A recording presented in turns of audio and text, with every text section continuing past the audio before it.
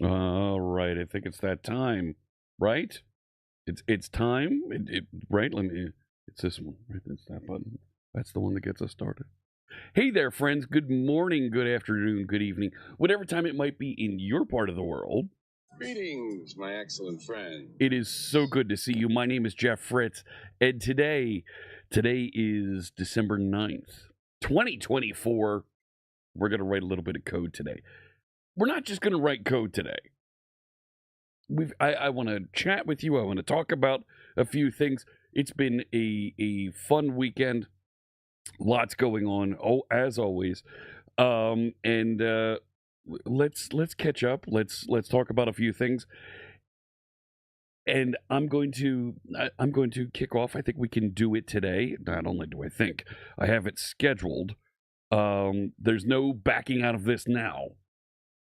We're going to do our spicy chicken wing discussion challenge on today's stream. Alou is here. For 22 months. At it's tier time 2. for coding Overwatch Thank and you. Linux VS Code. But actually happy 22 months. Thanks for being a constant source of motivation to get better at coding. Fritz C# Coffee Aluth Point. Thank you. Yeah. Yeah. There's I don't think we're going to get to Overwatch today, but we've got a lot that we're going to do today. It's going to be a little bit of chaos. It's going to be a lot of fun. Let me catch up with the rest of the chat. Thank you so much for the subscription. We're broadcasting live. You see the restream note there on both Twitch and YouTube, so you can tune in on both places. We're going to do the spicy chicken wing challenge. Book it right now. It's scheduled to arrive at noon. I just did the DoorDash thing. I have DoorDash visible here on my screen so I can see what they're doing. All of the dashing and dooring that's going to be coming there. So we're going to have a ton that happens then. Let me say hello to the folks that are here in the chat room. I don't know why I pointed to this just then. That was just kind of a thing. CTI Geek, good morning to you. Napalm, happy time zone. Null Sheffa with the big wave. Reg 9K, good morning to you and the early chatters. Billy Cool with the big wave. Hello, hello. Digital Dummy with a big wave. Hello. Land of the Lead, how's it going there? Napalm says, rough Saturday for the boys in white and blue. They hung in there. Let's hope the results in the playoffs. So Napalm is referring to right, this is college football season. This is when the rubber meets the road, and our Penn State Nittany Lions, they had a rough Saturday. It was, man, they looked like they were going to pull it off a couple times on Saturday, but if you watched my Twitter, you saw that I was a little upset about the match. They were playing number 1 team in the nation, those Oregon Ducks.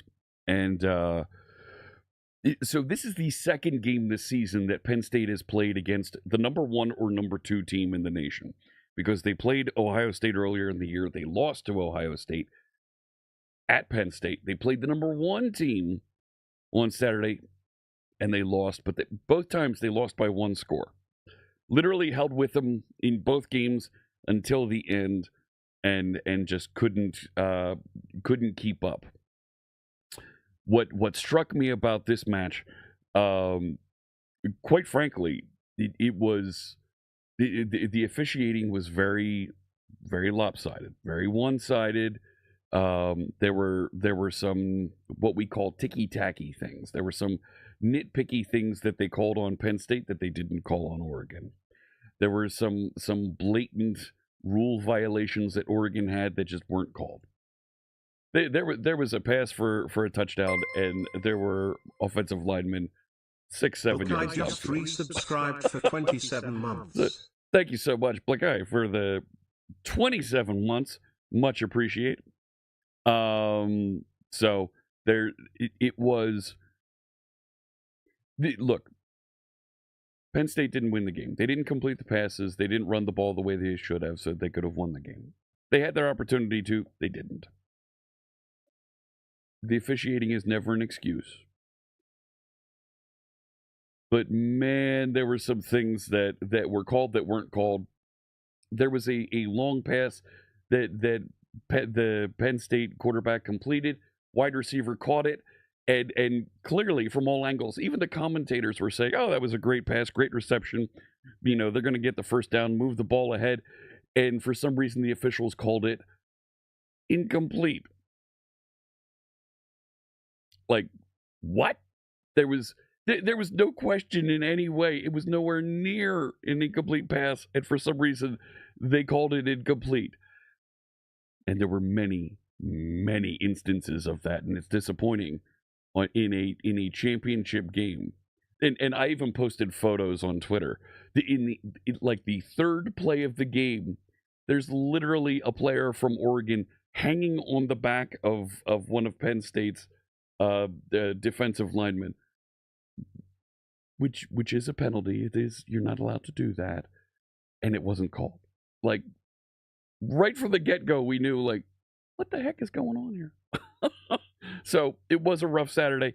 However, in 2 weeks, we're going to have a match at Penn State against SMU. Literally, a Southern school is coming to Penn State and is going to play in 20-degree weather outside in front of 110,000 Nittany Lion fans, and it is going to be amazing. I said chaos, so I assumed it needed the DPS Mercy ready. Nah, no, we're not getting that kind of chaos. Digital Dummy asking, have I received the visor glasses? The visors are supposed to ship in January. I've been keeping an eye on the Discord. Things sound like they're on track. The CEO of Immersed, guy named Renji Bajoy, has been keeping folks up to date, and it sounds like everything is progressing, and we should be seeing the first ones ship in January, and we should have them shortly after. So, Land of the Elite says, random kind of question, but anyone into Goodyear Welt boots? Trying to get into quality long-term boots, so trying to see what others like. No, can't say I have. Oh, that's interesting. PowerShell Freak, hello, good to see you. Let me get some music started here in the background, and we'll get into a little bit more of the discussion. This is called FiberNet Speed. Should be right there. This is from the Stream Beats Synthwave album. Come on, you're supposed to... there it is. This is music that's DMCA free, royalty free. Listen to it wherever you'd like. Big thanks to Harris Heller and his team of creators for this music we're listening to today. So I have this playlist on repeat, so it'll come around. Kind of wild that Michigan won against Ohio State. It is. Definitely. We've got just a... come on. There we go. We got 1 minute, 15 seconds left on the hype train there. Big thanks for kicking that off. AI-based officiating? No. No. Never. Hey, Apricot. Good to see you. Robson Previato. Hello. Good morning. Codebase Alpha. Welcome in. So I'm going to be coding on Linux today. I've got the Linux machine all set up. We're ready to go. Previously, we left off. We were building and working on getting set up a user admin screen for SharpSite. I think there's only one or two more pieces to build there, and we'll be done the initial security implementation for that website. So I think that'll be good to get dialed in here. Is it Linux month? No, just feel like using Linux. I used Windows and Visual Studio last week. I feel like using Linux today. So It's always interesting. It's always fun to use Linux on stream. So why not? Let's do a little bit more of that. So we'll dive back in and have some fun there. What? Oh, that's no way. Okay. All right. Yeah, let's get into this. Hey, Surly Dev, hello. I think I can pivot and jump over to the Linux machine. Yeah, that's fine. Good. I'm glad. Go ahead. Let's see if it gets it. Yep, that's right. It is the 2021 76ers, Philadelphia 76ers hat. They won yesterday. Gosh, all of their injured players played and they won a game. My criticism of them has been, all season long has been, the 76ers have 3 players, superstars, all-stars on the team that they're literally paying between the 3 of them just this year a combined, it's like $170 million. And for the last 2 months, that most of the games, none of them have played. They've all been injured. Or they're managing their injury or something. Like, come on, guys. Come on. Like, I understand that you're injured, you're getting better, but something else is going on here. And it frustrates me as a fan that there's more salary on the injured list than there is in the starting 5 for the returning champions. Like, what's going on there? Thought maybe I'd be into boots if I was getting into... I'm not into boots. I wear boots, hiking boots in the lake when I'm out. Goodyear Welt is a construction that is long-lasting and higher quality. Okay. I've got other things that I need to get into around the RV lifestyle, and I think I can share this on screen. I can share this on screen. Give me a second here. We can do this. It's over here and over there.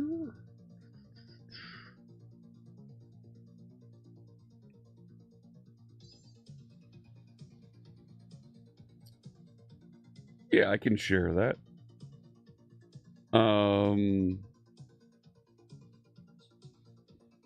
It is and I don't mind talking about this a little bit.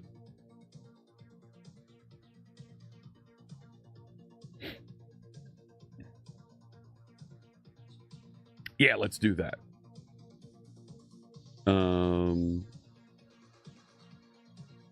No, don't. Yeah, there we go. Let's go over. I closed on my RV this weekend. So, I purchased a recreational vehicle. You can see the kitchen there inside of it, and I'm on top of things. I couldn't stand up because the top of the inside of the building was right there. I can't wait to take it out. You're right. But you see the whole back wall there is kitchen.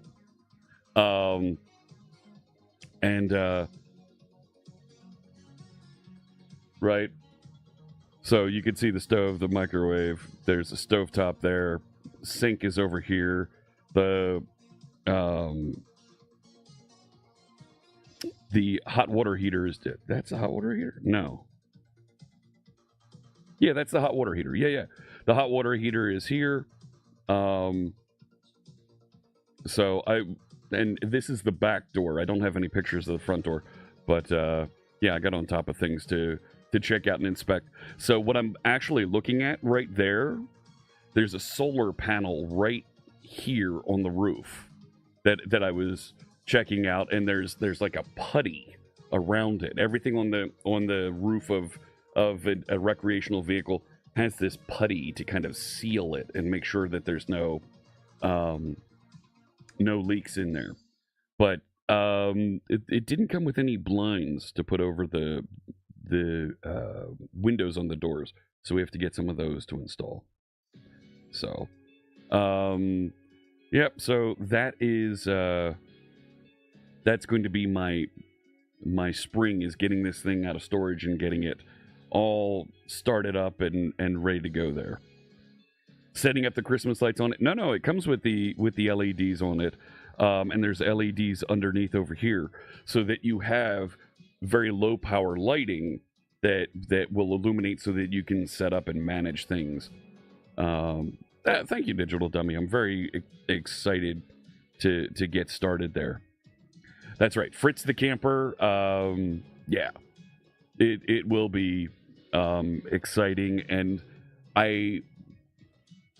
there's definitely plans to do a stream, a YouTube video, TikTok, something. There's a really nice space in the dinette inside. Jeff thinks it's Christmas and he's Santa and he has to go down the chimney. No. 2 axles, one slide on the other side that has a full-size couch on the inside, and the fridge that it slides out. Why do you need a heater to heat hot water? Yes. It's the hot water heater. It heats water to make it hot. So, the water heater, yes. But is it a trailer type or self-move? This is a tow behind that we got there. So, thank you, Apricot. It does have a solar panel. It has a 200-watt solar panel up here. So it won't charge and run all of you AC devices. I won't be able to plug in a laptop and run it off the solar, but it'll be enough. It will drive enough power to take care of the lights, to take care of the water heater, to kick it on, and so on and so forth. The smaller devices, but any AC in there, the fridge will run off of the solar. The air conditioning will not run off of solar. An episode of Cribs, Fritz RV Cribs, maybe that could be a thing. 28 feet long, so that's how many meters for folks who don't use American units. That's right. Otherwise, it would be cold water. It is not a gooseneck. Nope. It is a tow behind, so I can tow it with my SUV. So I have a large SUV that I want to be able to tow with. Didn't want to buy a truck or something like that to move things around. But there is a ton of utilities and things that we need to get and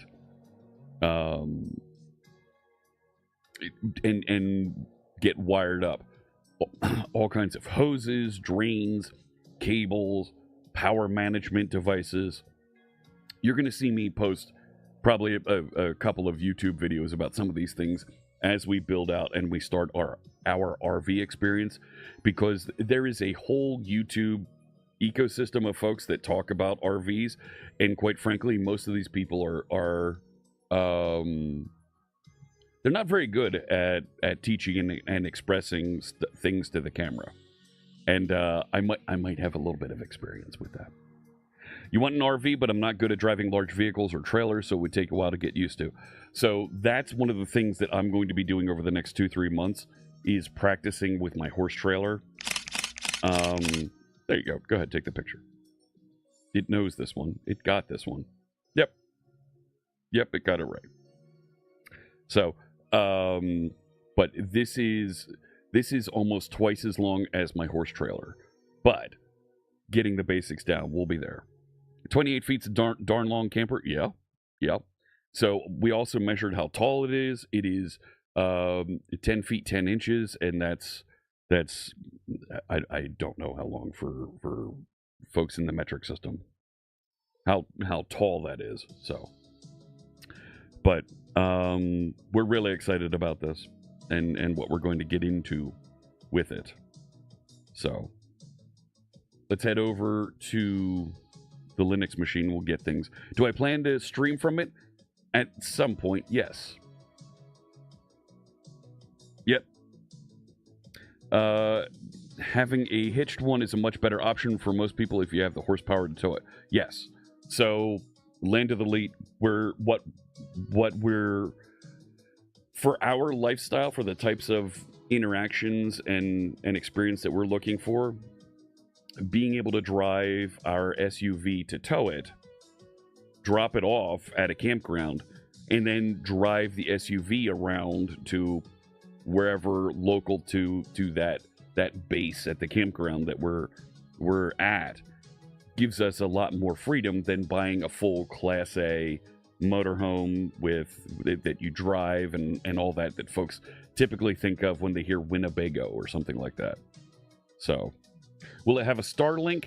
I wasn't thinking of... Starlink is absolutely in the discussion, but I wasn't thinking I need it immediately. There's other things that I want to get first, and I can hook up to my mobile phone provider and use that to start. But Starlink is absolutely in the conversation for maybe summer. We'll see how tethering to our phones works first, and then we'll consider doing Starlink. The television inside has 3 external HDMI connections that are available to it.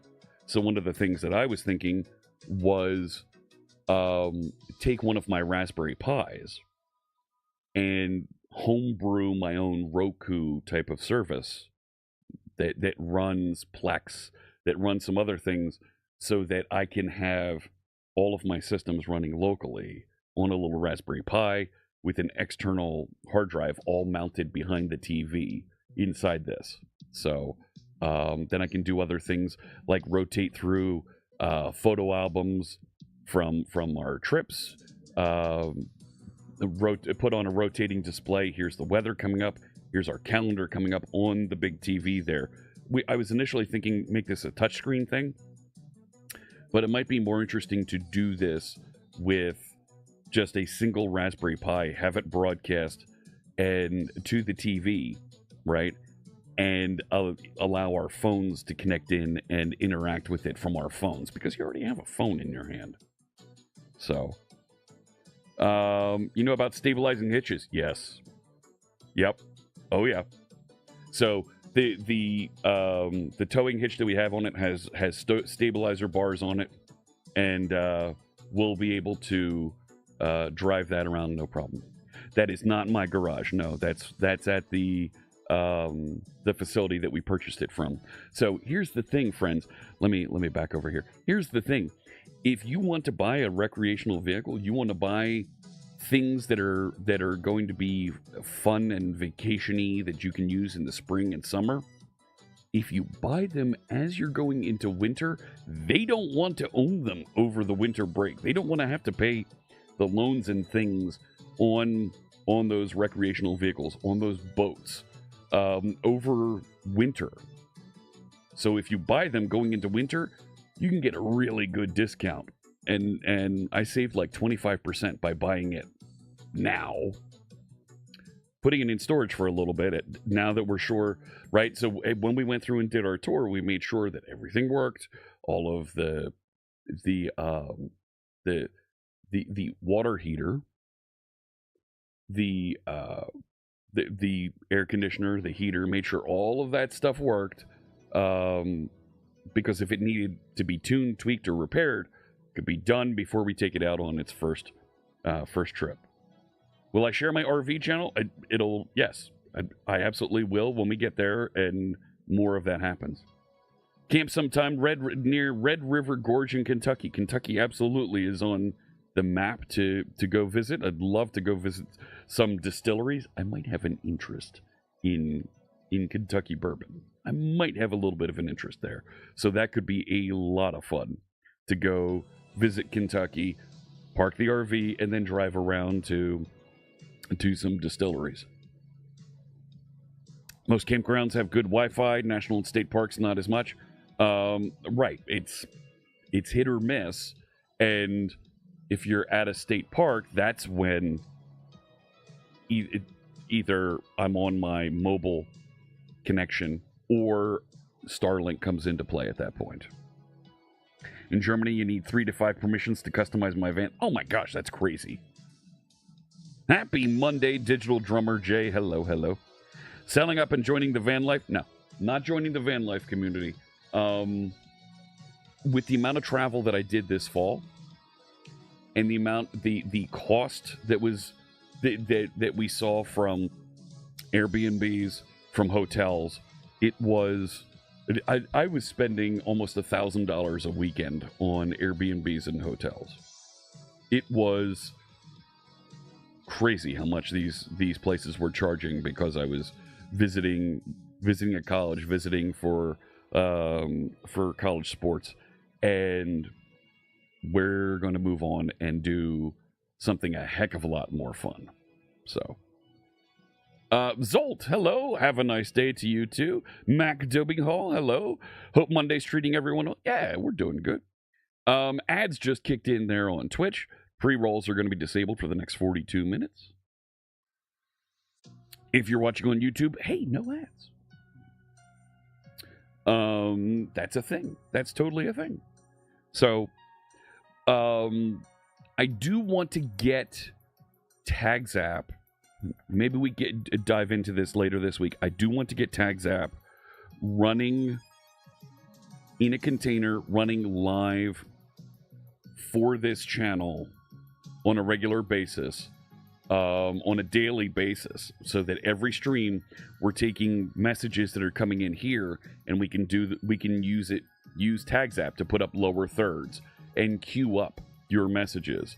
So now that we have the hookup on TagsApp for YouTube and Twitch, I think we can absolutely get that running on a regular basis here live on stream. And I think we'll dive into that maybe Wednesday, Thursday this week. And maybe we take some time to on Thursday and go through tweak and tune TagsApp so that it's always running in the background on this stream, so that I can always bring up your messages and put them up here, and we can share your avatar with your message and show some of that.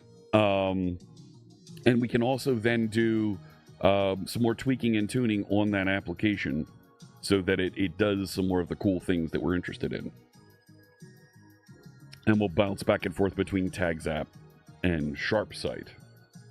So, because what I really, really want, I really want to make TagsApp easy for any streamer to use.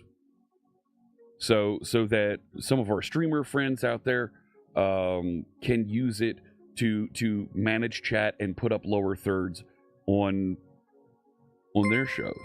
So, Final Stack with the resub. Finals Tack just resubscribed for 42 months. Good morning, everyone. Good morning. Great to see you, Final Stack. Thank you so much for the resub. I appreciate the support there. Let me go back over to the Linux machine. Let's dive in and get things. I haven't been on this machine since that's that mouse. Come on now. My Bluetooth mouse decided to take a powder.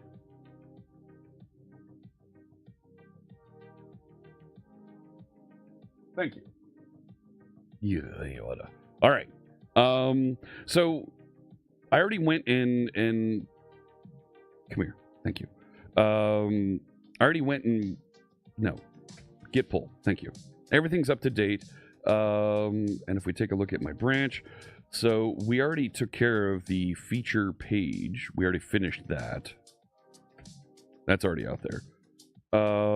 If we take a look at the remote branches, we're on feature security pages. So let's do this. Let's git checkout track origin feature. Yeah, there we go. Cool. Now, I haven't I haven't used this machine to do .NET development since .NET 9 was released. So you see, I have the .NET 9 RC2 and RC1s here. I really should get rid of them.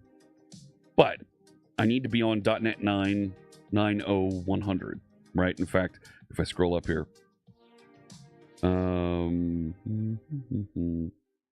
it doesn't say.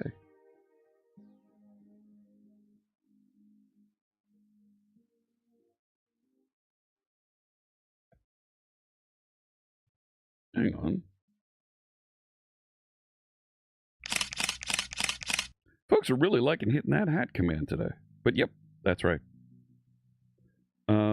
Was it .NET version? There we go.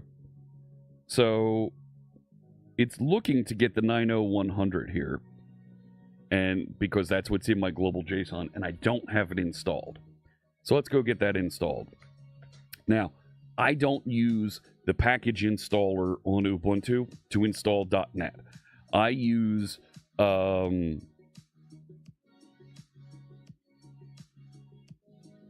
I thought that was no.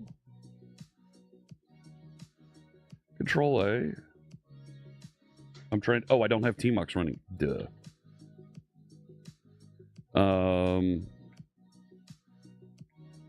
Really?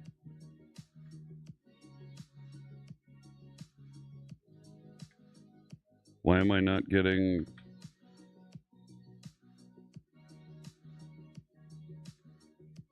Yeah, that works. I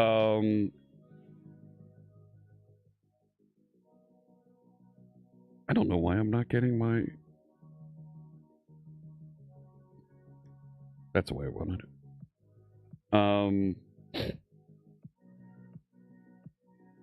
Because I thought I had... Hang on. Let me look up Base Core for a second. Do I use any plugins for Tmux? Yes, I do. Yep. You can find my plugin configuration in the .files. Yeah, Control A. That's like my Tmux. That's like my Tmux key.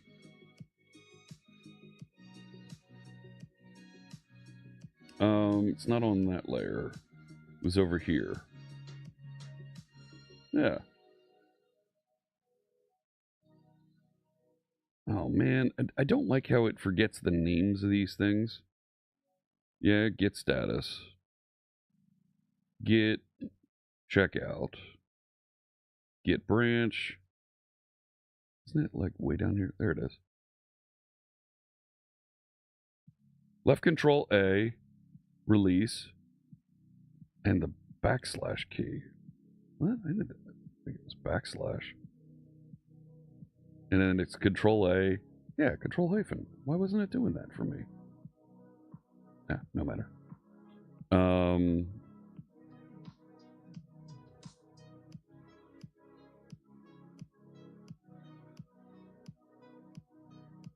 Right? I should be able to...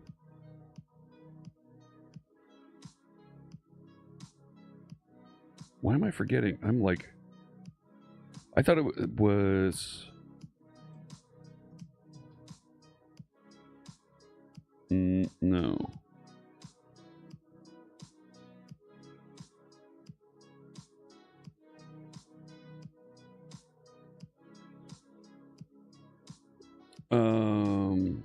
Let's do this.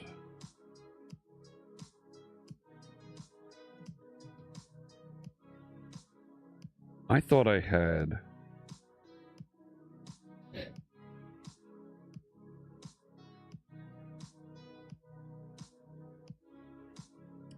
Control W kills the pain. Yeah, Alt arrow. Oh. Alright. That's the one I'm thinking. Okay. Alright. Yeah, and for some reason my Git plugins aren't showing down here. So, but I need to do this install of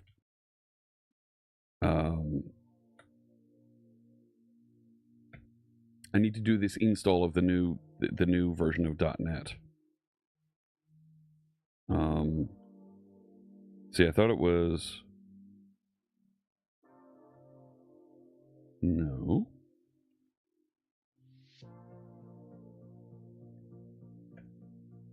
I thought I had a hotkey to expand, to move. This is what I get for not using. Mode keys VI, yeah. Borders. There's my list of plugins.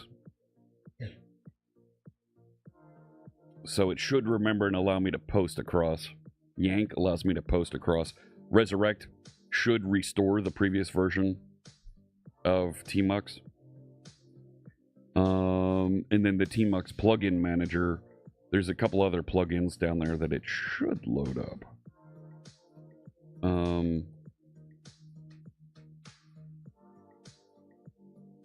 So there's the binds to split. Switching panes. Bind W. Yeah, I don't see it.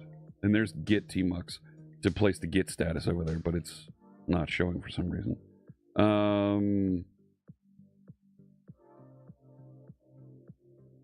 Yeah, I thought it was like Control Alt up and down. That's not working.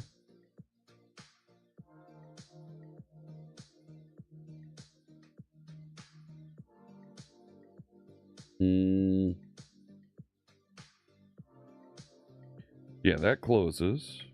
That's the vertical.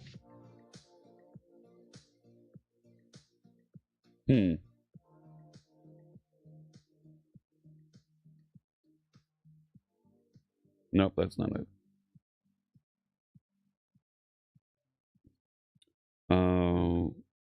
Yeah, where did I put these things?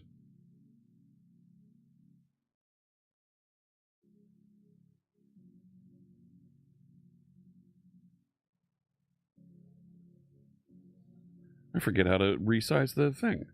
Pardon me for a second while I go and try and remember how to resize things. There's the sharp site. We'll leave there. We'll stay there. We'll close you. Close you. Tmux, how to resize panels.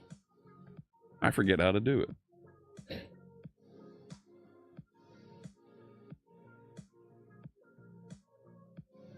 Type in resize pane followed by a hyphen and either down. No, that's not it. No.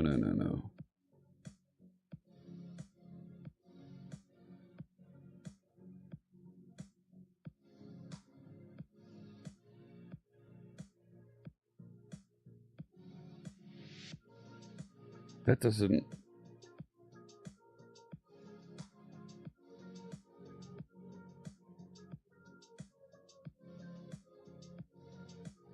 Resize. Resize pane. Oh, well then.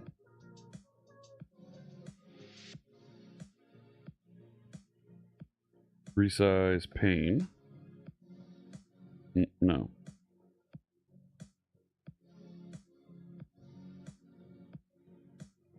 There's a hotkey that I have set up for that, I think.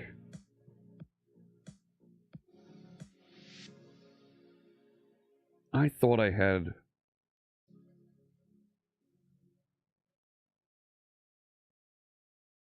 No, I don't see it.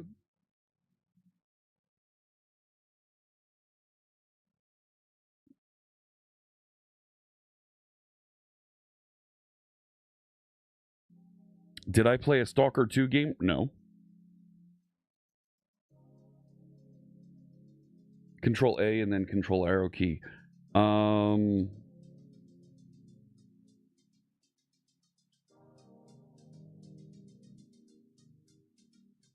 Yeah, there we go.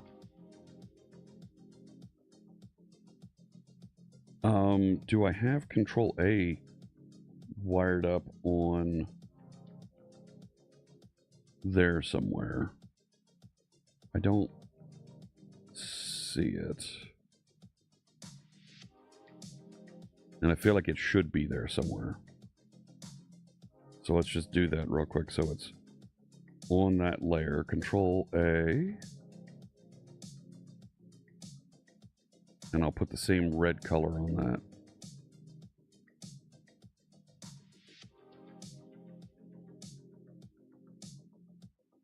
All right, so now when I'm over here, I'll see that's weird. No.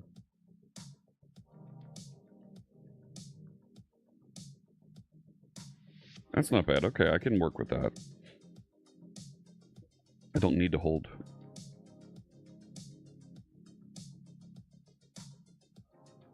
And then I can do the alt up and down also. Okay. Oh, you can't see the keyboard. But all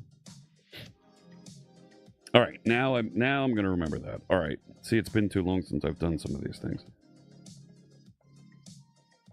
No. Oh. There we go. All right. I need to install the latest version of .NET. So I have my script sitting there, .NET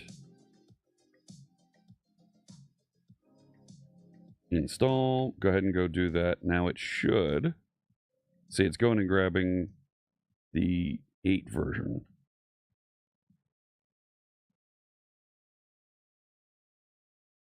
Let's take a look. Because I want it to grab the 9. Yeah, -V. So, do I need to install a new version of this?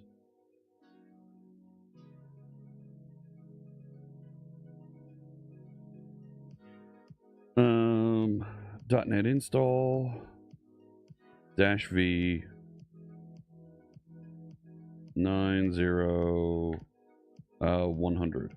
No, you're gonna get cranky on me on that. Yeah, that's not a thing. Hey there, Crows Crows. 4K just resubscribed for 74 months. 74 months holy. Keep 74 coding. months. That's a lot. You can first the crap out of yourself when you try Tmux. Tmux does a lot of very cool things. There it goes. Downloading the primary. Go get it. Go get it. Extracting the archive. Good. There it goes.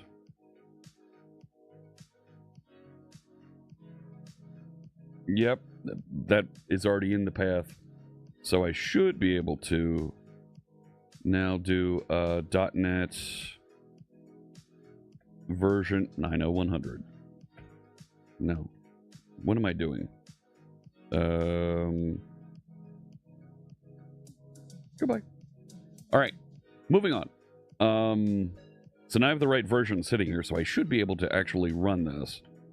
What I'm going to do is I'm going to put a vertical panel over here, right? And I'm going to run with .NET Watch over here. Oh, I'm in that. Hang on. There we go. So I want to be in SharpSight app host, and we're going to .NET Watch.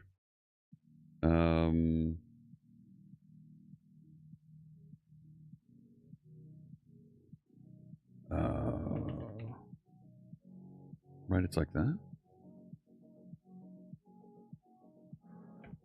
Make sure I have the profile I want to pass in correct.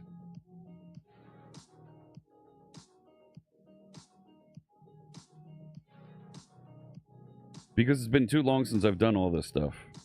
The launch profile.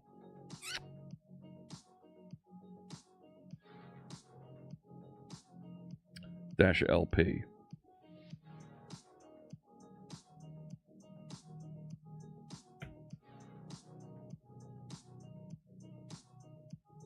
Yup.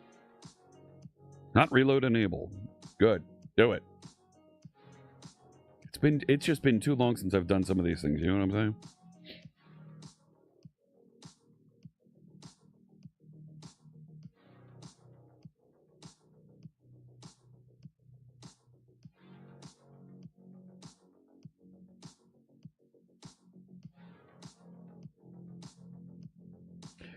Napalm, you still there?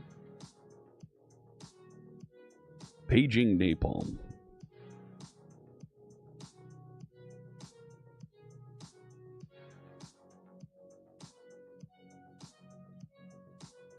Mrs. C Sharp Fritz just got. Yeah, that's not doing the thing right. Was just able to get the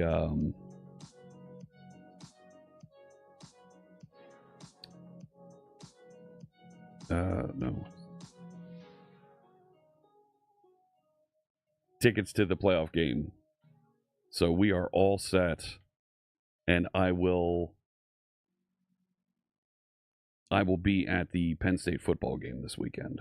There we go. Now it's running.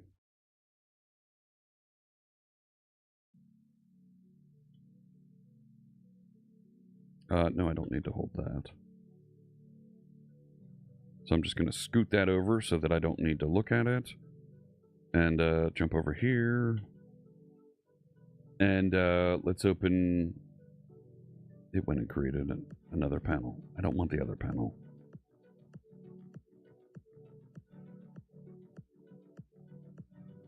Open VS Code. Here we go. And we're back in. It takes me a little bit to get used to it. So, yes. So my family... Yeah, we've got... Holy crap, we've got a bunch of tickets.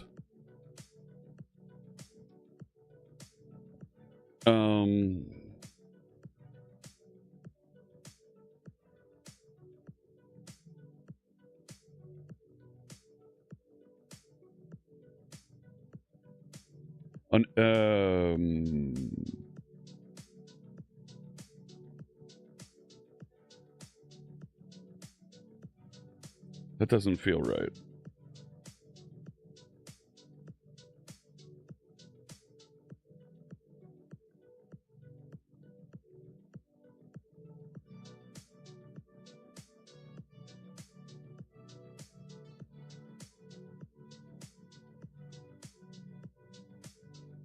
Okay.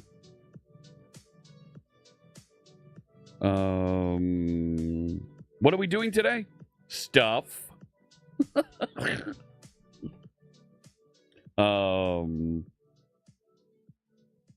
So when we left off, to a little bit of Blackstone's question, we had built a little bit of... Wow, it updated from the old version. Hang on. So if we take a peek over here...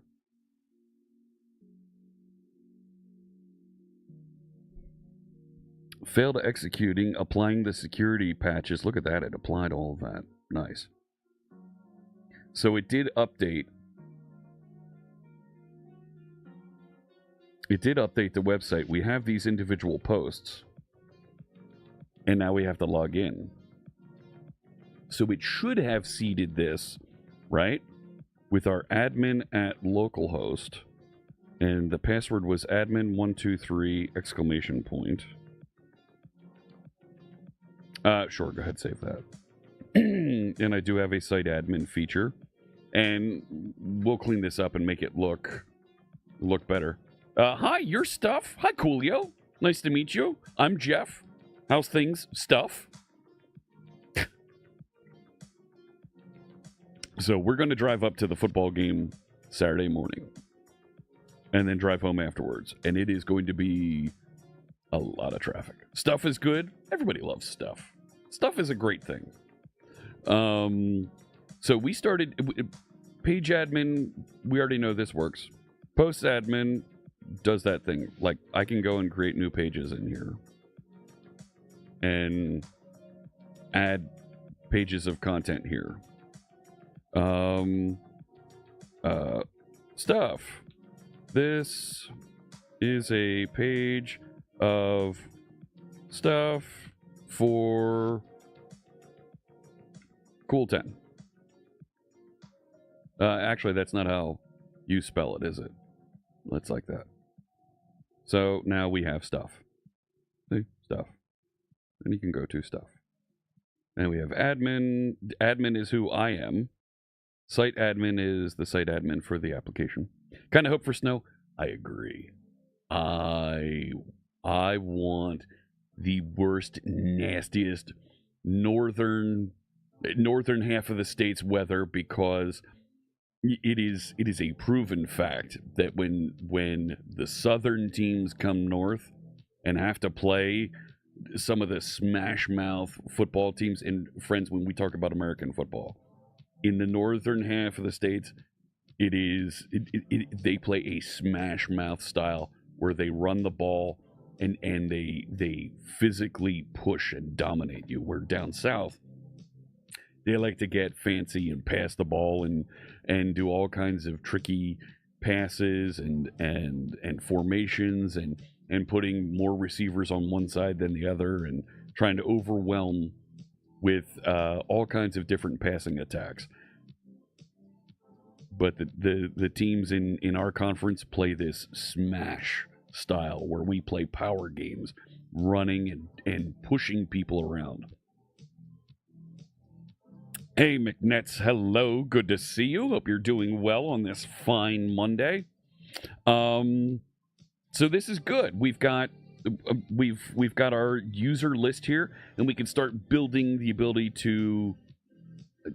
I don't want to add the ability to add users, but I think I do want to put in the ability to grant roles. Yeah, I think we just want to add the ability to manage roles over here. Here's the role that this user belongs to and give you the ability to manage it. Yeah. Reminder, coming up at noon, so in about 2 hours, we're going to do, I have a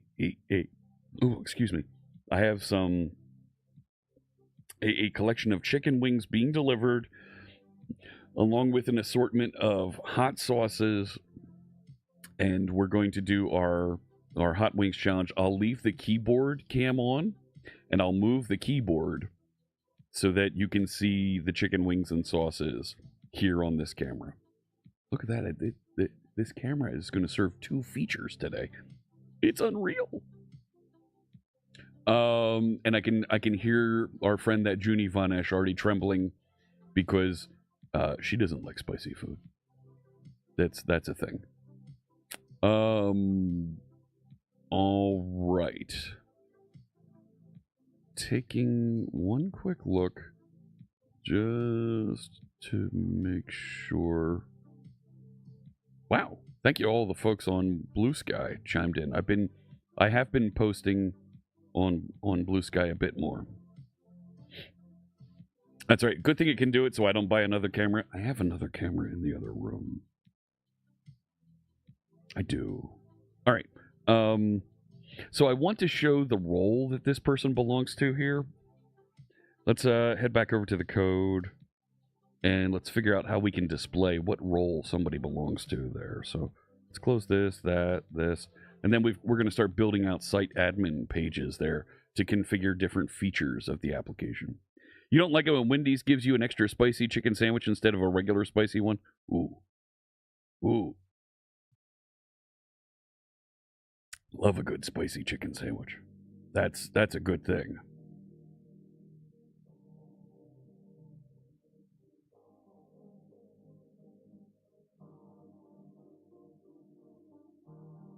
All right.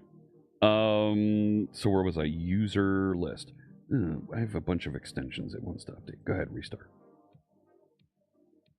Make things run better. Go. Do that thing. Great. I don't care. Back over here. User list. Here's where we are. So I need to get the roles that folks belong to. How do I get the list of roles that folks belong to? So I have a list of users. Does Role Manager give me that ability to say,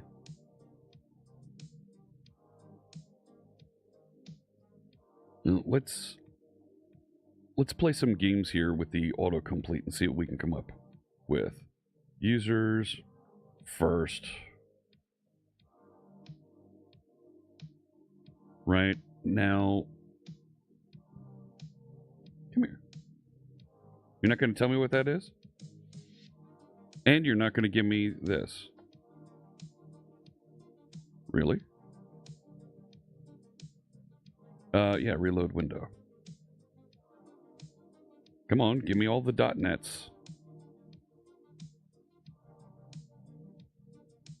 See the project? Oh, you can't see the project's deal is reloading right here.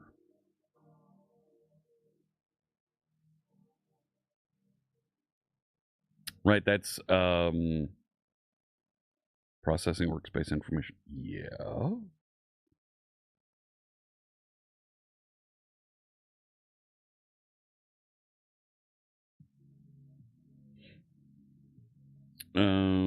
Not Copilot. I want to see what DevKit's doing.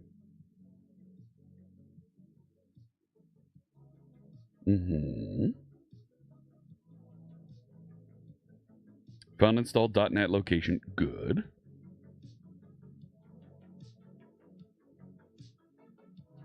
What else are you doing in here? Yeah, the LSP. All right, it found it.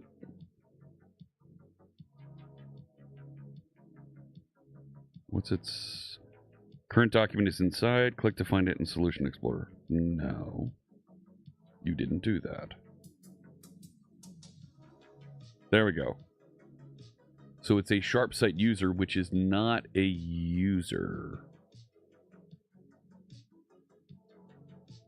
Right? Like, yeah.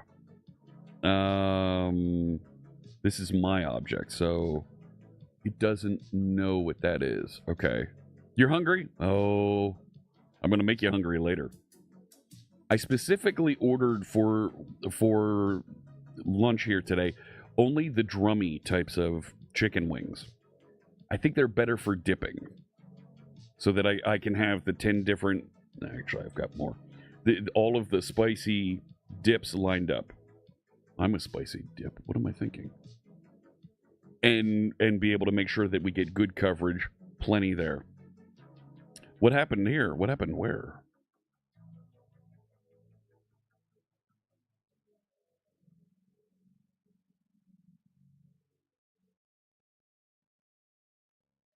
Oh. The drooling face? Yeah. You're going to have milk just to watch me do that? Yeah. Let's go over to this. Oh, geez. F12 normally goes right to the thing on that, but no. I need to go to user repository. User manager, get user async. That's to get a specific user.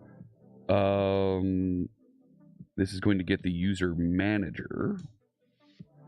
So this is a collection of those folks. So can I get their role out of there?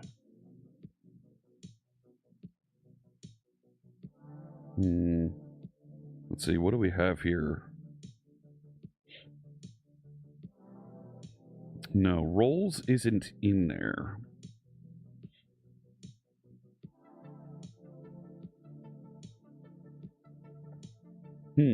Okay.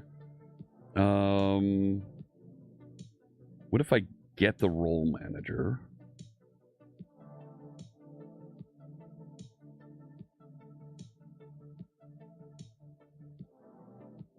Are we going to be able to... Yep, that works for me.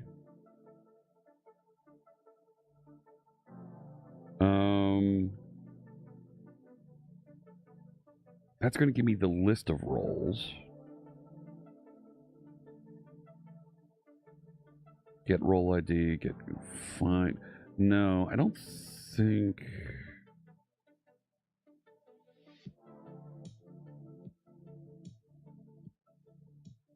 Is this something that I want to do with user manager? Let's just do a search on role. Get roles async. You're not going to tell me what that does. Get users in role async. Is in role. You're not going to let me scroll that.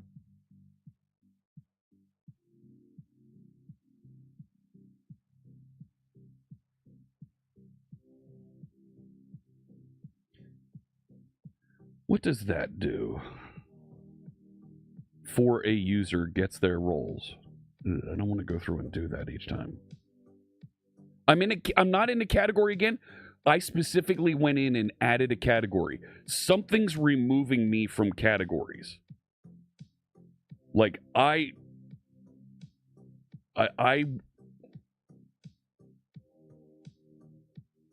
something is removing me from categories. That feels like Twitch is doing a thing there.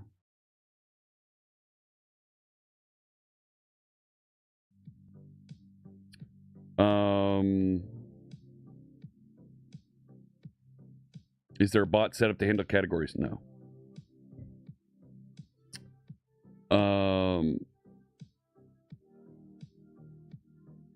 The Karen function gets the user's manager.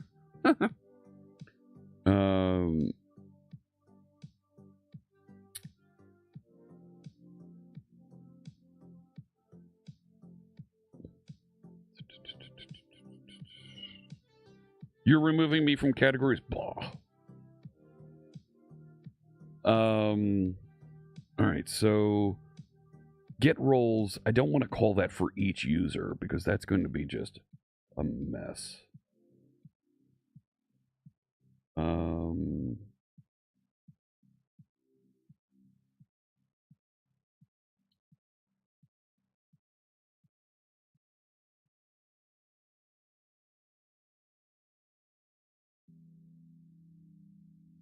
Yeah.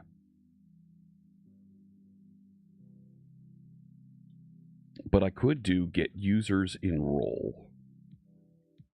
But then I'd have to go over each one of the roles. Not terrible, I've got 3 of them.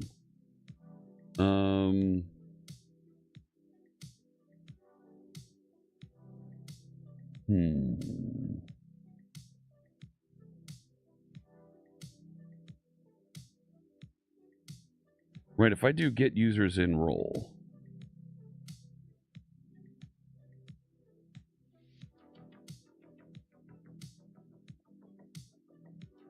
Yeah, it wants a string with the role name. Then I could go through each of the roles that I have and identify and assign that information so that I reduce the number of queries that I'm running. That's what I'm building right now, Codebase Alpha. Do I have to create new scopes manually whenever I do a query? Because the user interface is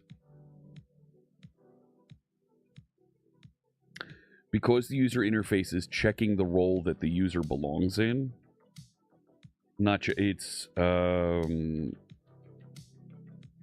is it? It's in nav menu.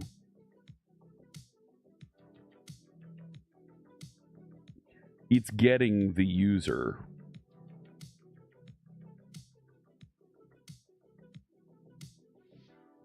at each time and checking to see what they have access to. Because it's doing that, we need to make sure that we have a separate version of the user repository when we go to access the database. Otherwise, it runs into a collision. So I can't just inject it. You think you figured out how to use Azure PlayFab for a multiplayer server? Really? That sounds interesting. I want to output, though, the role that the user belongs in.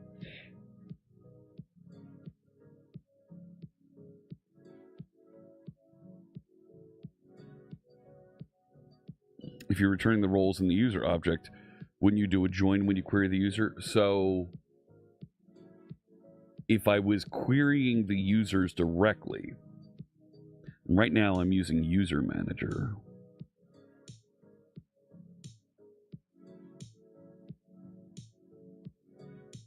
If I used the context, right?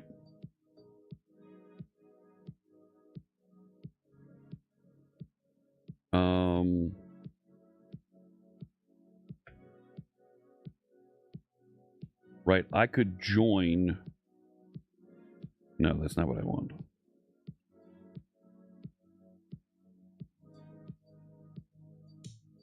Does it have?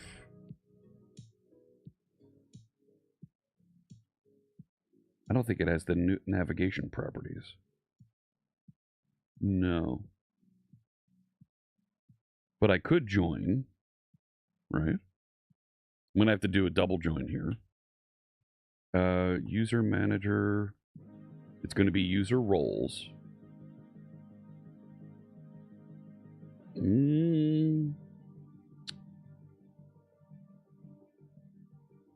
Yeah, I'm not there yet with the await. Let's remove you just to... Okay. So if user role. If I join again...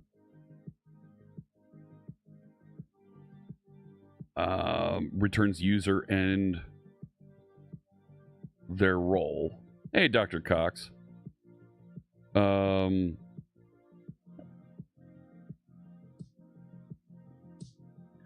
Holy crow, that's weird.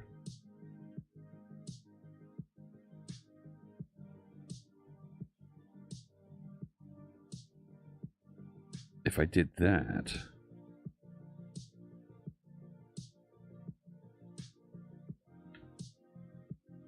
ID, username, email.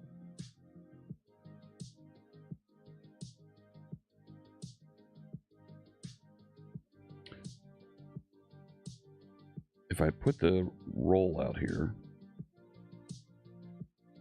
sure, that's a thing on it. No.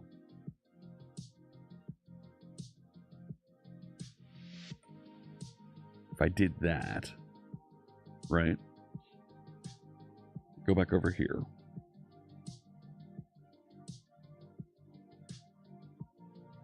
I need to put the ID.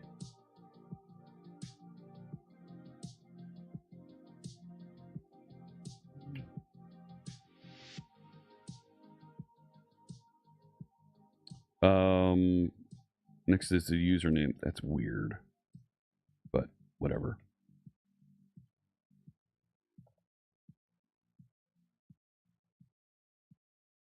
I can get rid of those. Now, maybe null here. It won't be.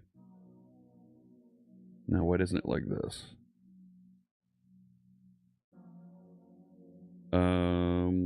We need the display name. All right, put it up in here. Thank you. And then I don't need this.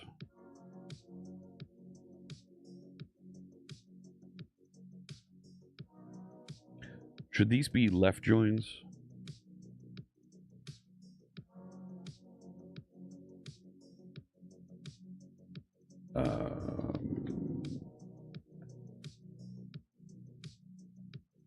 No, don't do that. That's a bad idea. Bad idea, Fritz. Right?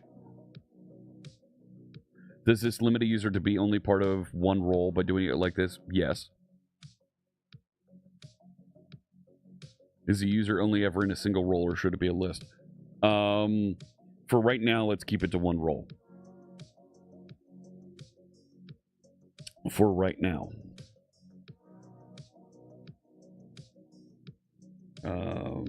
Yeah, okay. So that will give me over here.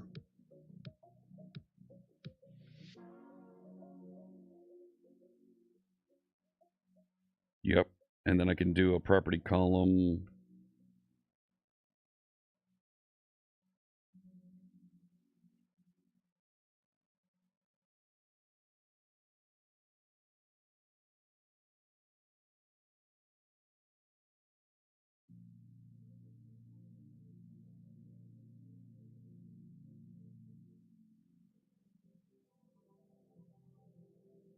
Oh, forgot the closing paren. And if I go back over here, user repository, semicolon expected.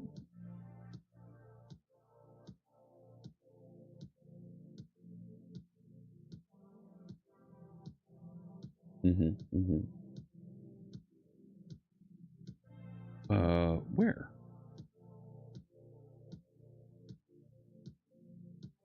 Line 38. No. Yeah. Bummer. Do it again. What are we missing? Sharpsight user is missing a curly brace. Oh, man.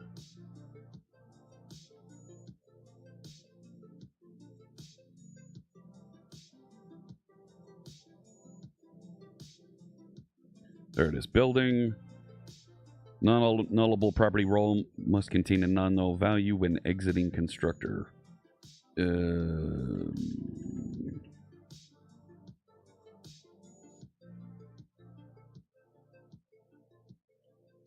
I think I needed... That goes over here, doesn't it? Oh, and that's going to error out somewhere else. Yeah.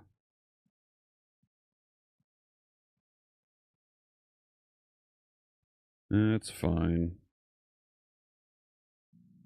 We'll make that nullable. The async method, oh, in user repository.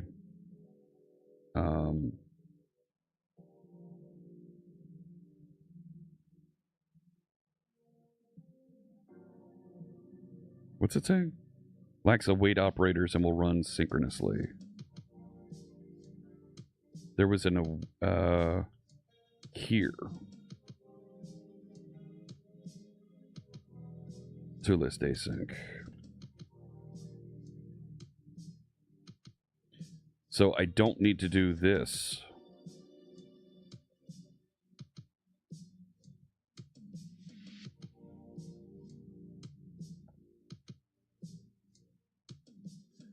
Because it's already returning them as a Sharpsight user list. So what don't you like about that? Cannot convert list Sharpsight user to IEnumerable. Oh, whatever.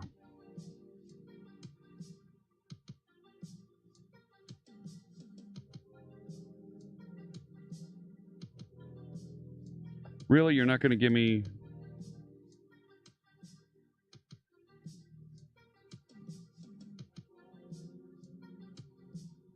No.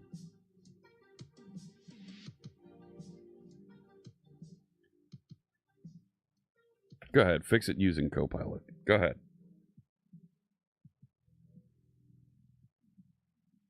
It's a task?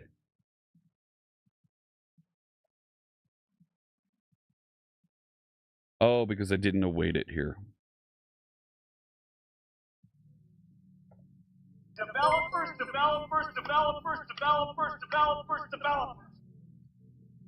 Hello. Thank you, Neon. Appreciate you joining us. Then do I really need that? It should do that conversion.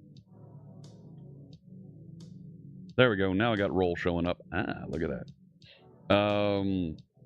And I want to be able to click into that and change the role. And there are going to be situations where there are users who don't have a role, right? Because they're not a writer, they're not an editor, they're not an admin. They're just registered to be able to navigate around. You're a non-Postgres user? That's okay. I'm only using Postgres because it's easy to use inside of a container here. Hey, Magisker, welcome. How you doing there? And we're about 90 minutes away from Fritz eating really spicy chicken wings.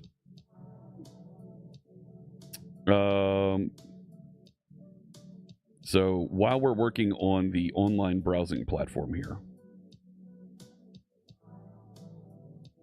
right? We're working on the online browsing platform. The International Standards Organization insists that we work on the online browsing platform. It's a thing. It's totally a thing. I need to make that into a TikTok or a YouTube short or both. Because TikTok is about to become illegal to use in the United States. Right? Right, the ISO online, it's even a thing. Allows users to access up-to-date content in ISO standards, including graphical symbols, country, language. That's fantastic. The online browsing platform, otherwise known as the... You might have heard of the online browsing platform before. I don't know. You might have heard of it before. It's, of course, called the World Wide Web. Idiots. Too many PhDs overthinking this. Come on now. You're a non-PG user? I see what you did there. Okay. How you doing there, Jean Valjean? That's Coder 24601 to you. So I need to be able to change roles here. So I want to make this clickable, and if there is no role assigned, I want it to output the text no role. Developers. Theta Hayasin? Hello, welcome. Hey! How's it going, Theta? Welcome. Looking for a job currently, trying to learn some .NET stuff again, trying to build a project with a regular web app, ASP.NET Core backend, and a Maui desktop app. Hopefully embed the Angular app inside the desktop using the hybrid WebView package. That way I have a single UI for both web and desktop. Yes. Yes. The Taha Yassin? Oh, okay. Not Theta. Okay, I got it.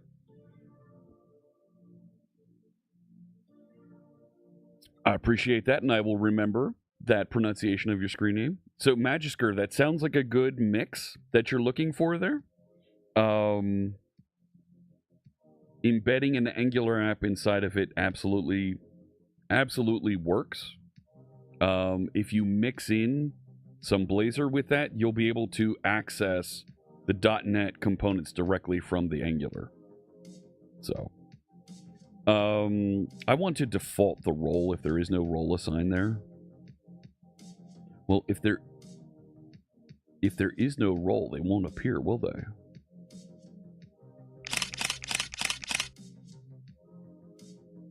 Nope, didn't find the hat. Try it again. No, don't try it again. We'll get back to that.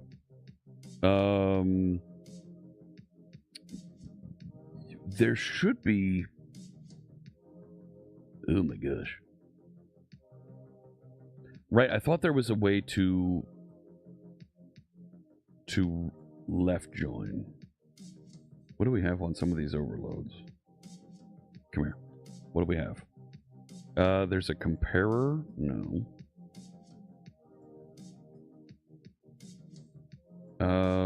Outer key selector, inner key selector.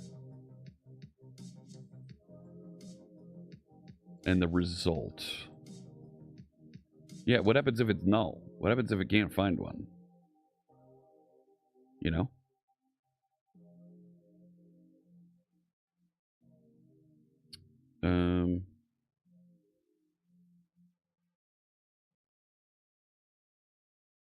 Yeah, left. Come here.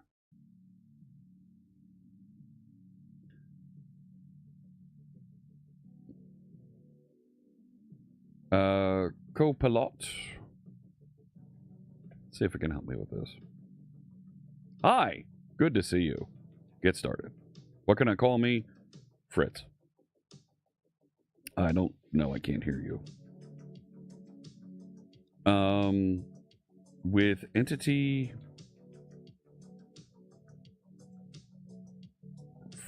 framework core. How can I left join between tables so that I can retrieve values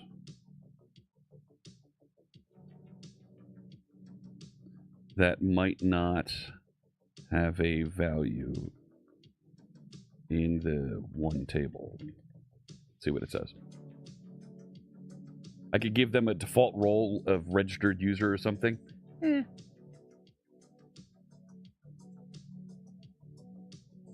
Default if empty.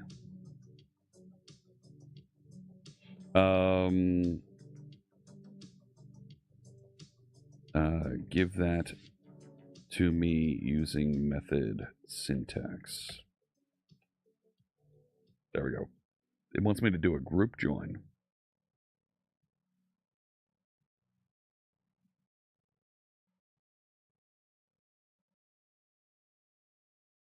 Wants me to do a group join.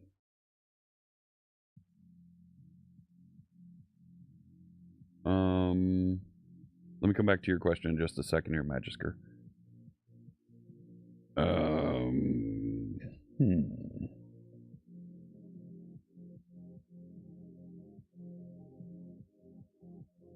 So that looks. Go back over here.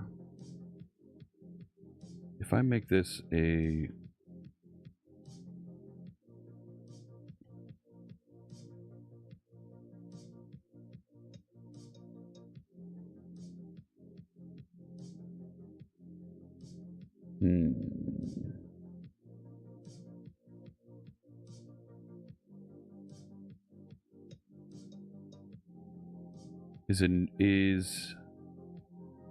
yeah, okay.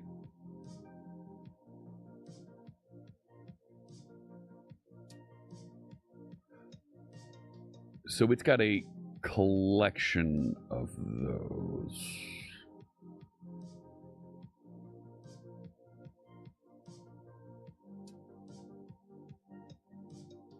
Right, this is going to return a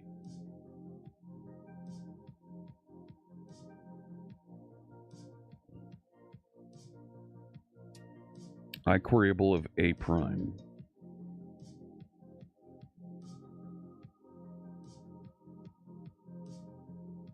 Which is the return value coming out of this. So it's an iQueryable of these. So there's multiple of those.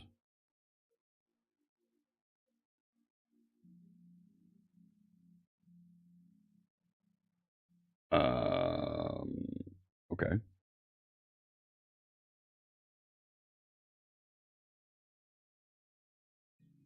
So if I do this, if I do first order default,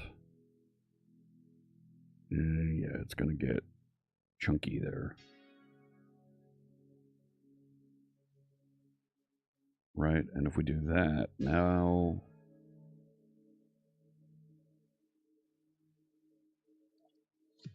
Why doesn't it like that?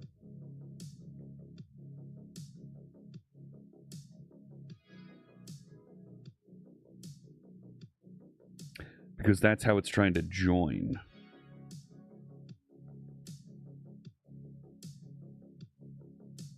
May not contain a null propagating operator, all right?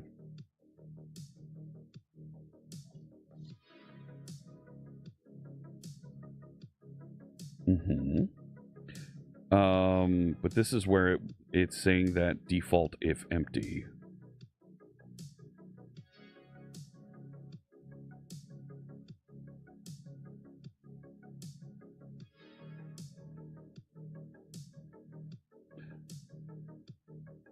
Let's just roll this back. So, Magisker, let me answer your question there. What do I mean using Blazor with Angular to access the components immediately? So you can use Blazor to create web components that are accessible inside of other JavaScript frameworks. You don't have to use the full Blazor framework, but you can instead create a little component that is WebAssembly and can be accessed directly from Angular, React, so on and so forth. That way, then you can make the jump from those JavaScript frameworks, right, into .NET and then work with .NET things directly. Or there are ways to call, when you're wrapped inside the hybrid web view, there are ways from JavaScript to call into the wrapper, right? So you can access things about configuration of the application. I like using Blazor to do that because it gets me into .NET world from JavaScript in the same way if I was building a website. Ads are disabled for the next hour, thanks to some ads rolling right now. Pre-roll ads are disabled. So, let's see if Copilot can... Right? Can Copilot solve this one for me? Just rewrite this?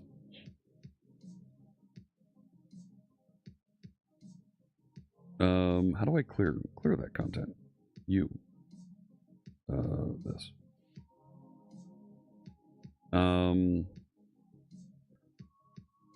Rewrite this code. No, I don't. Thanks. Go away. I want to clear this.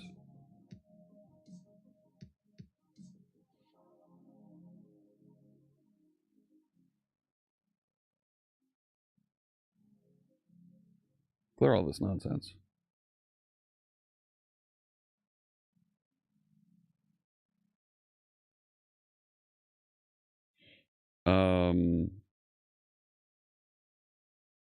Clear this.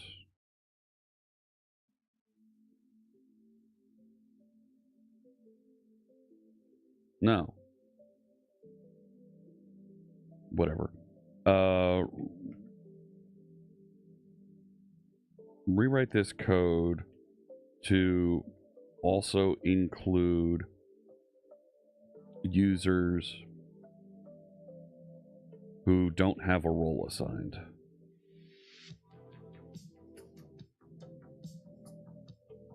And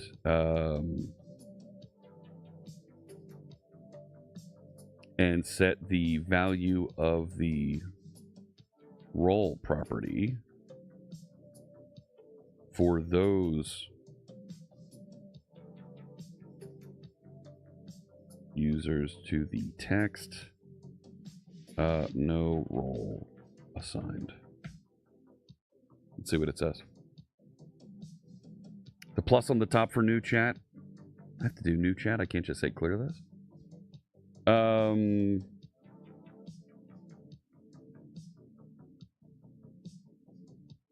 Sure, go ahead, apply that.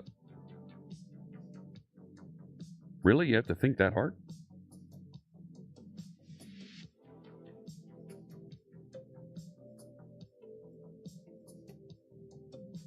So, let's take a look at this. Why doesn't it like that?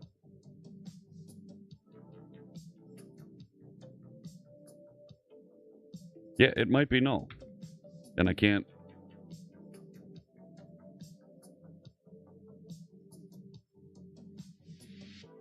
that's okay. Name might be null there. Yeah, I know. That's okay. That's why I'm doing the check on that thing.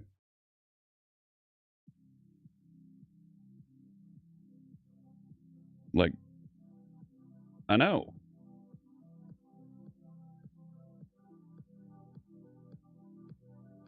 You're not going to let me do this.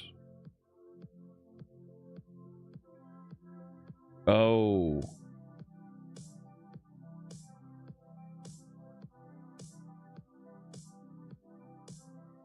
But that's okay, because if it is null, it's going to roll over.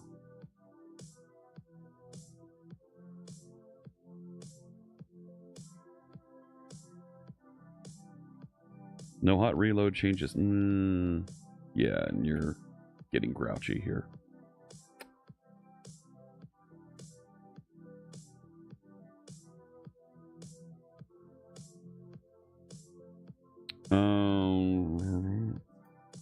Yeah, this expression. All right. Go ahead, fix it, Copilot. You just created it. Fix it.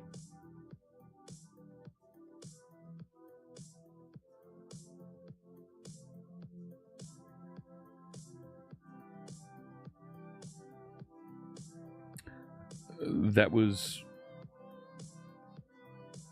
dumb, but it worked. All right.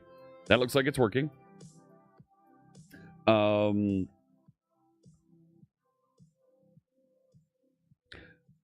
The users list, right? This quick grid has a page size of 10.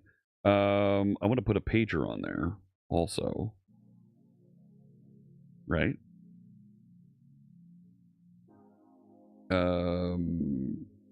I forget how to put a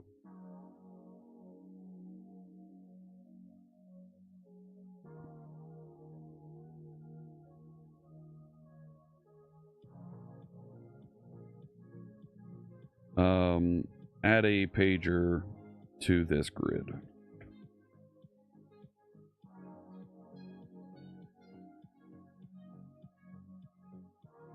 Yeah, that's not how that works.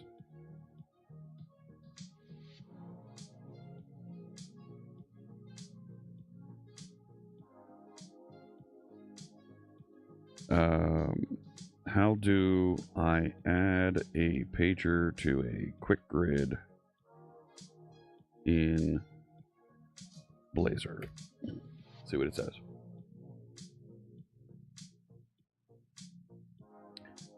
Use the show pager attribute, set it to true, specify the page size. To control the number of items displayed per page. It's not showing it.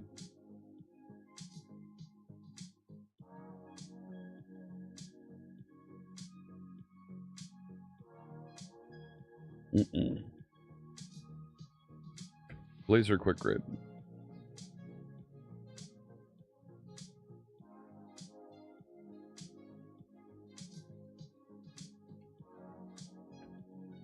Really?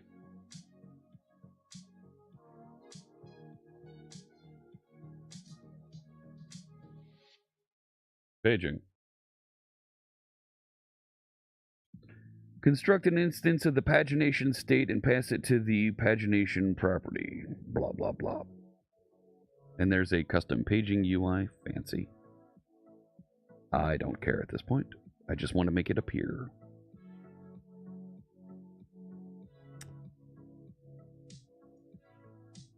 So we need something like this. You were completely wrong, Copilot. You are the weakest link. Goodbye.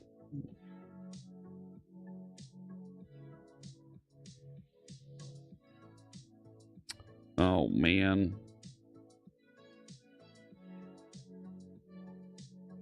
Okay, pagination. And we include, like, that. Okay. And we include one of these. So, items per page is down there.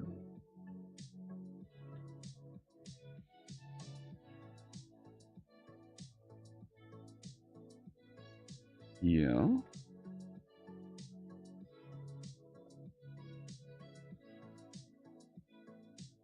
Oh, now I've done it. And you're not going to read. Okay. Hot reload is pretty broken.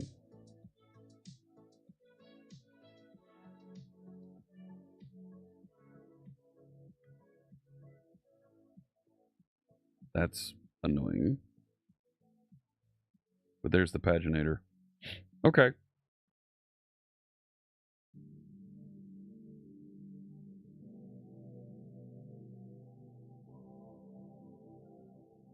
We could probably show and hide this if the number of users is greater than 10. Right?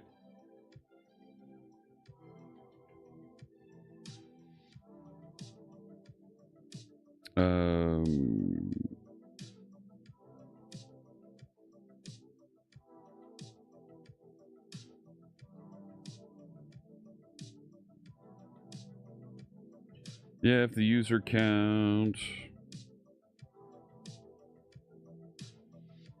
is greater than 10. Hey, buddy.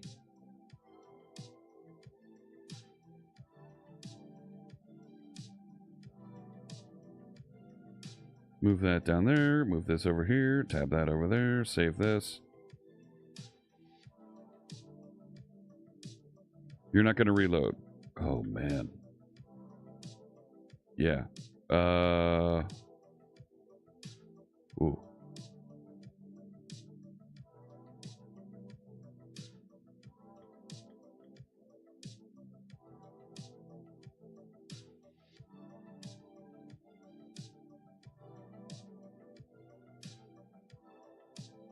Cool. So it's hidden if it's not there. All right. So I have a pager on the page with the paginator.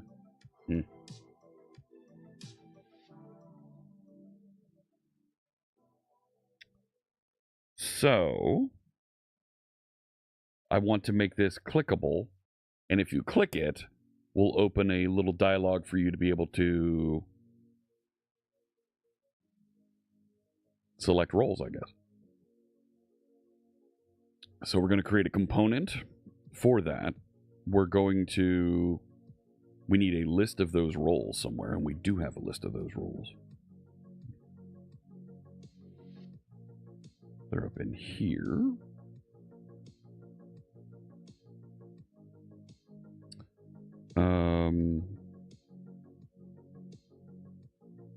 That's good. That works. Go ahead, simplify that, John. Thank you. Using the collection expression feature. Nice. So I'll go back over to user list. And I want to change this from a property column. I think it's template column is what we want.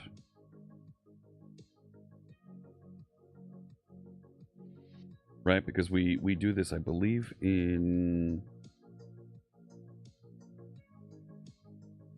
Yeah, there it is.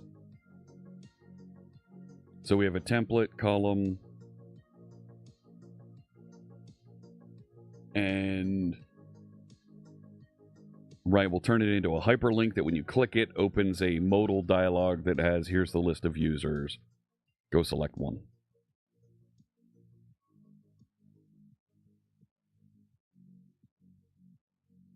Or do we just put a... No, I don't want to put a combo box right there.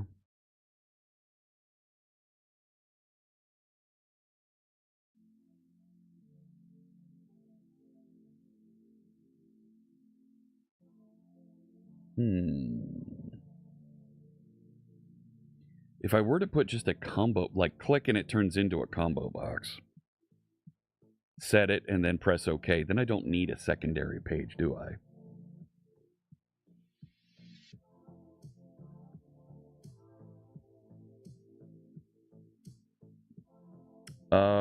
This needs to be server interactive.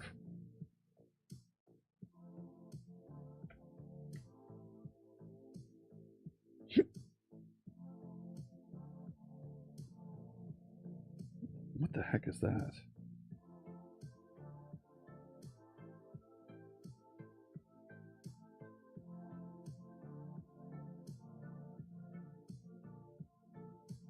No, it's interactive server. That's what I was thinking.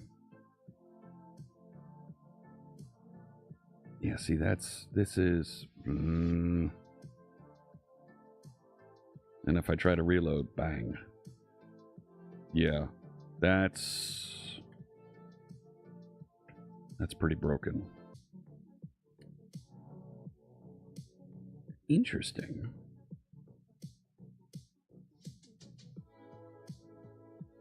Not what I'm looking for. Stream went dead. Not again. Seriously? Restream just cut off and came back, and I bet you it dropped my category. It dropped my category. It dropped the category. You saw me turn it on.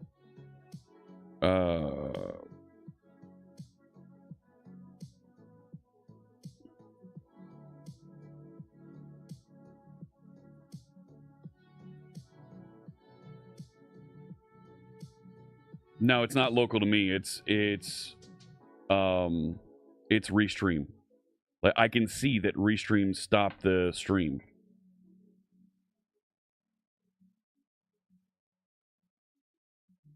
Yeah.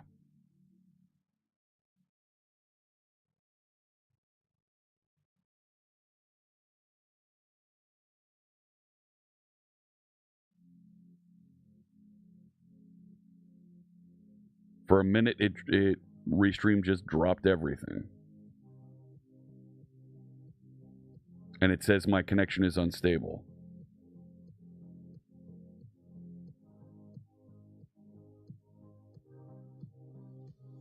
We may need to cut Restream out of the mix here. But I use them for relaying the messages back and forth. This is going to be a pain in the neck if they're going to continue to be difficult. All right. So there's the template column. And now if I want to make this, right, I don't want to put an if in there. But I feel like there's an edit mode to this one. But it's only edit on a specific user.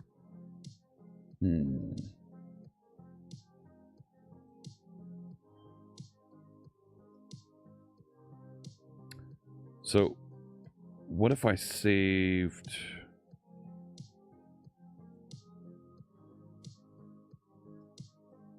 Right, what if I did something like that?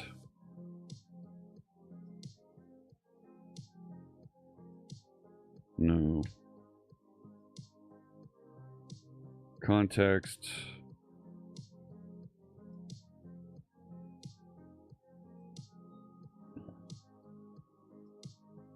No.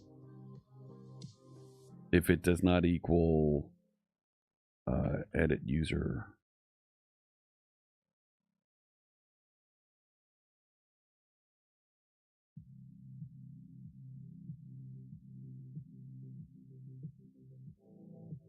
Close. Let's start with that. Turn this into an anchor.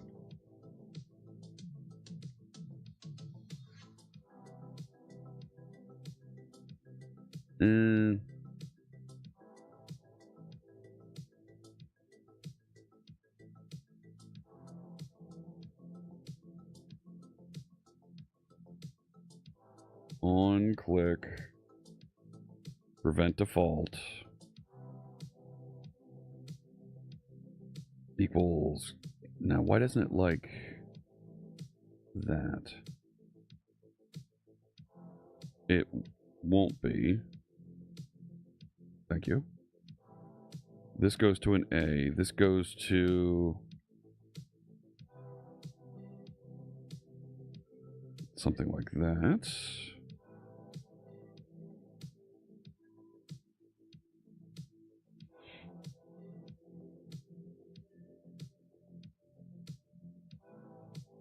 Yeah, that's not reloading.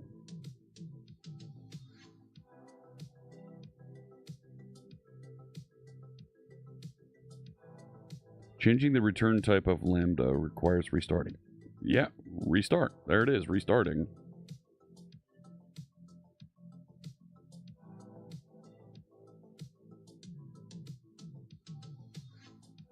I don't think it stopped. I'm still seeing content flowing through, but the viewership dropped off immediately.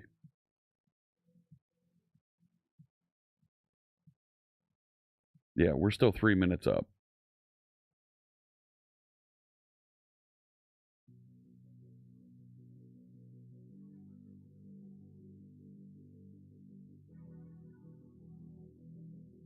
But this didn't restart. Hit it again.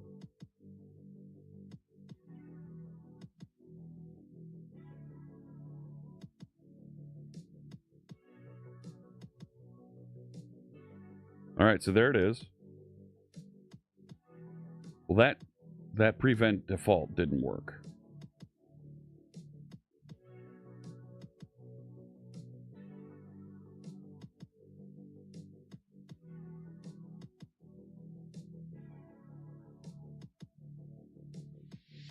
File updated, hot reload succeeded. Yeah? No.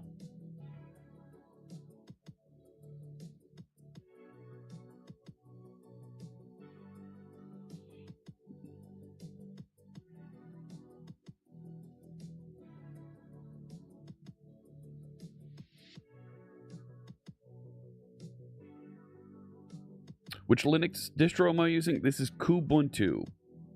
This is Ubuntu with KDE attached. No,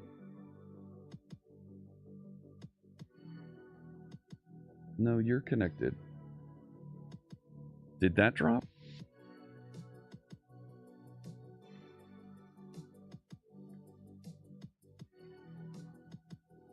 I guess I'm just gonna have to do .NET run, because .NET Watch isn't running through here. You're welcome, Mike.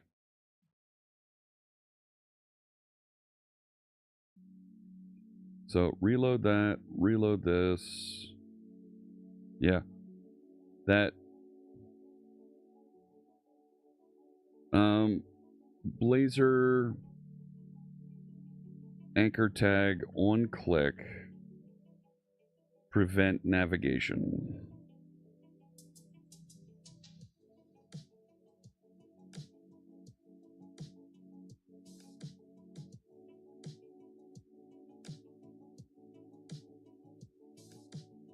Yeah, prevent default should.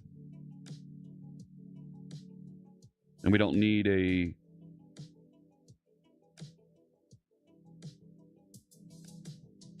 don't need one of those.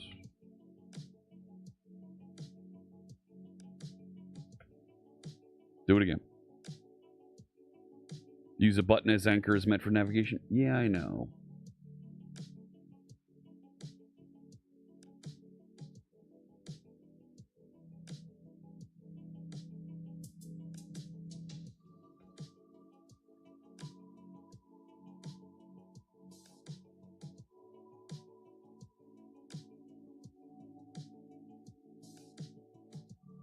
I could, okay, so if I did it as a button, looks like that's the way I'm gonna need to do it. I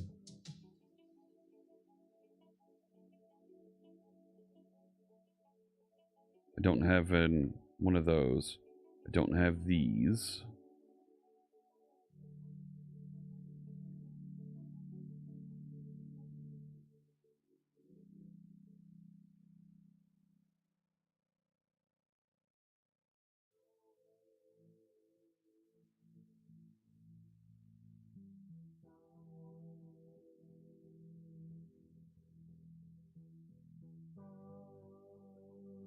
Right, it's the button. It was working before. Hot reload was working in .NET 8.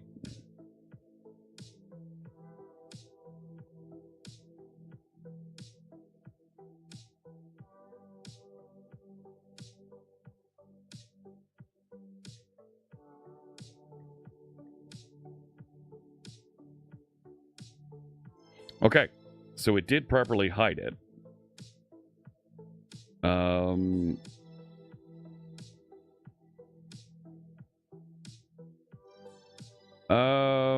It's not an edit user control. I don't know where the heck you got that from.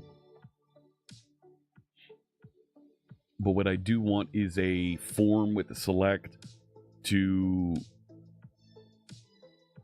I don't even need a form. I can just put a select, right? We can do input select.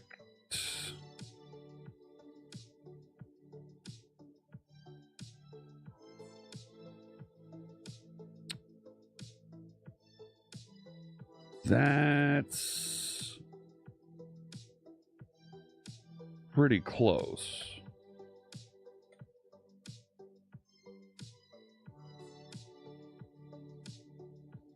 That's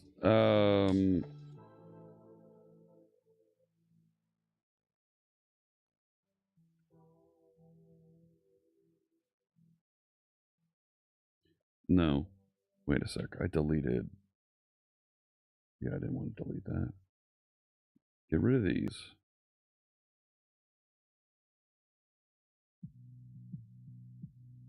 No.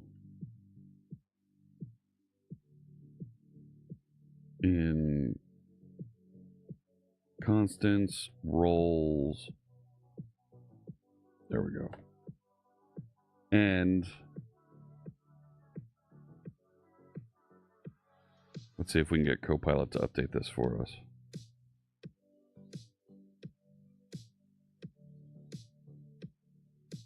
Update this line to select the role that the user is currently assigned to. Developers. Hey there, Kurwamumba, welcome. Assume you have a valuable assigned role. Close.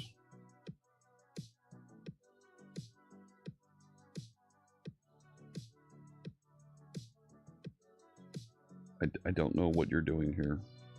Why is everything in yellow?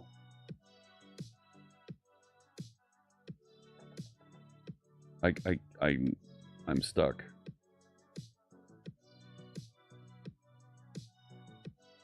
Sure. Okay. That's not a thing. That's needs to be a thing. Role equals context. Yeah. There we go.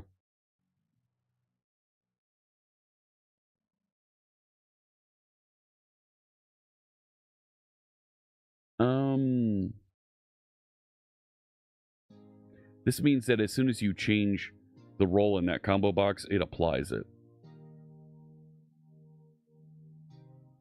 That could be dangerous.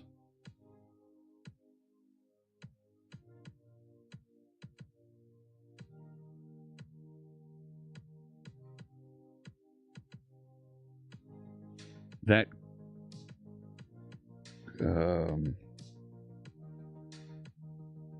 hang on. I don't need to do the selected here because isn't that what bind value is doing? So I might not need to do that. I don't think I want this on change.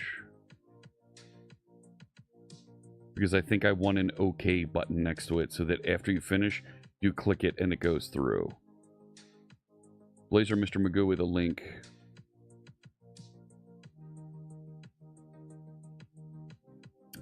Update.NET Watch to support running .NET Aspire app host.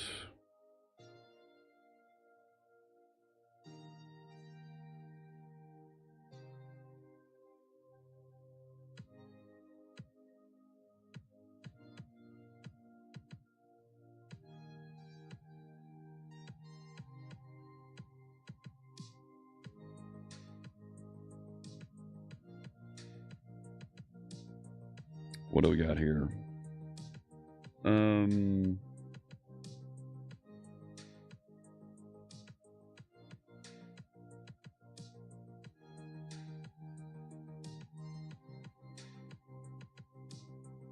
Part of the 90200 SDK release and is a work in progress.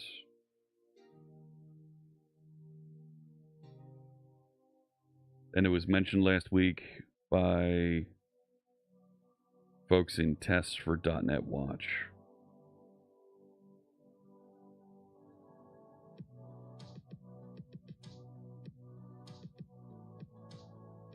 Okay.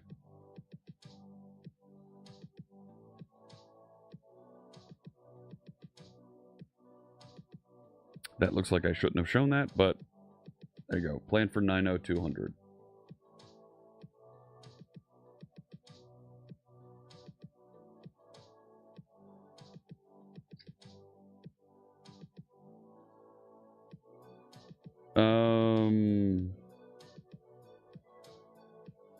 Yeah, I should put in an OK button next to this.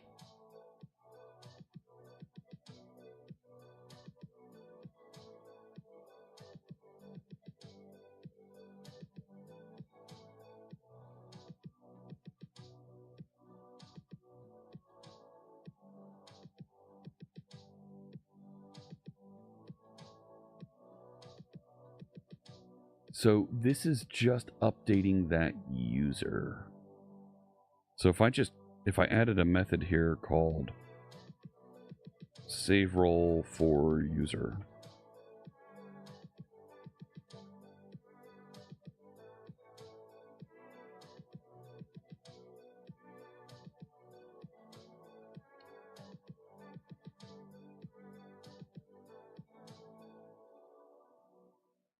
Let's make this an async task.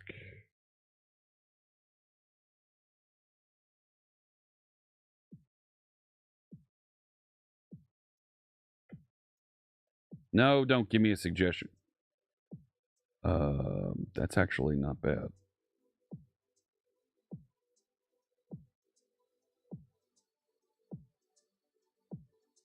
So get user async right now. We need a get user async that passes in a,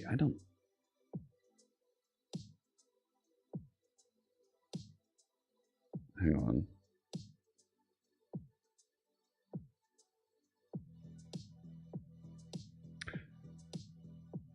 What if we just added a method,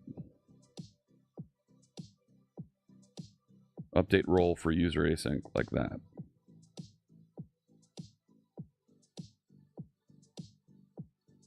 And edit user ID is a string. So if we said var, yeah, like that.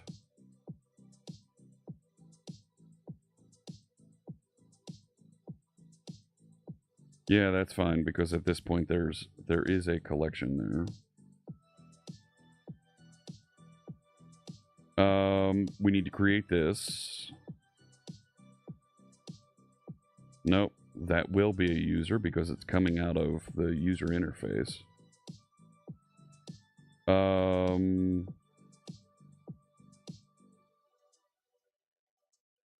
And then let's clear that out. But we need to create this method. No, I don't want you to fix it using Copilot. I want you to create the method. But I guess you're not going to do that for me. So let's jump back through here.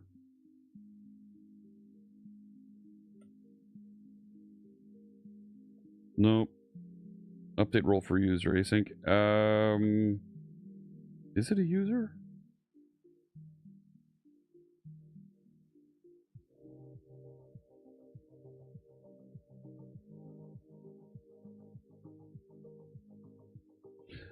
If I just passed in the user, I don't need to pass in the role because the user already has the role attached.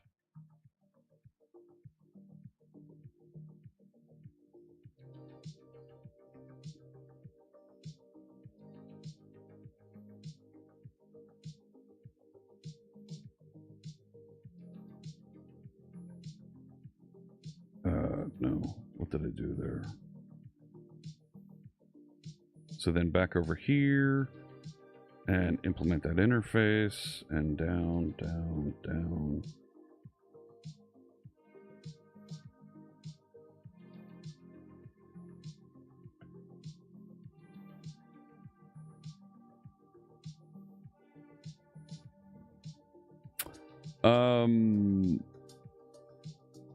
Not quite.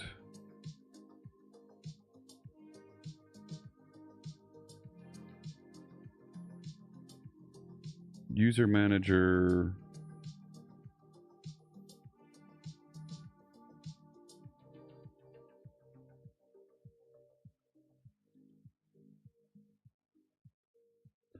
No, I think that was right with getting the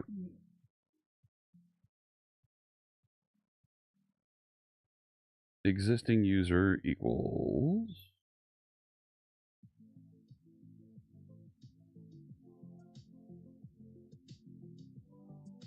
sure. Keep going. No.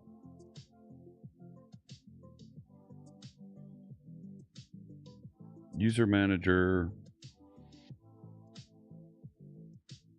Oh, I could just say remove from roles.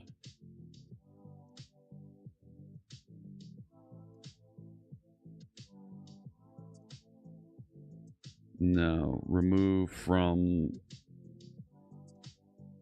single role. Don't want to wait.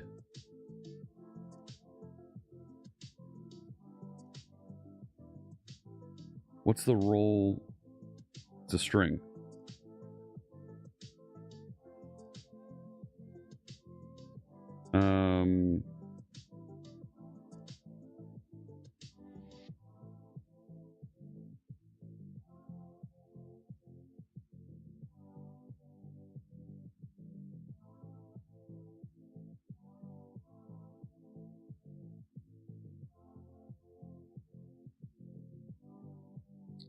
I don't know what the new role is. Doesn't have to get the new role, or is it already set in the past? It's already set on the past in user from the binding, but I need to get the existing role to remove them from.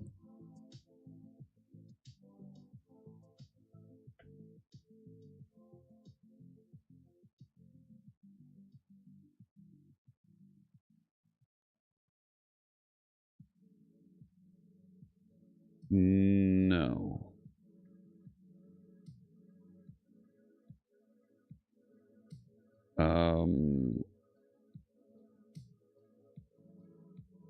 Get users in role. No.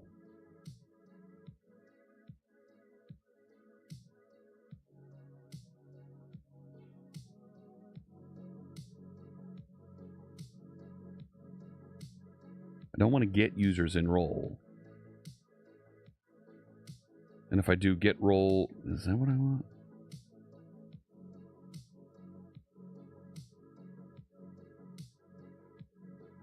And I don't want that result there.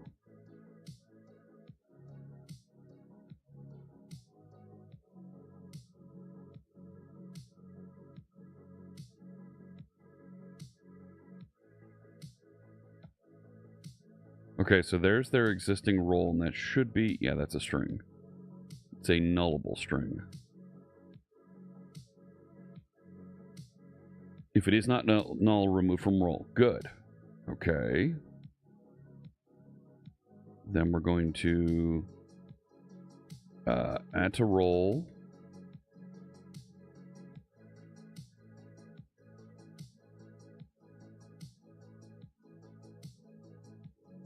Yeah, string role.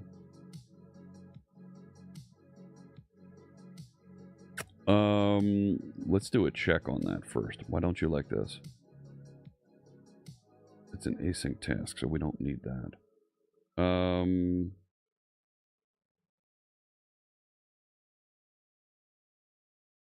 Sure, let's add that. If user is null,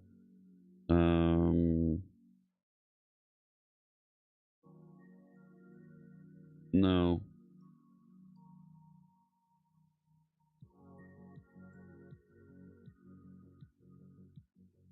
Where is it? Here? No. No, I'm trying to remember where I put the vertical pipes. No, that's not the vertical pipes. No.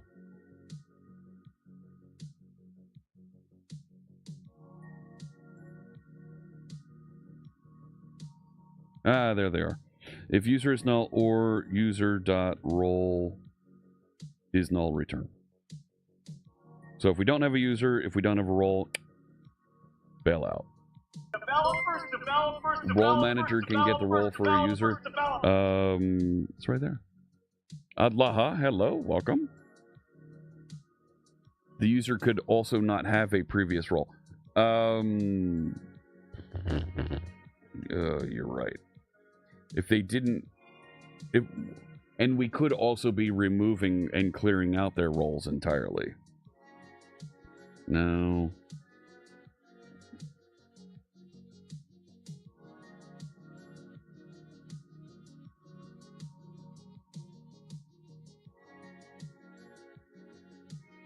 And here, I can add that check. There we go. Okay. So if you didn't pass in a user, bail out immediately. If you did pass in a user, go find the user. If we don't have that existing user, return.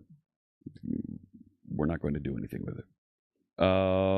Go find their existing role. If they did have an existing role, remove them from it. If the new role is something, add them to it. So now we've covered both the you didn't have a role, we're giving you a role. You don't have a role. You did have a role, we're removing your role. Which means I also need, in the list of roles here, hey, what's that? There's nothing, there is nothing that's being returned there. An edit user. What do you mean possible null reference?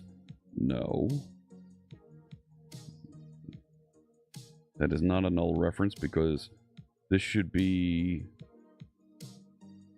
users first. Okay. Yeah.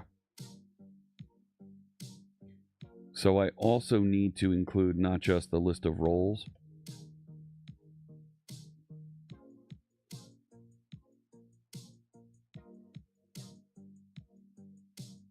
the empty role as well. Who doesn't love a roll? A little bit of butter? Nice. What's the name of the Brazilian cheese-filled rolls? Cheese-filled breads. I made those the other night to go with some chili. Oh, man, were they great. It's tapioca flour, some eggs, some milk. I made it with Parmesan and Gouda. I saw it in a TikTok. Really, really good. Half hour till the wings arrive, and we pause for lunch here on stream. So, the Buffalo Wild Wings has confirmed my order. Good, good. And we'll see that. Rolling, rolling, rolling. Yeah, very Limp Bizkit of you there, right? Yeah, Limp Bizkit, right? You know Limp Bizkit. Oh, you didn't know? Darn right you didn't know. How well do I handle spicy food? Pretty good. Pretty darn good. I will get some a ginger ale. I'm not going to do milk, but I will get a ginger ale to help me along there. Ads start in 2 minutes. I will postpone ads during the our little chat. So even if the wings arrive cold, what? They'll still be hot. Oh, yes. Have I given the Hot Ones season a shot? No, I haven't. I need to figure out a way to do that. To do the Hot Ones season spices. Because they got some crazy spicy sauce. Does the ginger ale make it less spicy? No. No. I'm getting it strictly to wet my whistle. So, and I'll make sure to bring up some napkins so that we can handle things here. Let's restart the app and see what this See what this looks like now. The Apollo Last Dab is really good, even at 2 million on the Scoville scale. That's what I've heard is that when you do watch Hot Ones and you see that they've got the really, really hot ones at the end, they're actually not that bad. So there we go. It already had admin selected. And if I choose another role and click save, should save. I don't want to change it for my admin user here. Maybe I need a cancel button there also. Right? Maybe I need a cancel button there also. Maybe you're listening to me there, Copilot. Maybe you're not. In a world where a machine is so complex like GitHub Copilot, it can just figure out the crap I want to do just by listening to me. Add a button to cancel editing. Thank you.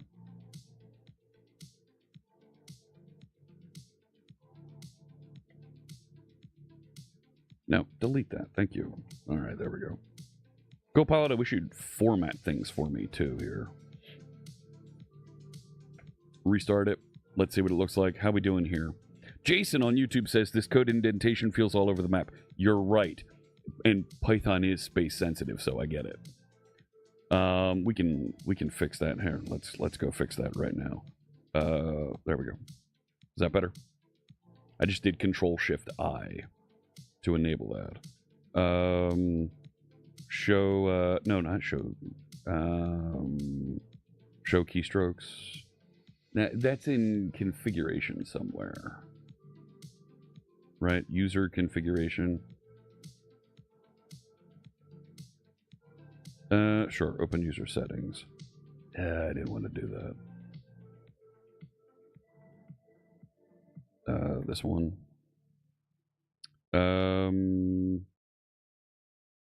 Show keys when enabled. No.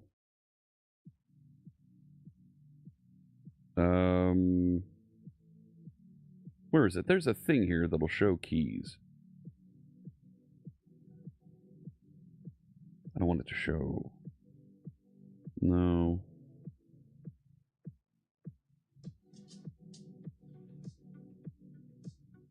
I don't see it. Nothing good about that one. Totally agree. You're welcome, Jason. Yeah. I have a configuration option set in Visual Studio when I'm using full Visual Studio that automatically does the formats when I save. And I'm kind of used to that, so I'm kind of expecting it to do that in Visual Studio Code, and it's not. Reviews on Amazon works great as a floor polisher for the bomb. Yeah. Okay, so right, that. Yeah, there we go. Save, cancel, and cancel just. Cool. I think that's all I need for user management for right now. Let's do a git status. Take a look at what we got here. I think we're good. Finished initial user admin page. And for some security providers, thinking Keycloak, thinking Entra, you're not going to be doing this here. You're going to be doing that somewhere else. DaBomb works great in a chili or a few dabs in a barbecue sauce or a mustard. And I could see it in a barbecue sauce. But at that point, what are you doing? What are you doing?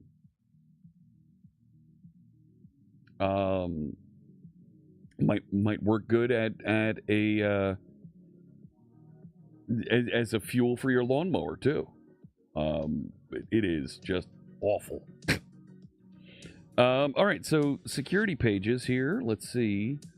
Do I have a pull request open for it? No. Go get it from... Why aren't you showing... Oh, because I'm not logged in, that's why. Yeah, I know that guy. Do that two-factor authentication, good stuff.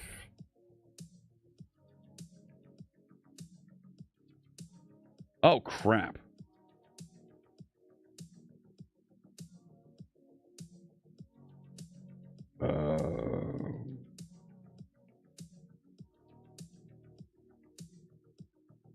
I had a podcast recording scheduled. Shoot.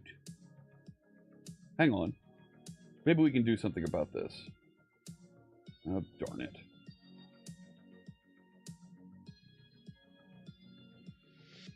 I missed him. Ugh.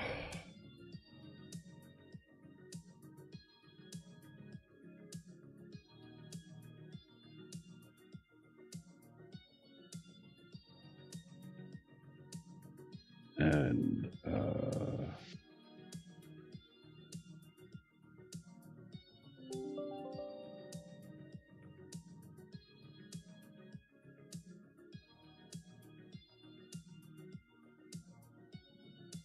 right, there we go. Yeah, my sign-in request timed out because I did something stupid. All right. Remind me at 3 p.m. to record the podcast. There we go. All right. Back over to here to the GitHub. Go ahead and retry that. You sent a request? Really? It didn't show up just yet.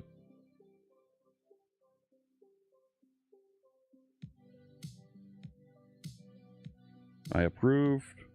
There we go. Fantastic. All right. So compare across forks. Go to mine.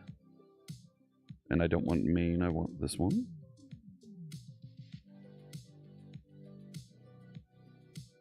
That doesn't feel right. Maybe it's all right.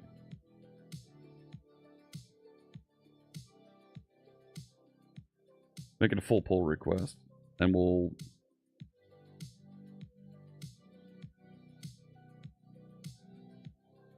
let it build. Thank you.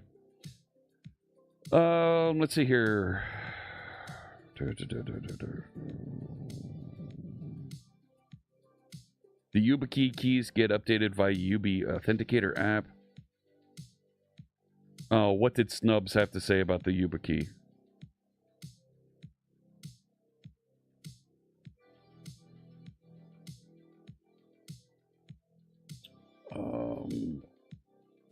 I don't like hearing that Snubs is into something that I like to use,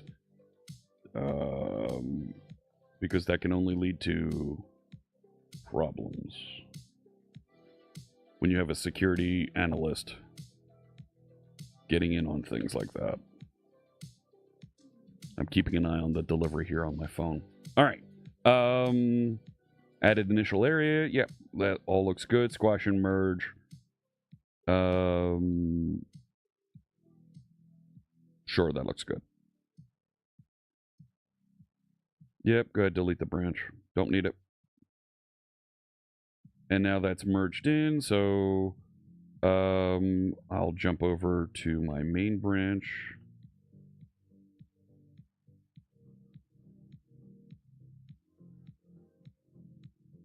What?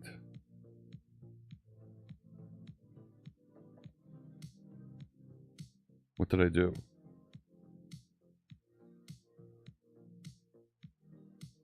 My keyboard's suddenly, like, not responding at all. Yeah.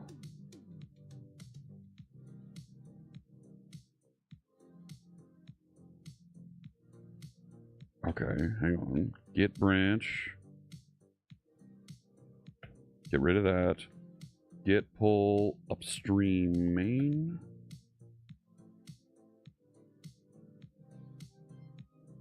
What?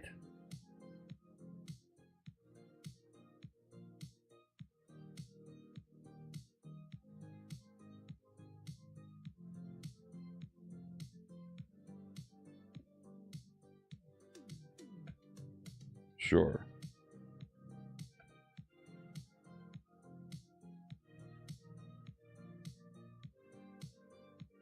Not possible to fast forward.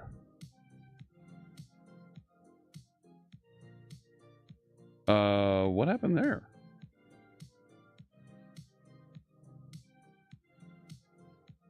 Right, because I deleted the branch.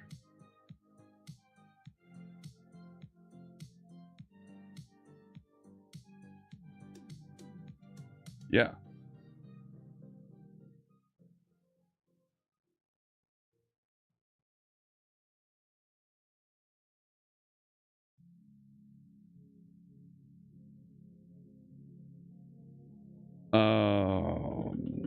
What's different here?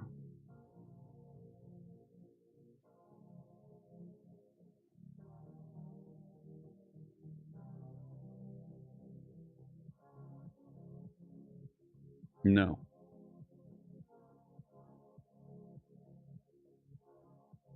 So how do I clear it here?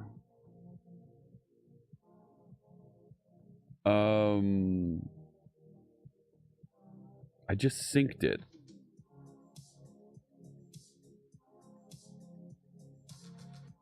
So let's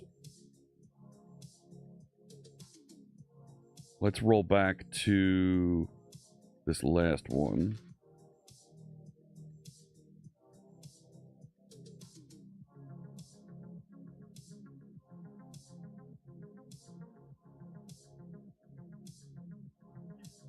Three Fox, 27.5. 4 Fox, 9.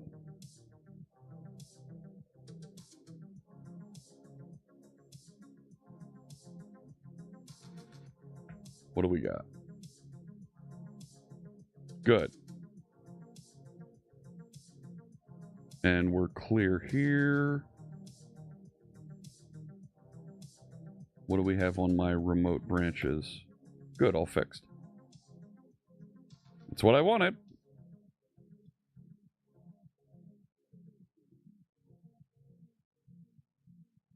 What do we have here? YouTube voice is out of sync. Don't know what to tell you. Refresh the browser.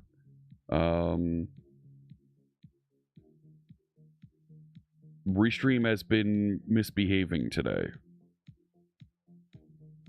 So, could be. What's next? So we have an admin page.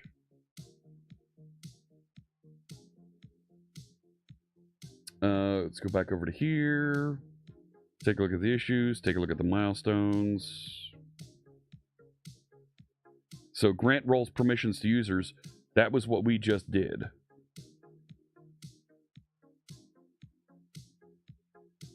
So this was 66. Let's go update that pull request.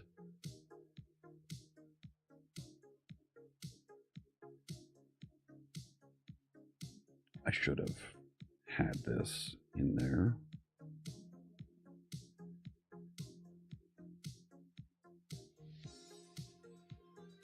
Yeah, there it is. So we can close this because it's in there, right? So let's take a look at the milestone. Investigate and start using the page script. Add support for security text. I think I need to punt security text because there's other things that are going on in here that I don't have. Let's pushing out until after we can settle, we can identify how to mark items as framework security, framework security issues, or implementation security issues.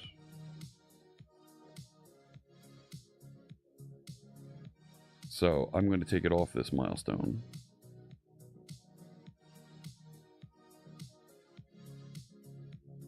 And we will look at that in the future.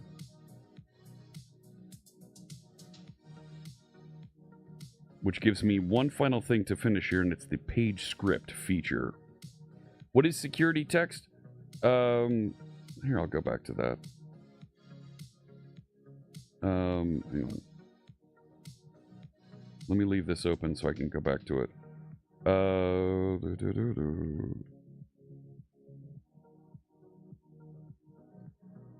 Security text is a way for you to specify in a given well-known file location on your website how folks should specify and share security reports about your website. Here's who to email, here's where to get your PGP key, here's the security policy, and so on and so forth. And there's a bunch of values that you can specify here to generate this file. And the idea, I believe, that was suggested was provide some of these same features inside of the framework here so that it generates and provides that security text file that folks might be looking for. I need to be able to draw a line between these are security concerns for the framework, these are security concerns for your implementation, and how to route values appropriately between them.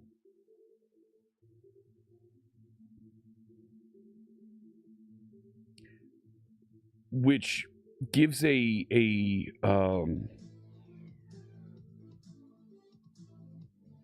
would want to look at how WordPress or other frameworks does something similar to allow you to report those values.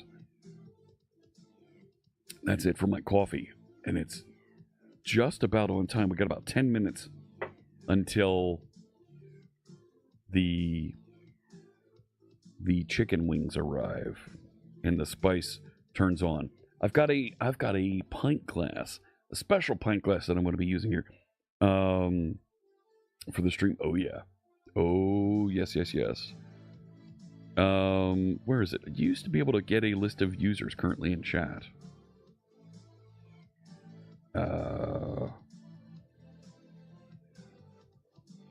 And I don't see it anymore here in the user interface. You don't believe WordPress has security text out of the box? Yeah, I don't think it might be one of those either.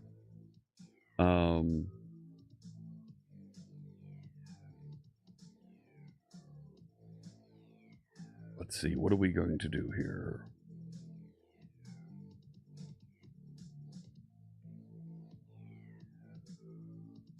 All right, I'm going to be using my cooking with heat pint glass with our chicken wings here today. So, all right. What's going on over here? What happened?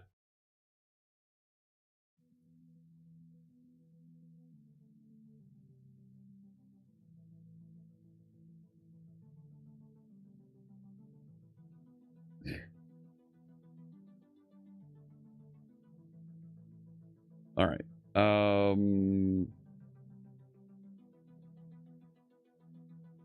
Let's dig in here a little bit. So we're pushing this back. That's fine. In page script, McKinnon Buck added this link for Blazor JavaScript components. And what it allows us to do is include JavaScript on specific pages. And I want to use this to isolate how the text editor that we're using only gets included, so that it only gets included on the pages where we need the text editor. Right? Am I going to be drinking a pint of hot sauce? No. So let's start adding this. Add package Blazor.js components. Hey, there's a handy little button there. Let me use that. Well, first, git checkout. Page script. All right. And I'm going to jump into sharpsite.web. And let's add... I need to do that, yeah. Do that again. Yeah, good. So now that I have it available in Blazor Apps Program CS, add the required services. All right. Program CS for the web. For the email sender, so let's add it right here. Add JavaScript page components. All right. Let's do this. Needed for Blazor.js components. All right. We need a using inside of imports Razor. Fine, we can do that too. Yeah, we'll put it on the root. All right. Add some JavaScript to your app to be dynamically loaded. Add this hello world.js script to your app's dub root folder. Render with a JS. So JS source like this. So what I should be able to do is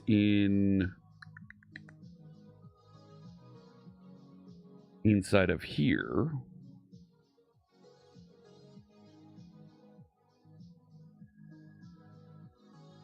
I'm going to add something like that. And up in app, right now, see it? Look at that. Easy MDE and Markdown editor. Yeah, I need...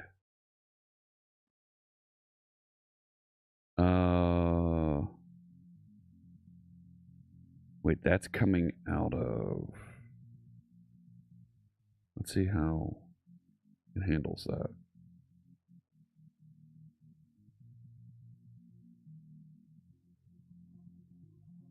No, wrong one. And this one.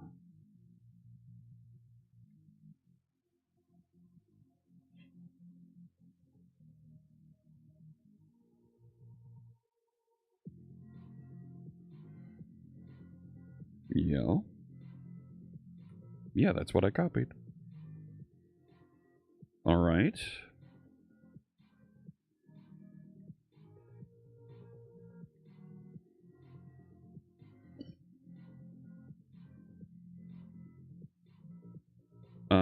And I just put that on, was it edit page? So let's see if edit page works.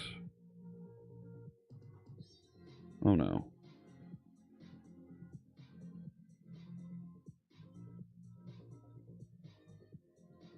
All right, let's give this a shot. I don't know why I cleared it. It's going to fill up the whole thing anyway.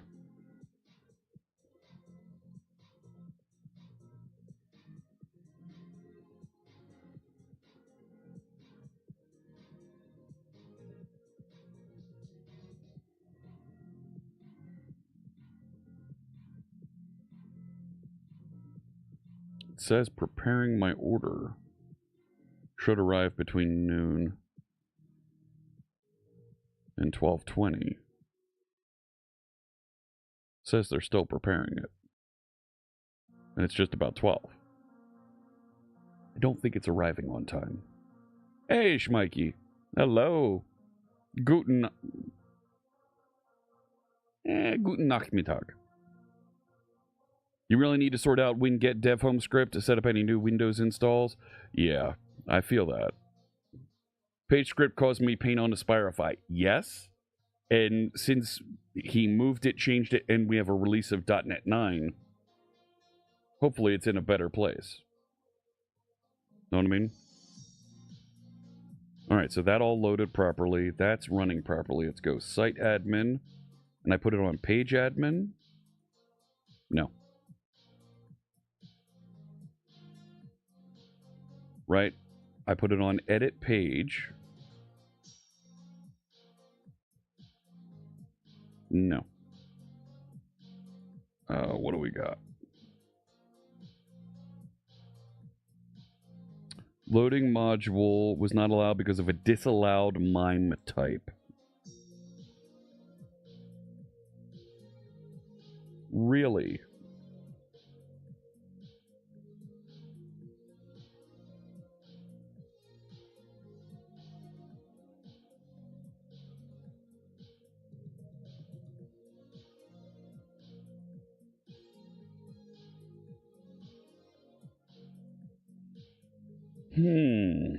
Okay, let's go back.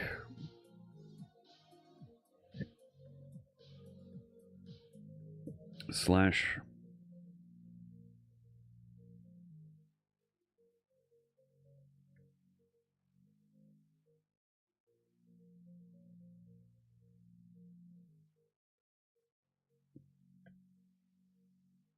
That worked.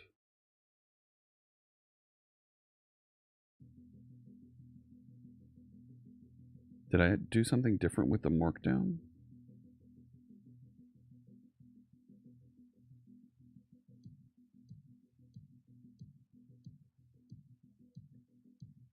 That worked. Okay. That tells me that there's...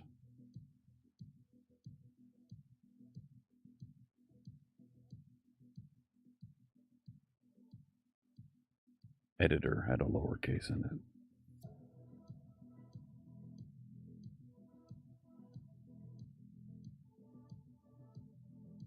I suspect this is going to run well. What Linux do we have? Yeah, Kubuntu. Thank you, Ionescu. Yep, he's right.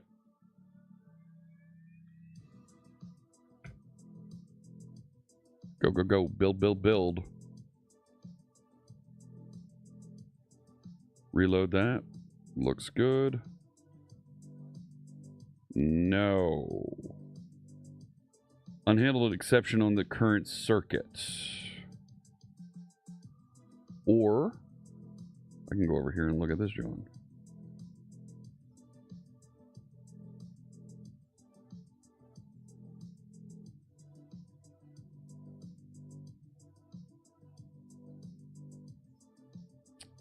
Could not find initialize. Initialize was undefined.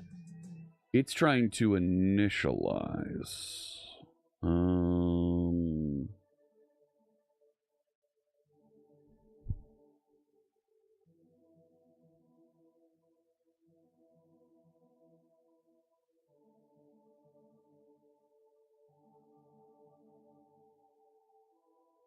No. I don't want that.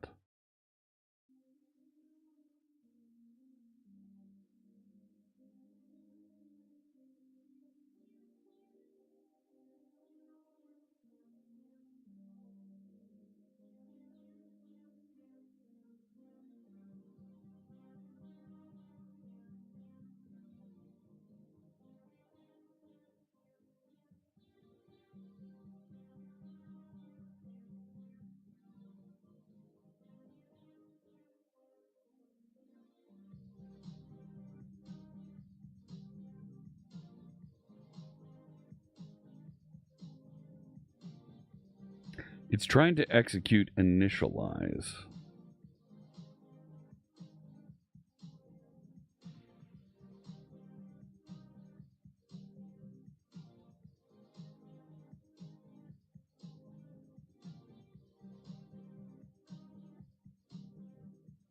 And there is no initialize inside there.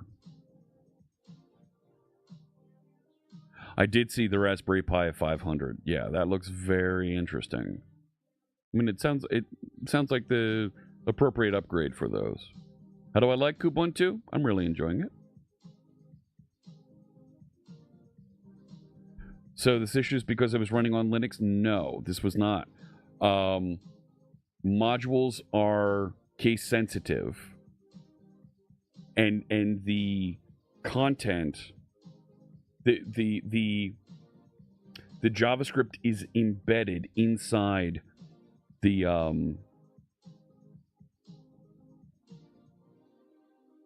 right. If we look over here, no, don't look over there. That's dumb because it's right here. That JavaScript is embedded inside of the NuGet package, PSC Blazor Components Markdown Editor. When you embed content inside of a class library, because you've built a Razor class library and you're carrying along, in this case, JavaScript libraries, you may also carry along CSS. When you carry those along, they're stored in a case-sensitive naming inside the package, and you must, because it's .NET, you must hit match case in order to bring that out and serve it properly. So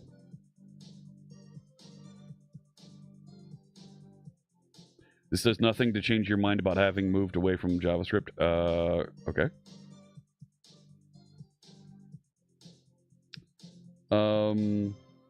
So let's see. If I take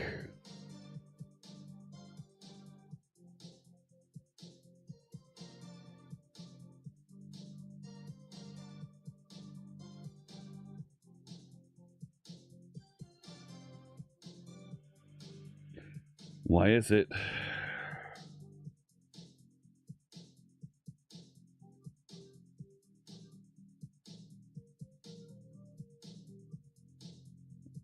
I think that's fine.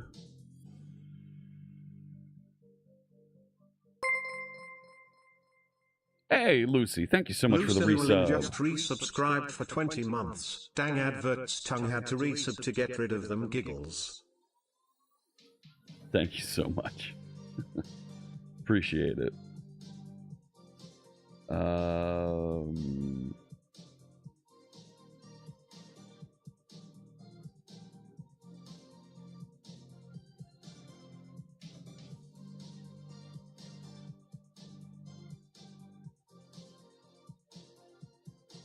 No.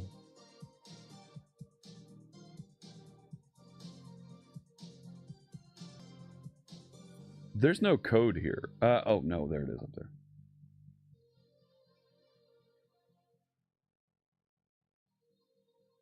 Compute caller name, file prefix.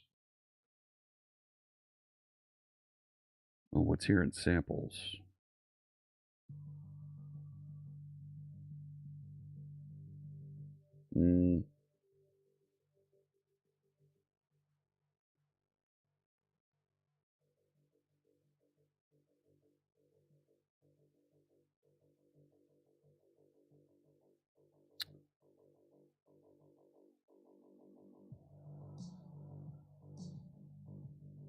What we got? JS Data Annotations Validator.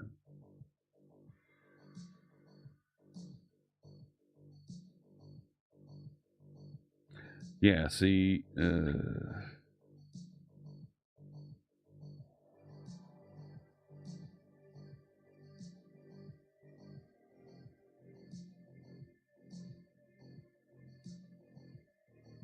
he's starting to go a little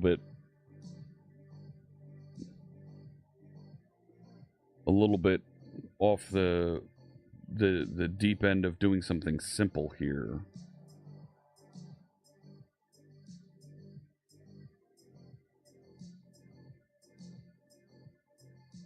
To define JavaScript that runs in sync with Blazor's, see JS components. In addition to dynamically loading JavaScript, allows for writing JavaScript components, implementing Blazor lifecycle events, associating JavaScript state. I don't want that. Managing JavaScript event listeners on elements rendered from Blazor. Okay.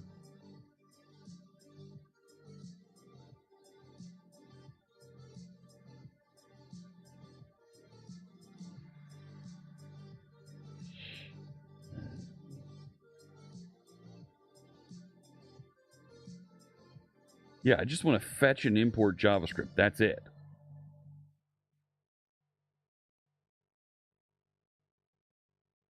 But why is it looking... Could I just include a JavaScript object reference? I'm trying to dynamically add the script.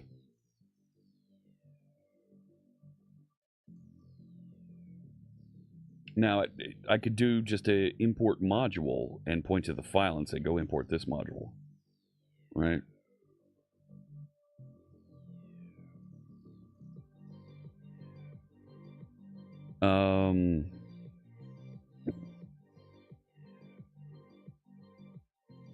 Not this page. Close everything else.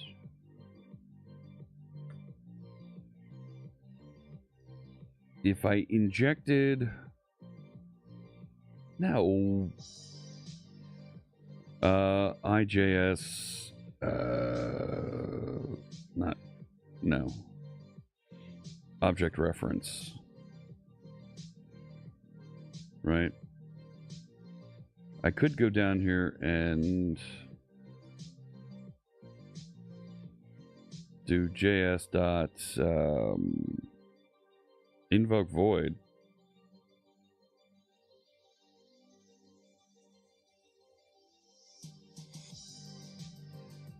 I thought there was an import. What's the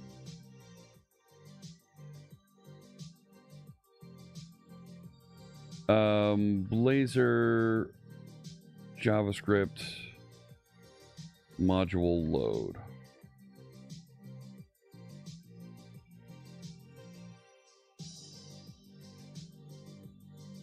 IJS object reference.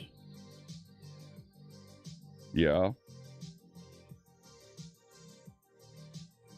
And then invoke, import, and then the name of the script. The name of the...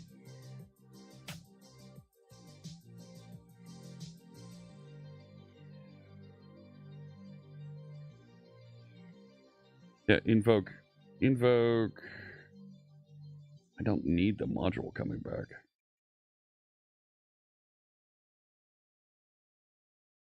No, go away. Is that it?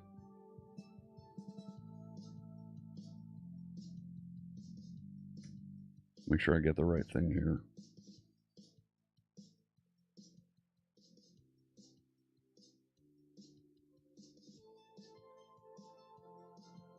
Oh, wait. Yeah. And if I did the same thing, that's easy MDE. If I do the same thing.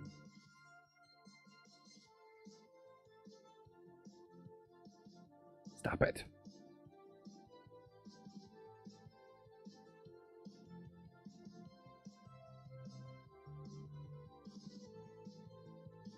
See, it, did it fix that? And then I don't need these, right?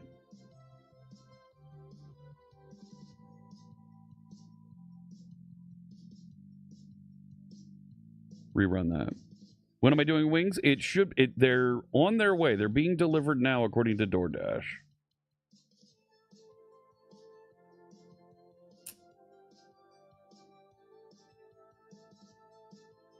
And close this. Close that. That should be good now.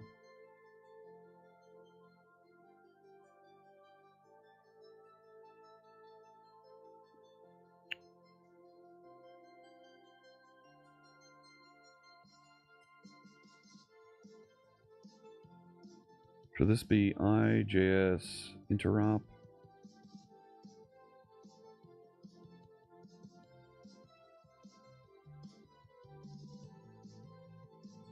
No, IJS runtime.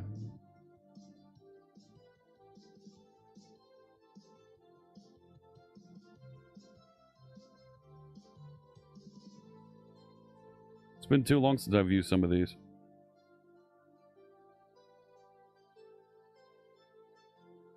What did that say from DoorDash?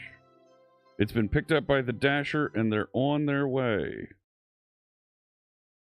Should be arriving in the next 15 minutes. And I can see where their vehicle is. Can I stop the website? I can. I don't know if it'll actually reload. Yeah, because the component is being statically rendered. I thought.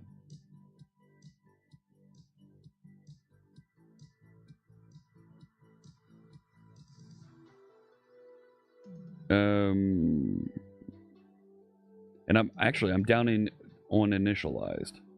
This should happen in on after render, and I probably need to turn off pre-rendering. I think you're right.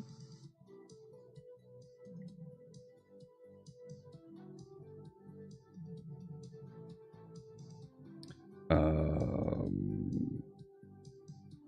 come here, you.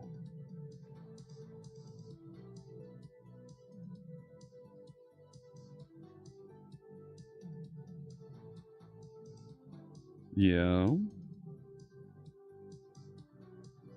Right, and it's yeah.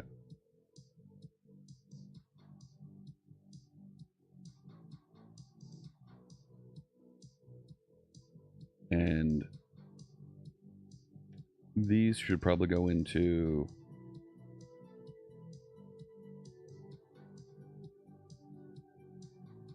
what the heck was that? On after render async. Why isn't it picking that up?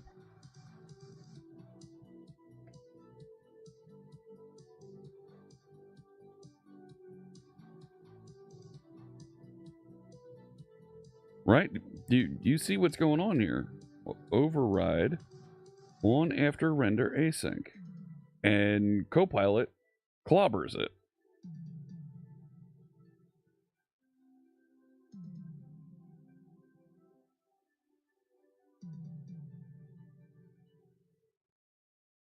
Nope.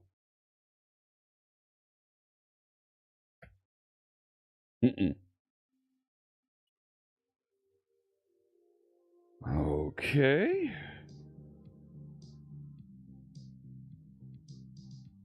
Async task on after render async. No, I wasn't talking to you. No. Too many things going on here. First render.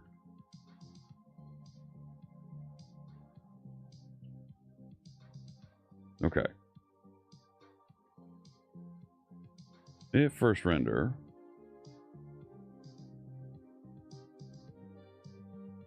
Do those.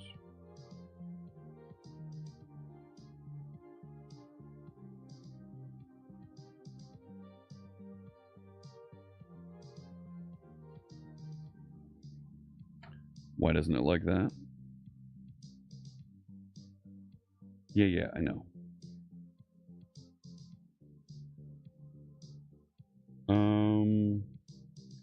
And then just to be safe, on after render async.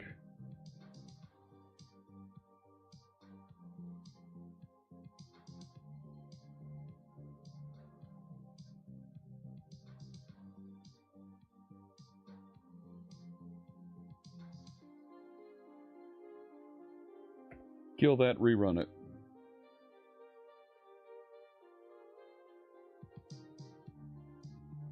Nope.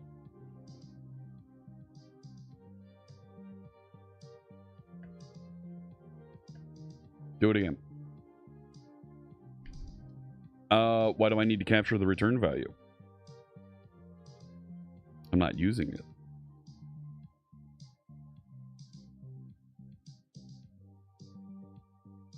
Nope, that's not loading either. What the heck is all this?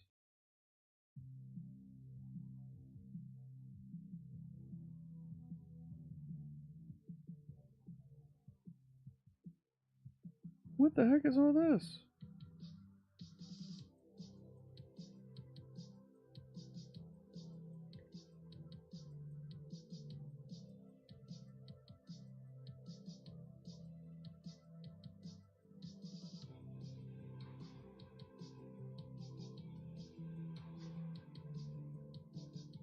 Show me that one.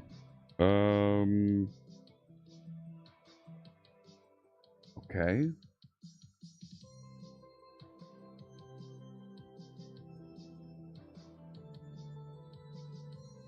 What do we got here? Could not find initialize.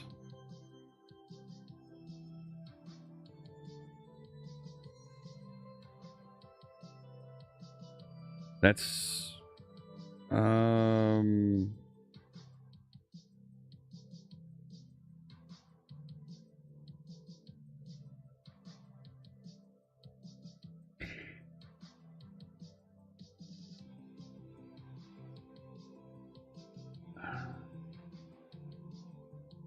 let's take a look back at here.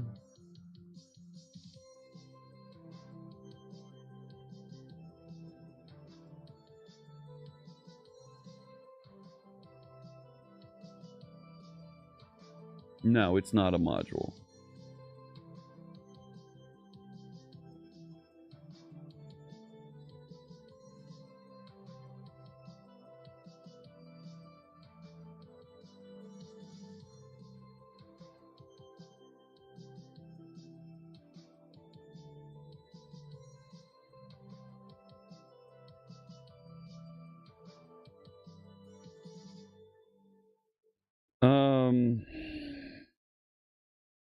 Yeah, it's not a module, so I just wanted to load it.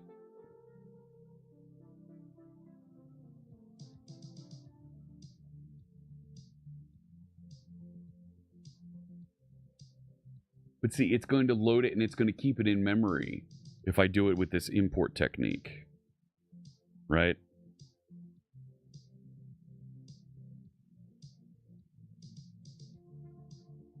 That's why I wanted to use this.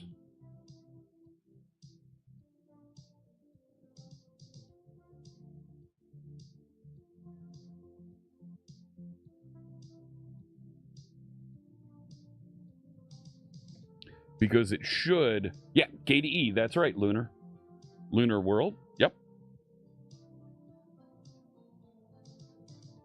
Yeah, you didn't.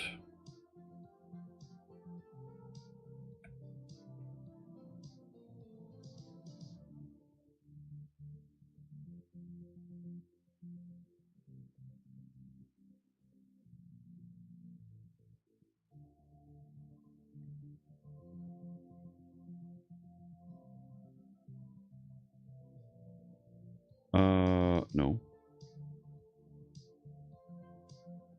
And now I'm getting cannot send data if connection is not in the connected state. Okay.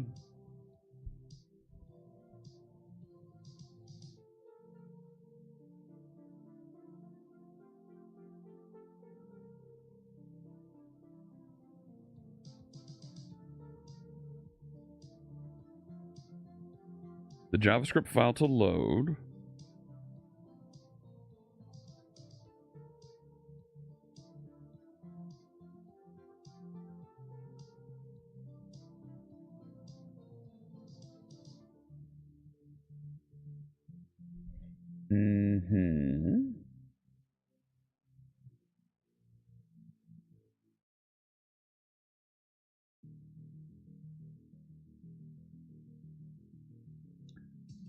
I'm lost. What's static JS handler?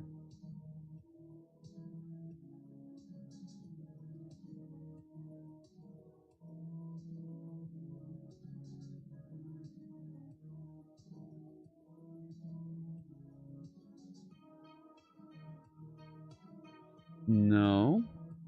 Watching on a Chromebook with Fedora KDE? Nice.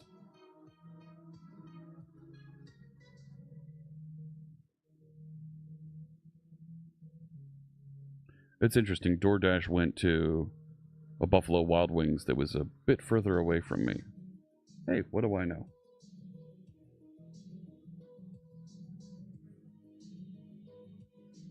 So So what am I running into here?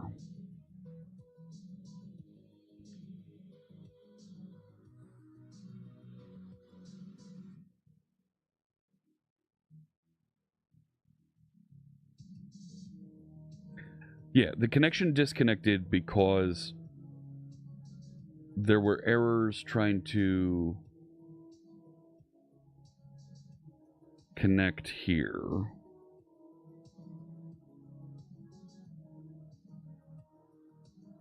And it's trying to initialize something inside of this interop initialize.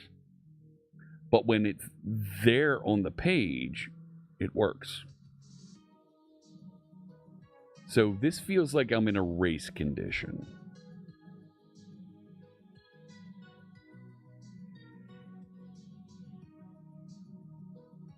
Right? What other parameters do I have here?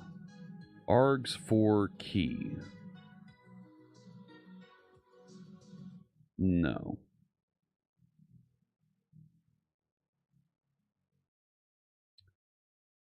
But the text editor,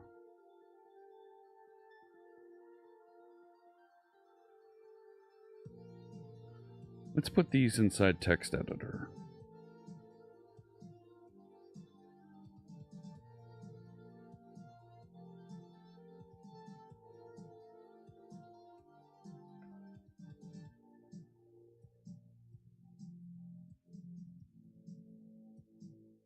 Right, then it's closer to what needs to run.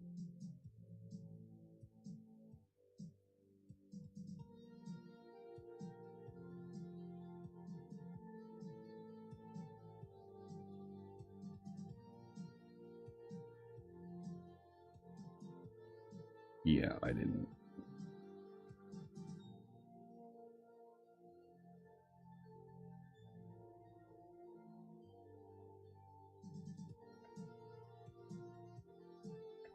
Run it again. Let's see what we get.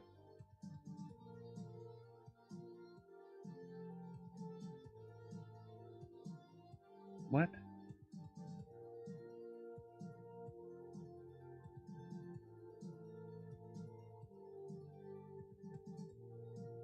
All right. Reload that down into the website.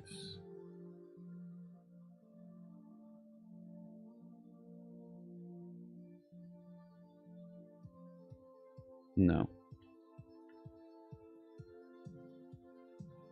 Unhandled exception in the circuit.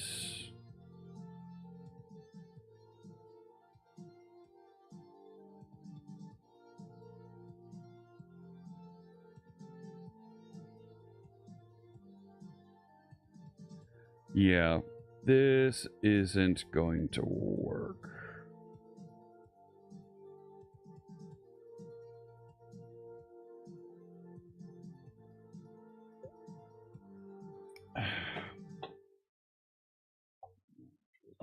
Put that over there because this is about to get interesting.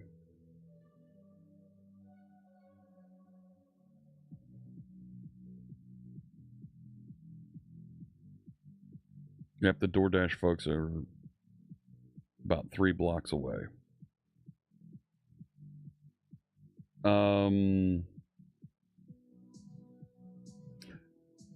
So let's go back and look up PageScript. Blazor PageScript. And the idea with this was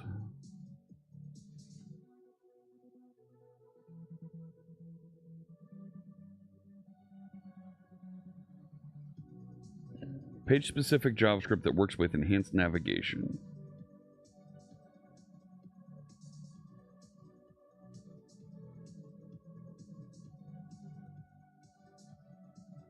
And you have to have these 3 modes. No, that's not it either. Yeah, and it's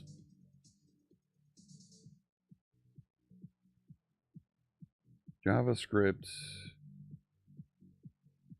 conditionally load in Blazor.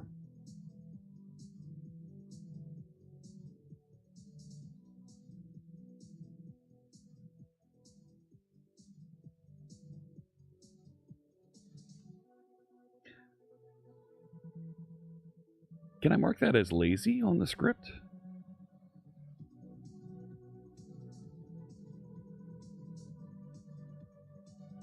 Take these out of here.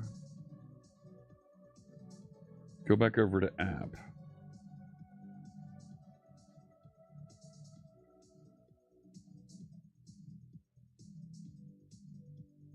I can put defer on them, right?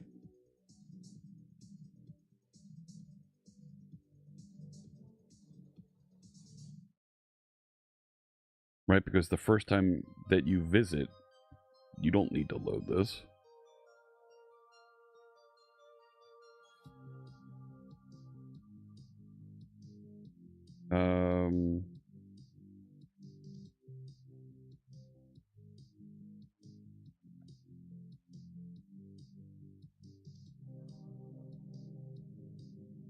And that doesn't solve the problem that we're trying to address here. It says it's running. Alright. Yeah, you turkey. Blazor.js components, I did. Yes. But Blazor.js components wants you to have modules. And it's not working. Site admin, page admin, new page. You know what? I'm not going to fight this any further. This library is looking... It wants to work with JavaScript modules. Let's reevaluate in the future when we may have our own JavaScript libraries.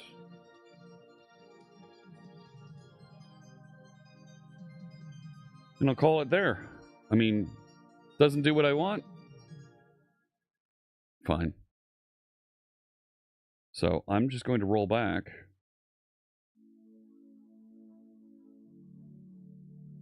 I don't even need to roll back. I can just go over to main.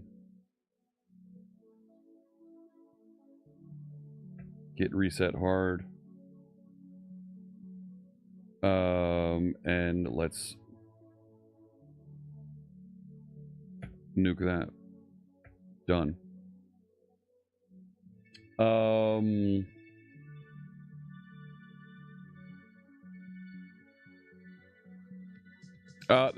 That's a fine question right now. I'm at a decent place to stop. 1 second. I have a DoorDash that's arriving here in just a few seconds.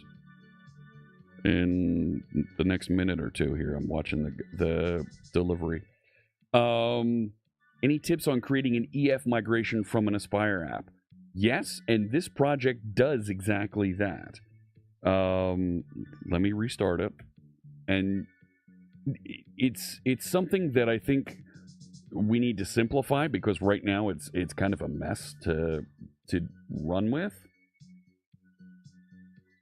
So this project called SharpSite has a database migration project in it. And you can see it, double check to see if it had to migrate anything. And when we started today's stream, it did have to apply some migrations, and we saw it apply those migrations inside here. And we can see that it attempted to do migrations here and see the full trace of those things. The source code, all of the source code for this project is available. The migrations for this are getting a little bit more sophisticated than a simple project, but they're sitting here. I have a program that configures and sets up the migrations, registers the services, configures the Postgres context. I've moved this out into a shared location, and inside my worker background process, it actually does the logging with OpenTelemetry, ensures the database is created, and runs the migrations. So you can find the source code to this. Moderators, can somebody share the link for the source to SharpSite there? I need to step away for just a second. Our chicken wings are arriving in right now, so I will be right back.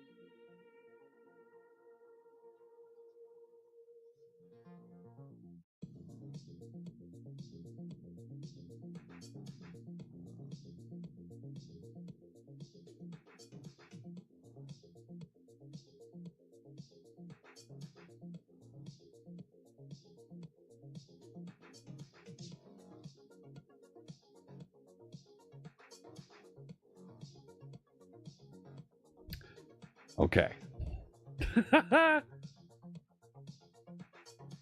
Thank you, Junie, for sharing that link. Oh yeah, we're going to have some fun. All right.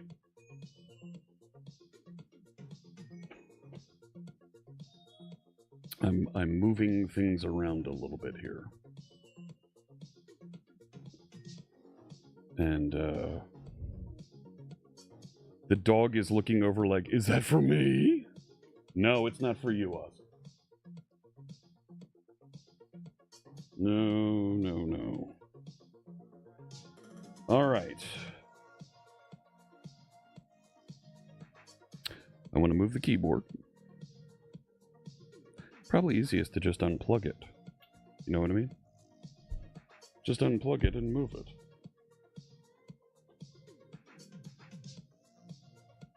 And I'm going to change the category to food. Food and drink. All right. Let's see what we got.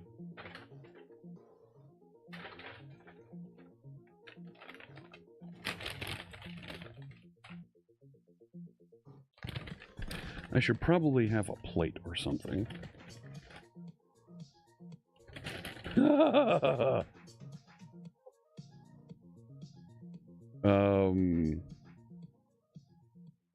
Here they come. When the food is various shades of fire colors. Wait a second. They gave me extras.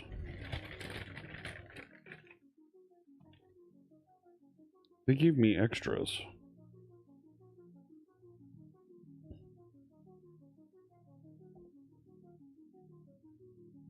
Oh dear.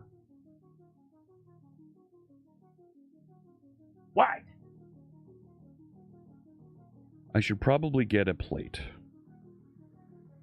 Because I'm going to need to put chicken wings. Well, I guess I can put them back in the bag. I should get a plate. Give me 1 second. I'll be right back. Let me get a plate. And I think I'm going to move... Yes, I know. You're hungry, aren't you? I'm going to move you back downstairs, I think. That's a few sauces. Give me just a minute here. Let me go get a plate, and I will be right back.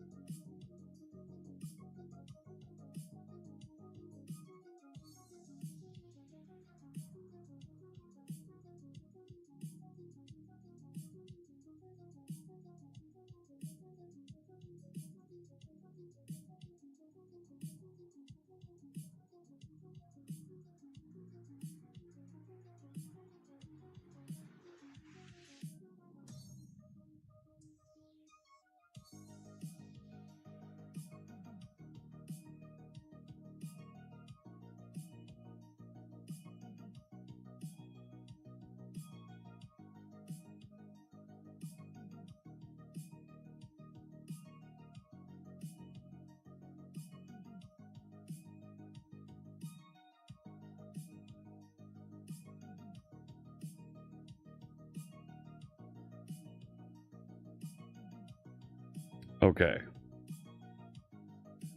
Let's do something stupid. The sauces look like a fire hazard. Let's see what we got. Caribbean jerk.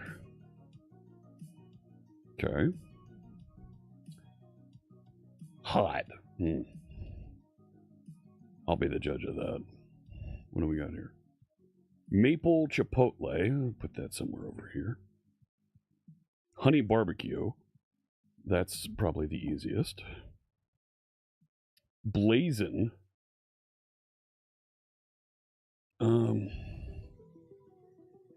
Let's see. Blazing versus hot. I think blazing's probably hotter than hot. Orange chicken. I didn't ask for orange chicken. I'm going to put you to the side.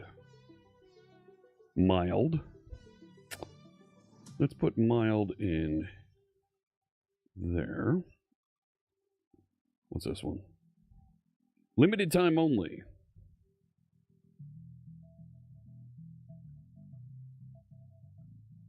I don't know what you are either. Mango habanero. Let's put you just before hot. Wild. We had this one before. So let's do this. I'm going to turn this into 2 rows here. Spicy garlic. I think that's going to end up being like here. Nashville hot. That's one that's going to be in here. Cajun. Let's put you in here. Okay.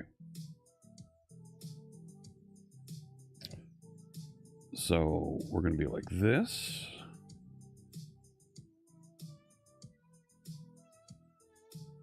Wait a sec. That's 11.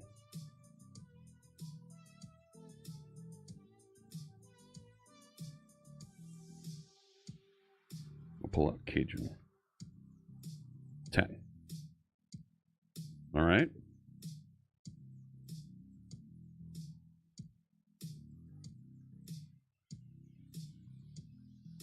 So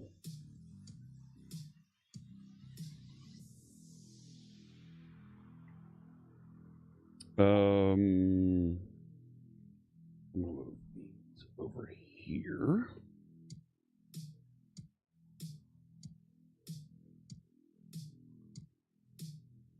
And let me just move the second row over here for now while I'm working with the first row. How's that sound? The ones without a real name are the Lucky Dip. Yes. You put the heat rating in Discord for me.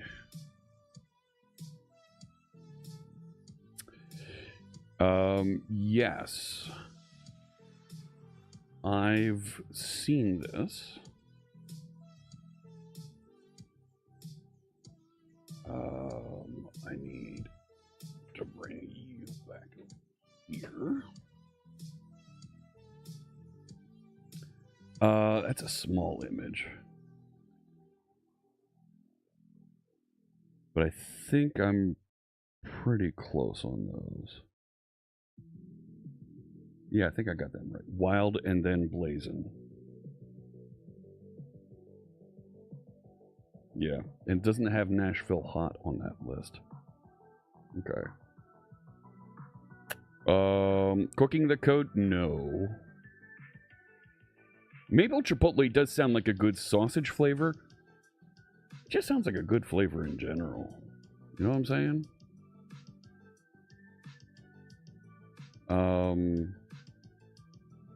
Okay. So I have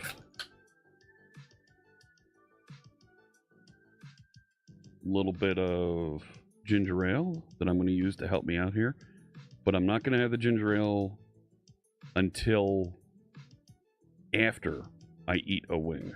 Okay? Now these are all, just to make sure, and to be fully, perfectly clear, I bought this from Buffalo Wild Wings. It's a well-known national chain. This is legitimate food. We're not doing anything stupid with eating things that aren't food. This is food that was served by a restaurant, okay? All right, wetting my whistle a little bit there so that I'm ready to get started. I'm moving the keyboard off to the side there. I do have celery. They're green.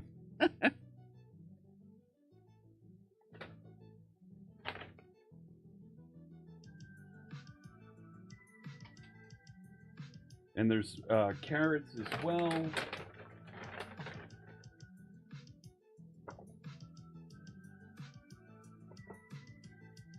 Yep. So, chicken wings. Okay. I'm going to leave these off to the side.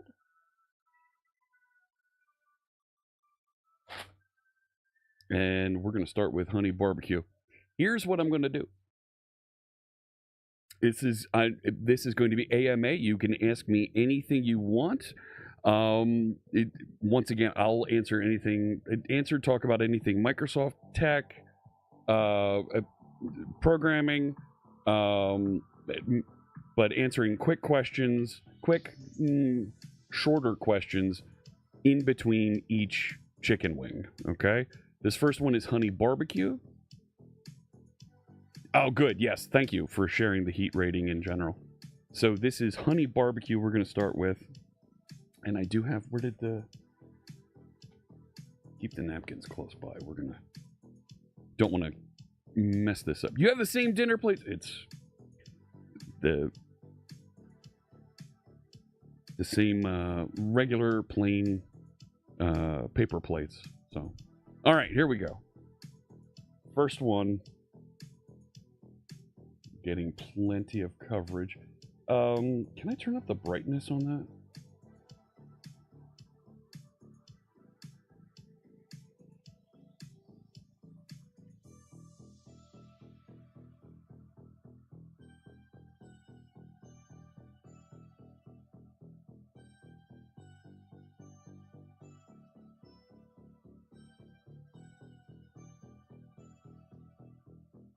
A little bit too bright now.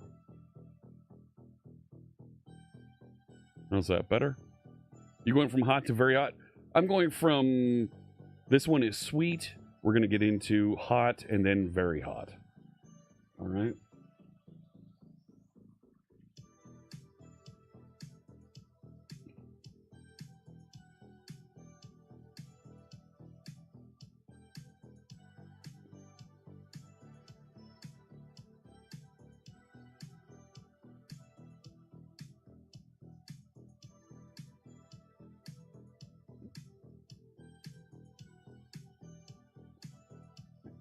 All right.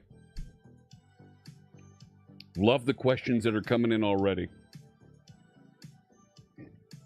Let me start with Jay's.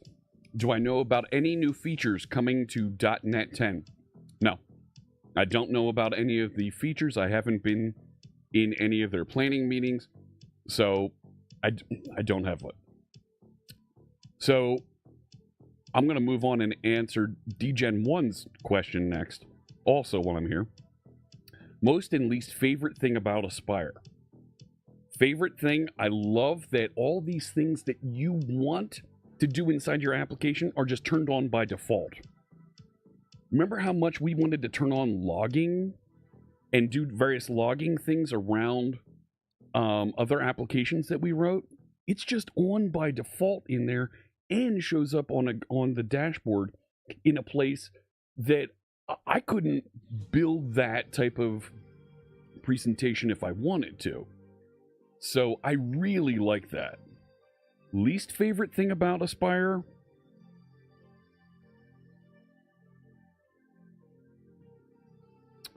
I'm gonna have to go with how Hot Reload doesn't work very well with it, and it's a restart process that's just a little bit painful right now. It did work with .NET 8, but with .NET 9, how it's misbehaving like this, not happy with that. So that's what I would go with for that one. Built a very rudimental winget. Oh, okay. All right. Next wing. This one is mild. So starting easy. And if we want, I do have extra wings. We can get into some of the no-name ones that are off to the side here. So this one looks like a typical buffalo sauce. Hot Reload, a bit painful, can also apply to my lunch. True. Terry, we'll go to your question next for this wing. All right, so there you go. And we're going to load it up.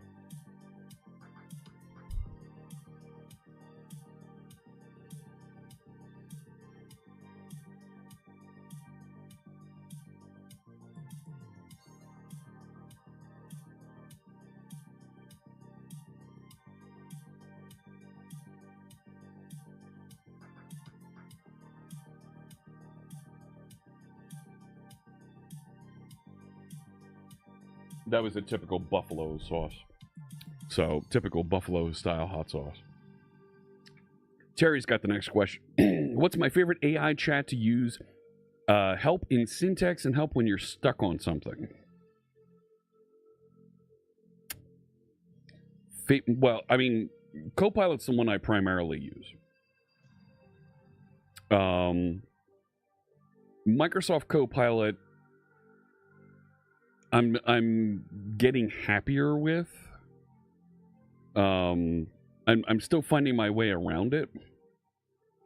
The Copilot's embedded in the Microsoft 365 apps, I find to be they're hit or miss. They're either really, really good because I'm asking it, hey, help me write this Excel formula, or they're a miss and they're recommending things that I don't want to do. Microsoft Loop is very aggressive in how Copilot wants to help you. And for me, it feels like it's in my way. So I would say GitHub Copilot I like first. Microsoft Copilot I like second. Microsoft Copilot is, and when I say Microsoft Copilot, I mean the one when you go to Bing and you click the Copilot button up at the top. I think is really good. ChatGPT and Microsoft Copilot I feel are the same. You get the same experience across them. So, Hot Reload sounds like a good C# Fritz brand Buffalo Wild Wing sauce. That's not a bad idea. That's not a bad idea. I like where you're going there, Mark. All right, so that was mild. I'll put that one to the side here. So I'm kind of stacking up the ones that were done. Next one coming up here, this is Maple Chipotle, and they put the sticker on upside down. There you go. Maple Chipotle. Penflinger, we'll go to your question next. Here we go. So, Maple Chipotle. This sounds good. Like mixing maple with the spicy of Chipotle. Let's see how this one comes together.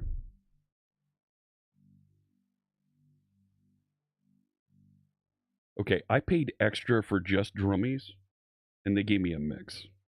Somebody's getting a phone call after this. Here we go. Let's see how much we loaded up now. All right. It's getting darker, but it's also getting shinier. All right, let's see what we get.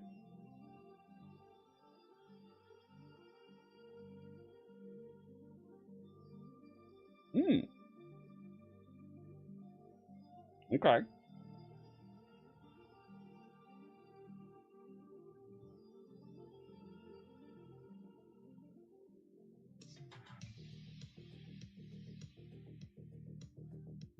All right. All right. That one's interesting. I'm liking it.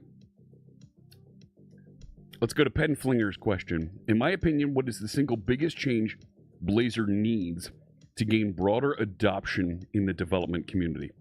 I love that question. Needs better hot reload.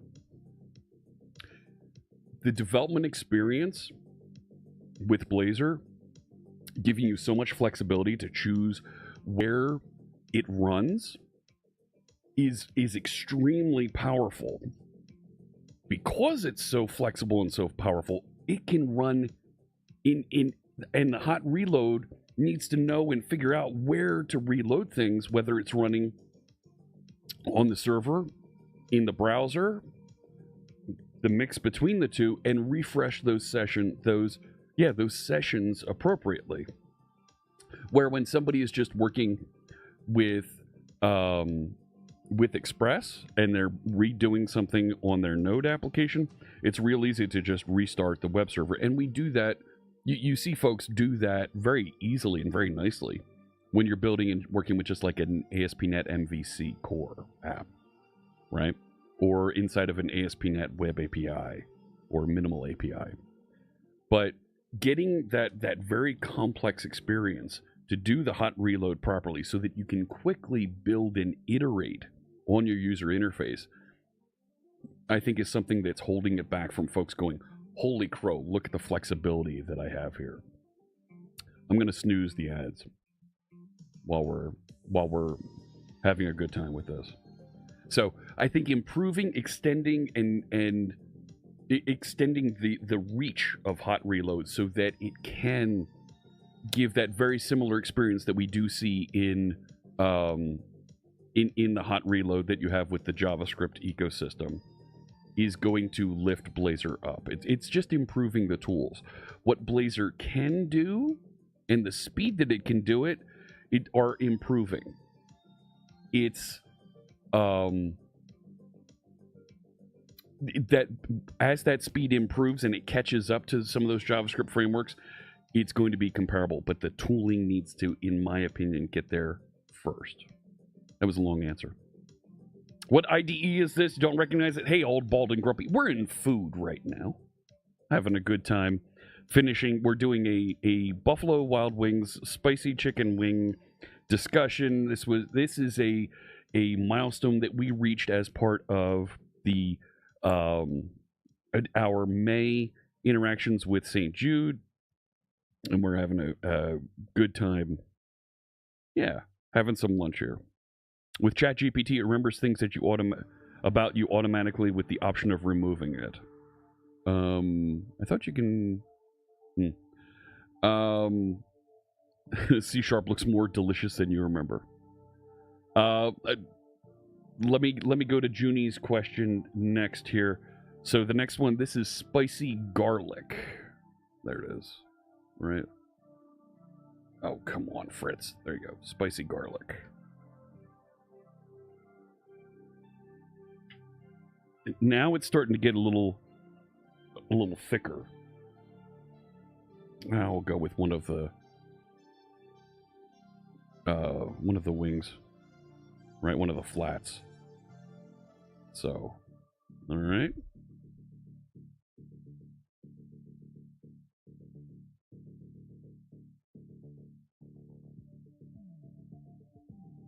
Oh my gosh. That's garlic.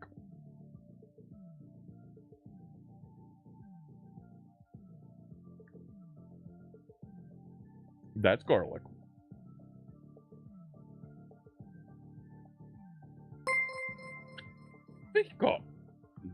F1CHK0PP just resubscribed for 13 months. All right, I'm going to answer the question first, and then I'll have a sip of...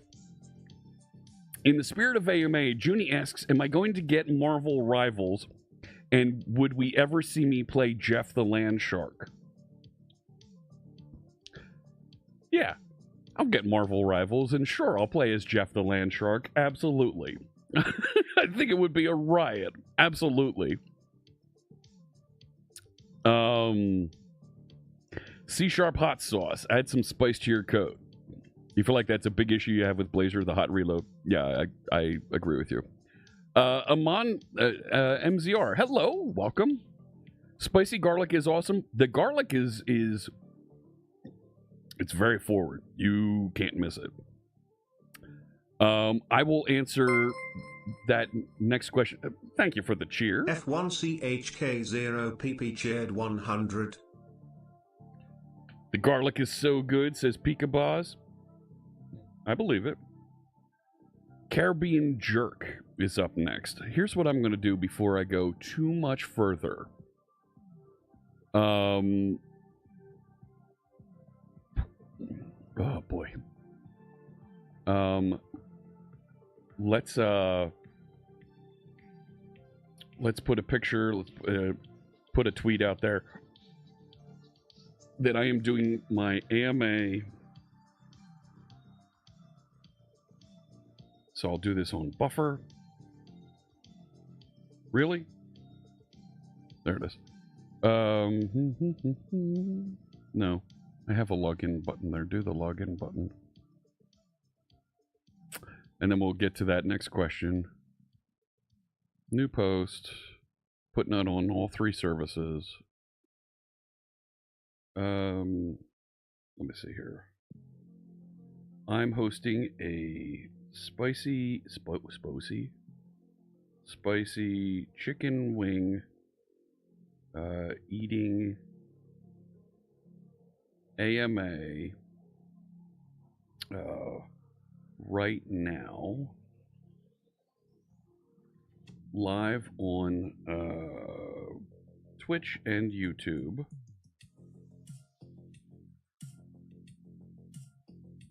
I'm answering all of your questions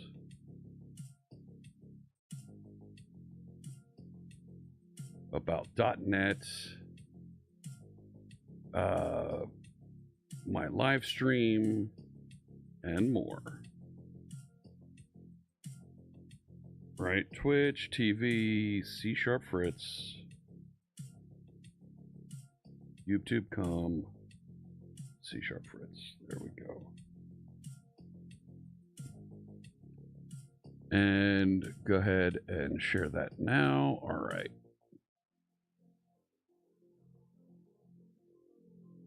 Putting the keyboard to the side so we've got some space.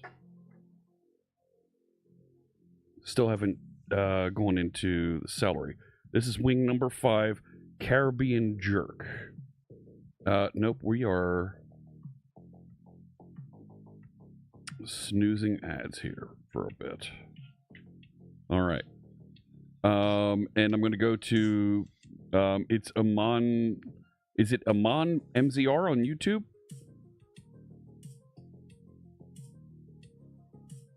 I'll go with another flat here. Did you miss it? Did you miss what? Did you miss what? There's nothing to miss. We're here. We're on, this is wing number 5.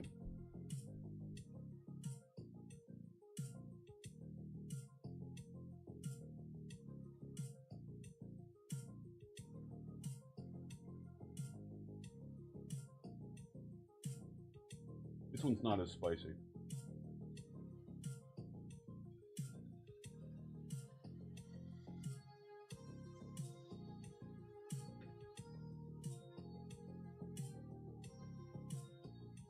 Hey, did I see Pusto there? Welcome. All right.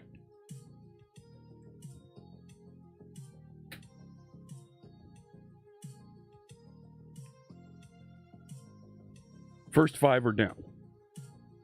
Amonzer's question is, do I think Blazor has a future really? According to .NET Conf.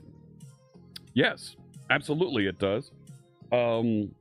Blazor rendering, Blazor development, Blazor investment continues to improve. The capabilities and features in it are really, really nice and first class as it grows, as it moves into its future here, where it's seeing more and more features. My other bot here stopped responding. You're starting to see it run into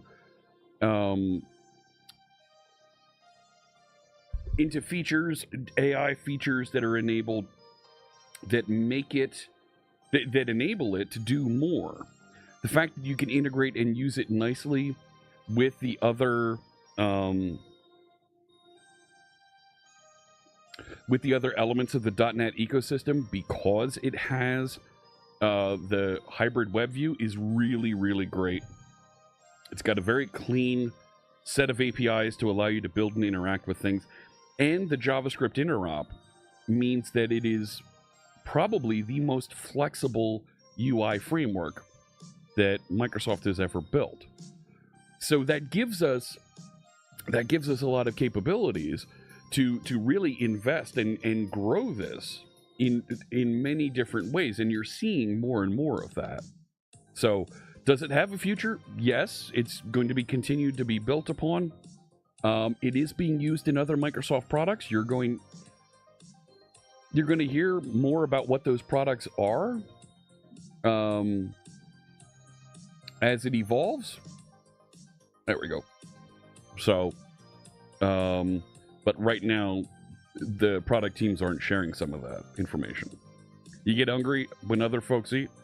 Watching other folks eat? Okay. That sounds really good, High Tech Redneck.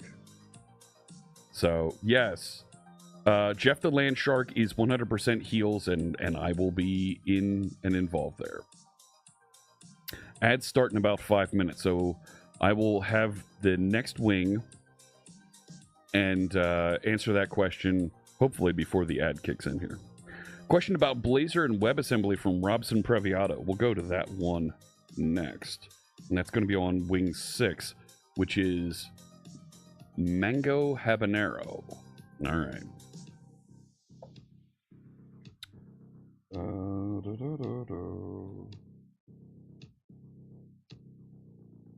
go with, there you go. All right. So dunk it in there really good. That's why I wanted these, because they're like a lollipop. You can really get it into the sauce.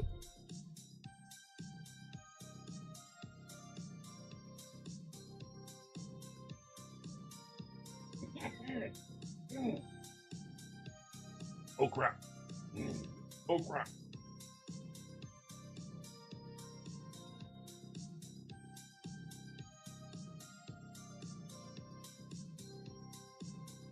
That's hot. Okay, that's hot. Holy. What have I done? Robson asks, question about Blazor and WebAssembly. I've used renderinfo.name to know which rendering mode is being used. And I noticed that the transition from static to WebAssembly is very slow.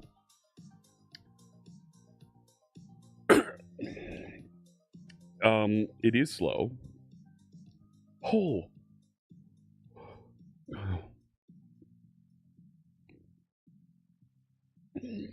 That's not helping. It is slow.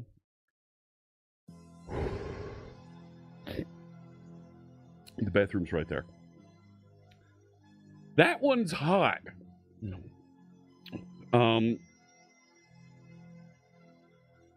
But once it's loaded, it should be immediate. Compiling, downloading, and delivering the WebAssembly is slow. And by slow, it takes a few seconds.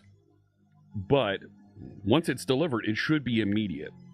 Like, recognize that the code is already downloaded and on the system and just roll over and use it. Holy smokes! That's 6? That's, oh boy. Oh. You checked in subtly. Food truck, steak tacos. Oh, that sounds good, Pusto. Can you drop a message on the PH16 server that I'm over here doing this? I forgot to mention it for those folks. DGen1, we'll come to your question next. So, oh boy. Okay. Hot, wild, Nashville hot, blazing. Or the 4 that are left. I wasn't afraid of this last year. But now, after that one, oh.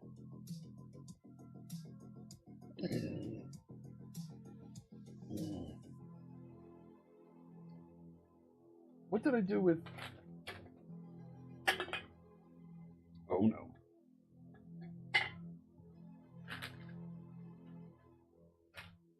Okay.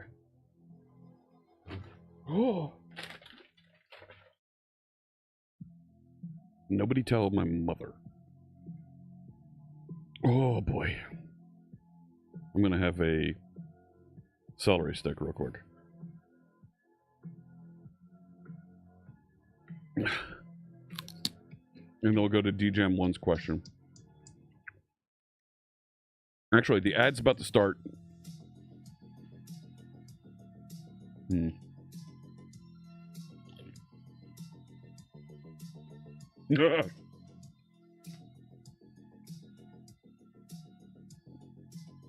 Up next is hot.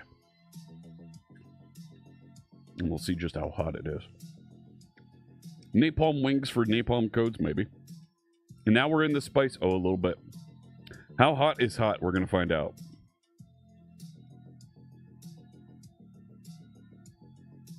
All right.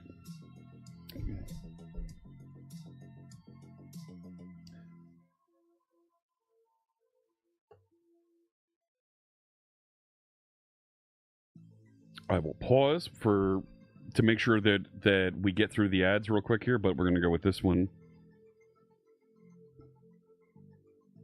There's the ad indicator. So 2 minutes, and then the pre-roll ads are disabled for 62. We have about 30 minutes until the next set of ads on Twitch. So if I had my own Hot Reload brand hot sauce, what sauce would it be close to in regards to hotness?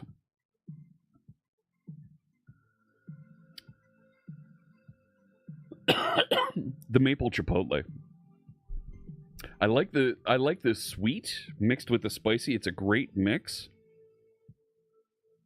If there was a little bit of like a hint of bacon in there, I would be all over that mark. No toilet. Look, Terry with the toilet emotes here. No. We don't need that. No. 1 minute 10 seconds with left on the ads over on Twitch, and then we'll pop out and we'll take we'll have this wing, and then we'll do DGen 1's question. Personally, be more concerned about the aftermath than the initial heat. We're okay. We're gonna be just fine. So,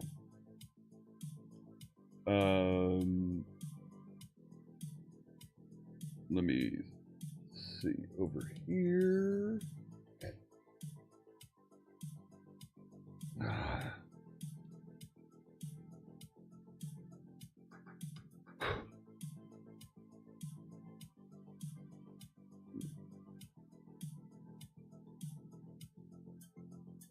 Okay, here we go.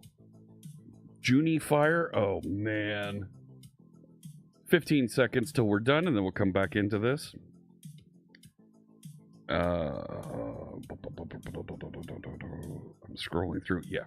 So, DGen 1's question is next. Let me get the hot sauce ready. See, it's starting to get a little... It gets, like, thicker as we get hotter. Like, oh, what is that? All right. This is hot. And notice, I'm not wimping out like those people on the Hot Ones show. We're putting it all over it, and I'm eating the whole thing. None of this, I'm taking one bite, one little bite, dainty bite. No. You're going to eat your hot sauce, and you're going to like it.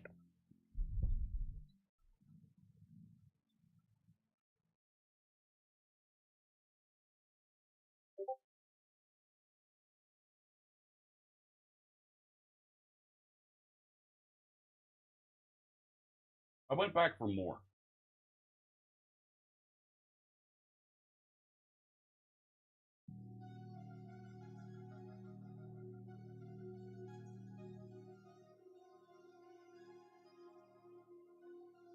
All right.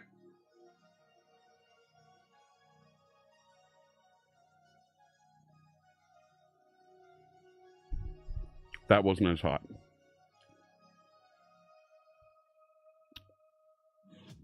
DGen 1's question, what was my favorite .NET Conf presentation over the years? Mine? No.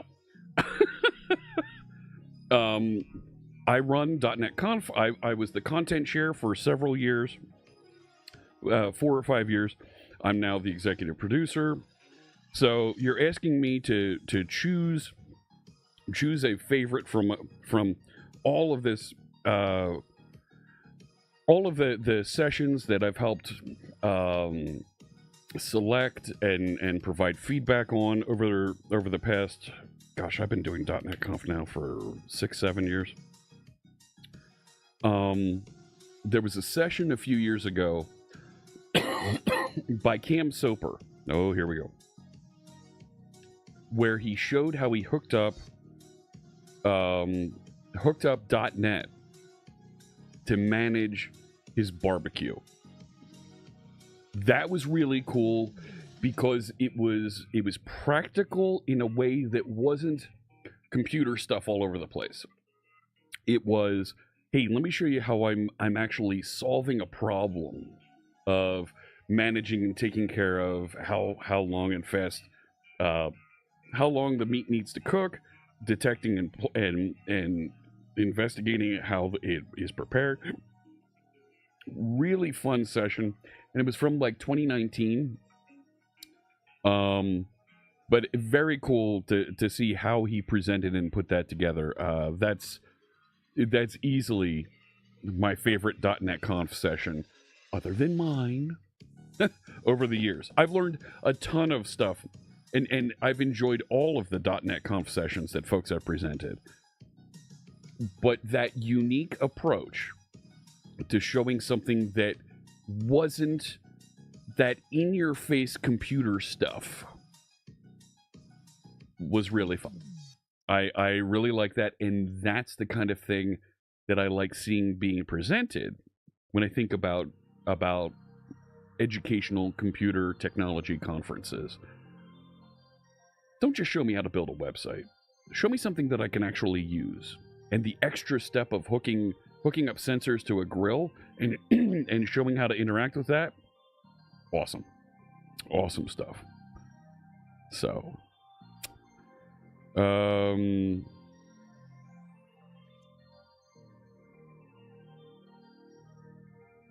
I'll Fichkop, that's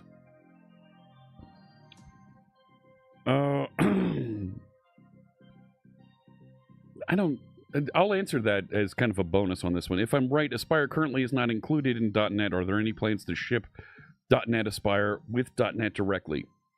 The templates are now included as of .NET 9. You no longer need to have the extra workload to ship it. And the packages are available just like other the packages for .NET Aspire integrations are available just like they are for all the other frameworks where you want to add something on. They're available in the same way, the same availability. So, it's already packaged. It's already available.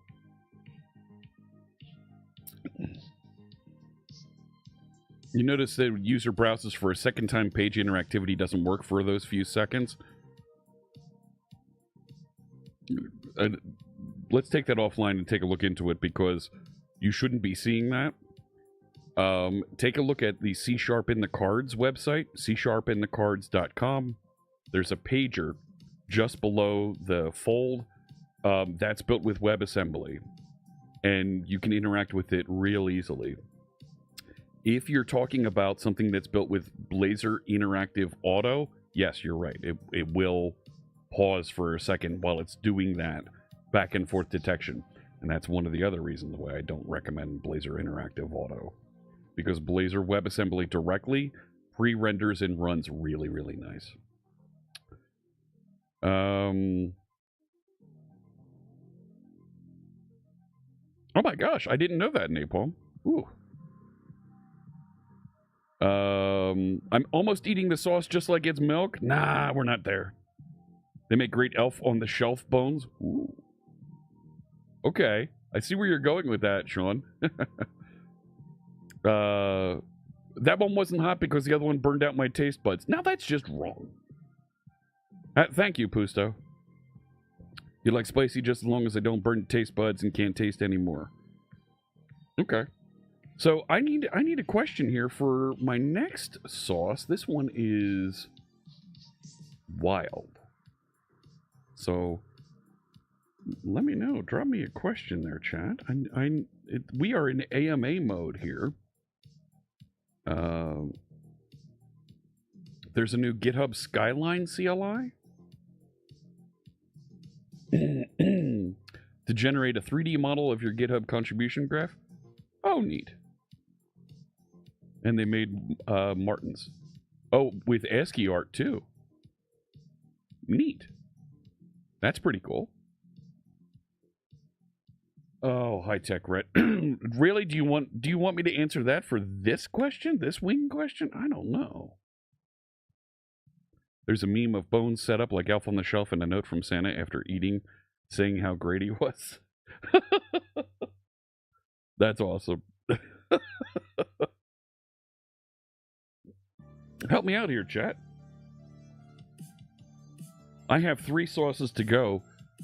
Hit me with some hard questions here. Let's have some fun with this.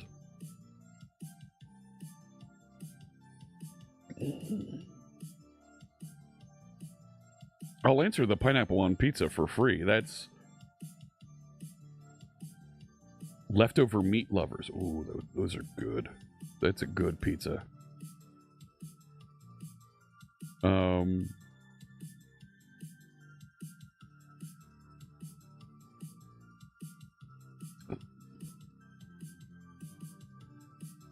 I'll go to that question from Land of the Elite. Here we go.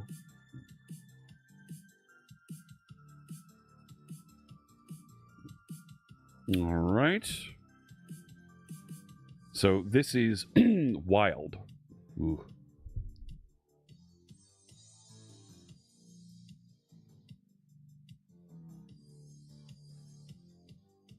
All right.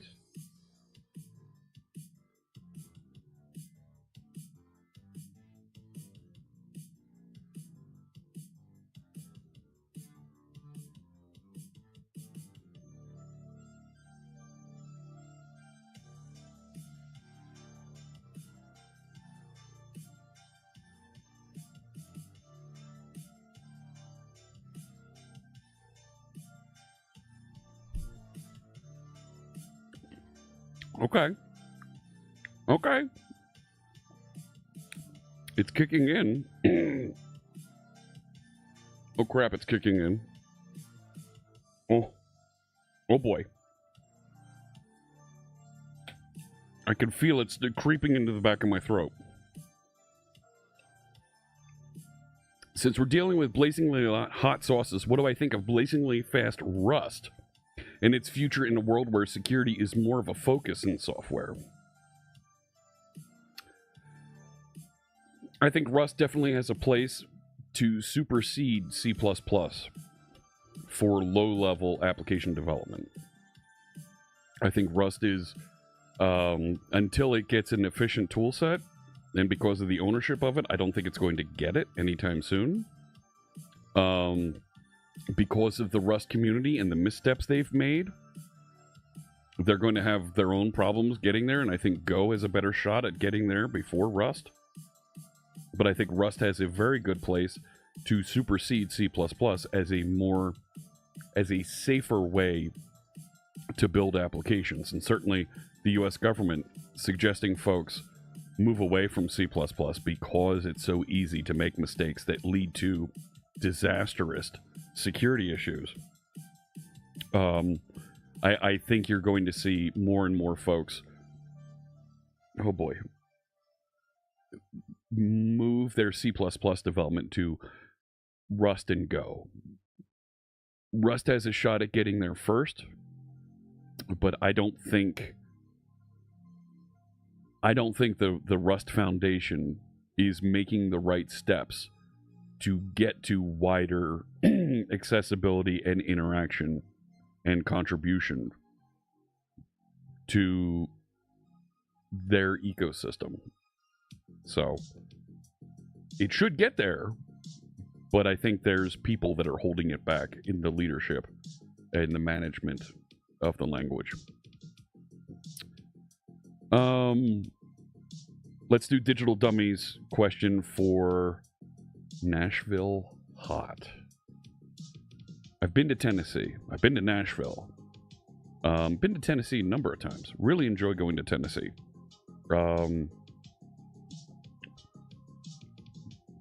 I need another. Ugh. All right. I've got one more after this, and then we have the bonus sauces if we want to get into those. All right, here we go. This is Nashville Hot, and then we'll get into Digital Dummies question. So, it's a nice size wing, and it's got, look, plenty of nooks and crannies to hang hot sauce off of. That's just cruel.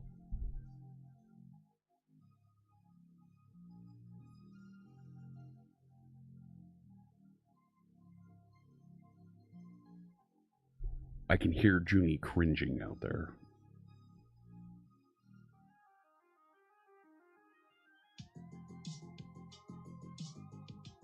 Oh no.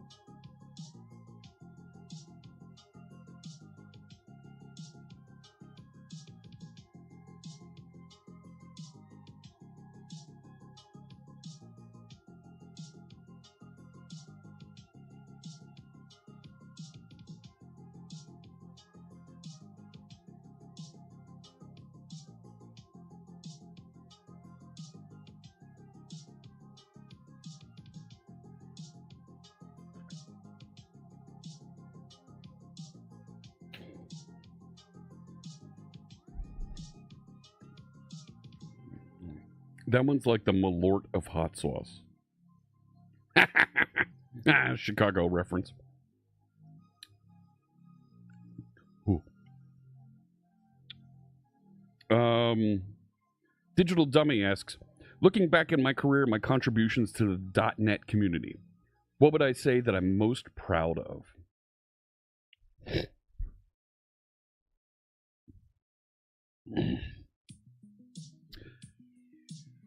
When the pandemic hit in 2020, we were already live streaming. I was in my third year of live streaming. Starting my third year of live streaming. I was 1 year into being a Twitch partner. and suddenly all of our education had to go virtual and go online. All of these speakers, all of these folks out there had to suddenly pivot and learn how to create videos, do live streams. Many folks look to me to provide some leadership, some guidance in how to interact and work with presenting content live online. Some folks were really successful, some folks not so much. Some folks really enjoyed it and kept doing it. Many folks stopped because pandemic ended. I really enjoyed not the pandemic, but I really enjoyed that I was able to help so many other folks get into live streaming, interacting, growing online communities, and take that somewhere where those presenters and influencers felt like they were making as much of an impact as they were when they were in person interacting with folks. So that multiplier effect. And in retrospect, that same type of influence and growth that we did with that is the opportunity that I have now and I get to do with .NET Conf. Okay, now it's hot up in my gums, up in here. What did I do to myself?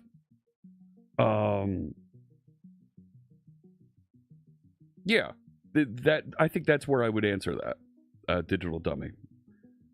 Pineapple goes with anything spicy hot, says Blazer Mr. Magoo. Anyone who denies pineapple on pizza has only tried ham and pineapple, which is definitely wrong. Fair.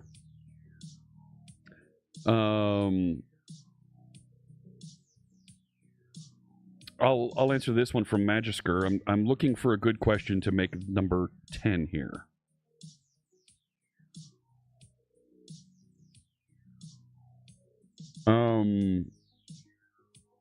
You assume Brendan Burns helped Go a lot given Kubernetes? Don't know. I haven't had that conversation with him.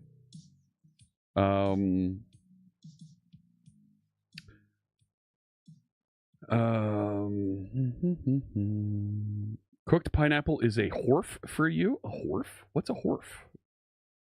The security guard on the Enterprise? What? You were using Azure SQL, the SQL in the cloud, realized credit charges were getting too high because of database API calls from a .NET API backend.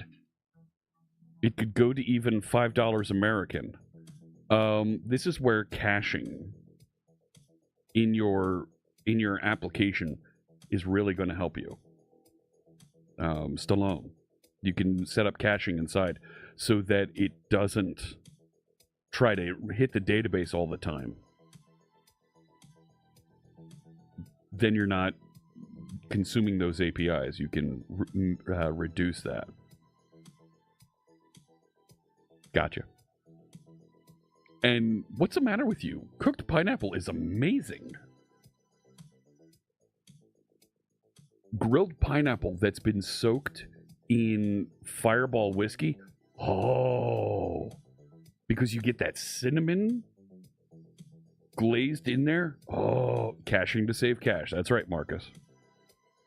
I'll answer. I'm leaning towards Magisker's question here as the last question. Rum is a good one too. Yeah. Marcus with the question, do I think we'll ever be able to do everything with natural language AI? If so, what would be the time frame? I do think that's going to come, that you'll be able to do a lot of programming with natural language, artificial intelligence, being able to translate that into real requirements and stuff. What's the time frame? There are folks that are trying to build that every day right now, and you'll see some code bro post a video on YouTube or on TikTok. I don't have to write any code anymore. I can just tell the computer what I want, and it builds it for me, and it works for one scenario. As soon as you ask it to do more, okay, now tune the CSS around this because I want it to look this, that, and the other thing, and it falls apart. Is it coming by 2030? Maybe. Is it coming by 2035? Could be. Is it going to be here and reliable by 2040? Probably. Probably. That means we get to shift what it is that we actually work on, tune, and build and make our living on. That could be a good thing. That could be a bad thing. How do I feel about the new Ducks jersey? So the Flyers aren't the only ones in orange anymore. I have the old Ducks jersey. I have the old purple version of that Ducks jersey. It looks cool. I'm wondering why they picked orange. I mean, they say they picked orange because of Orange County, but the purple was really cool. Like, the purple as a primary color was really cool and unique in the league. So I struggle with why they moved away from it. But yeah, software CDN, I like it. I always liked that, the old purple Mighty Ducks face mask jersey. The new orange one, yeah, I like that too. That's all right. So I have one more here that I promised to do, and then I've got the 3 bonus sauces over here. Cajun, limited time only, and orange chicken. So let me start with, I will do for the 10th wing. Yeah, they say orange because they're in Orange County, and they wanted to salute Orange County somehow. I'm like, okay. Or did you just find a surplus of orange base color jerseys because the Flyers changed from that darker orange back to the brighter orange from the 90s? This is blazing. This is the 10th wing, and I'm going to go to this question from Magisker. If I was born later, like in the year 2000 or later, would I still choose to go into IT and .NET, or rather something different? Oh. So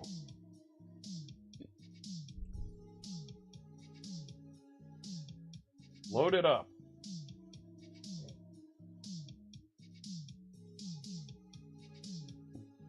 All right.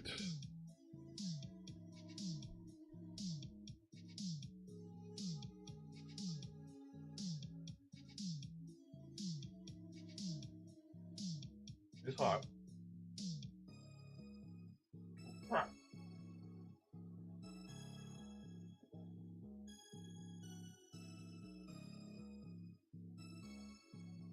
Oh, crap.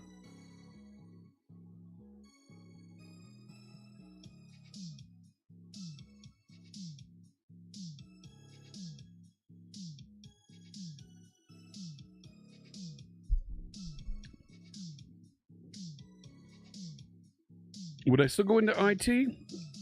Yes. Oh my god. Oh my god.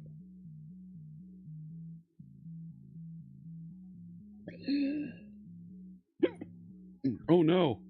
The hiccups are here.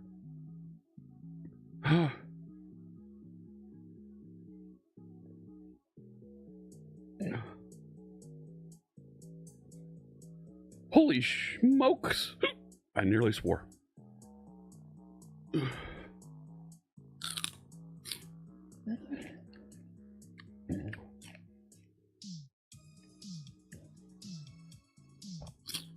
Huh.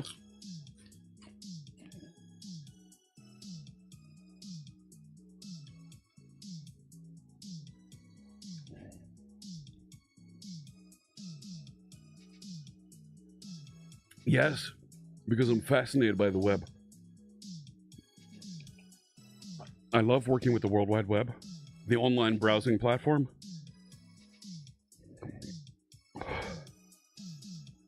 Holy.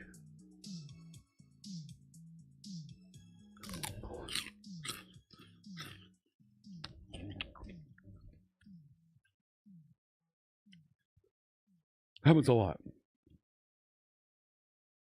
And I love helping people.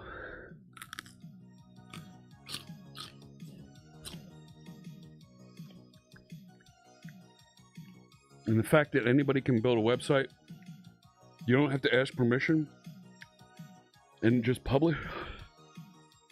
Holy! And just publish stuff out there? Yeah. It's the most inclusive, diverse,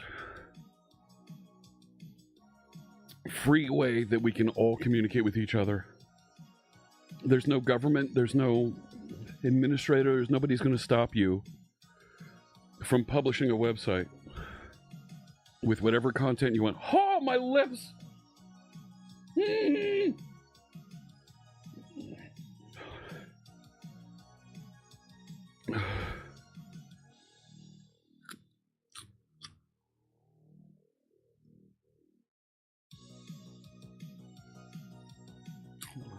We're not touching this one.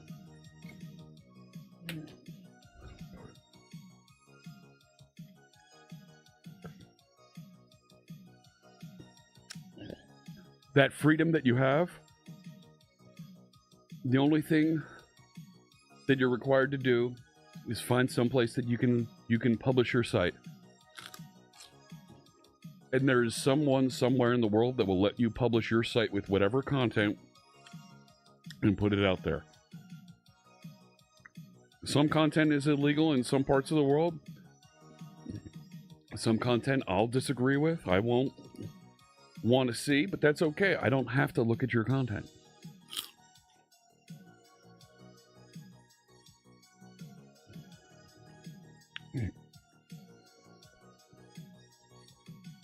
That was blazing. But anybody can say anything, can do anything on the internet. And that freedom, that that opportunity for everybody to participate, for anybody to learn and start something up and try it and run it even on your own machine to learn about it without having to ask permission. I love it. And that's why I would still get into it. Would I still get into .NET? If I was born after 2000, I wouldn't be in the development space until 2017, 2018. I don't know.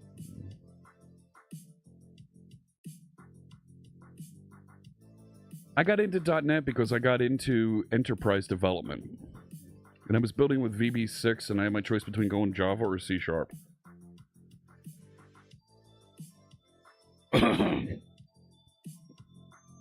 And I decided to go .NET.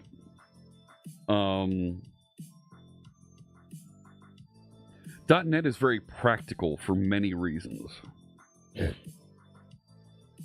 Oh. Wow, that was bad. I would probably start with something else.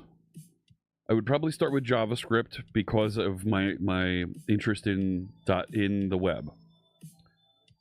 I'd probably check out Go and Rust because they were free and easy to get to. I probably wouldn't get into Python. But I think I would end up back at Java or .NET in the end because of, and you see it here in my live streams, because of the practicality. Oh my gosh.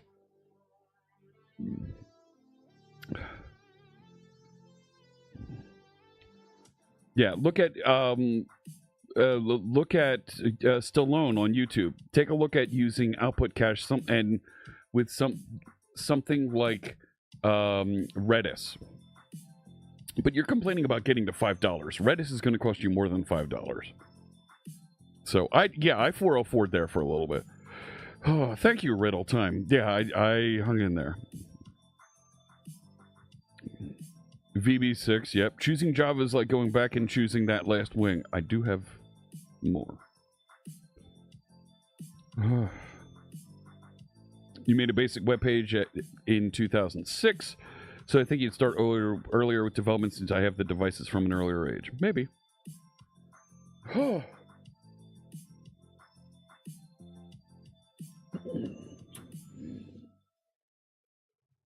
have some Schweppes. Or hang on, let me make sure I pronounce it like the lady on TikTok. Some Shawapipis. I have some Shawapipis that I'm going to drink while I'm broadcasting here on the online browsing platform. Thinking about code is stronger than spicy food. I like that, Riddle Time. I like that a lot. Yeah. Yeah! Get some! All right. Now I'm on to the Shawapipis. Shawapipis? Or as common folk call it, Schweppes. So I have Cajun, limited time only, and orange chicken. Now, orange chicken, that's not spicy. Right? You can see it there a little bit better.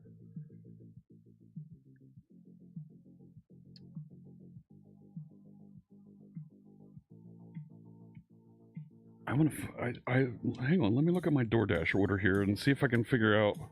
Yes, I know my order was dropped off. Sure, they were fine. How do I like wild wings? Sure, they're good.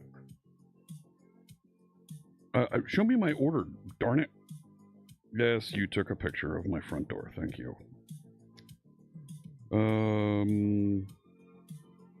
Show me the list.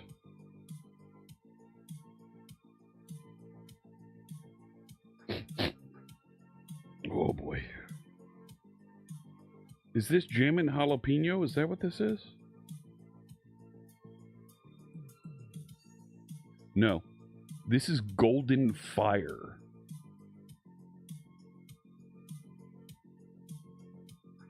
Golden Fire.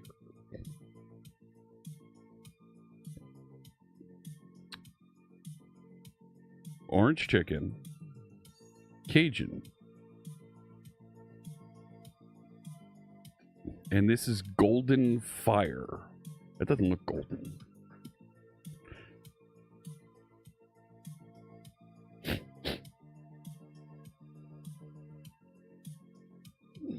All right.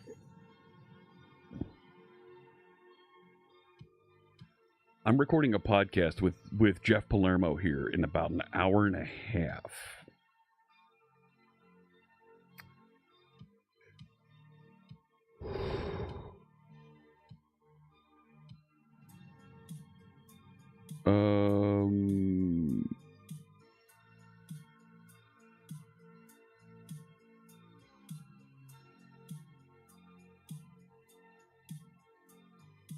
Looking.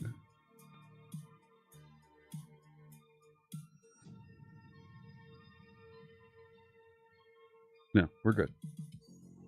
All right. Yes, for his podcast. Yes.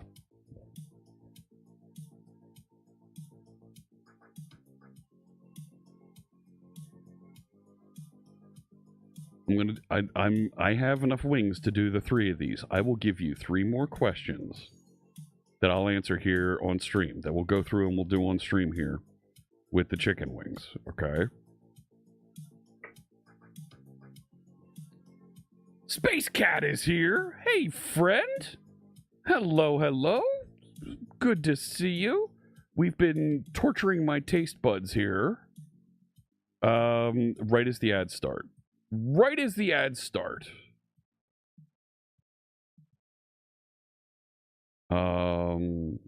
Facts.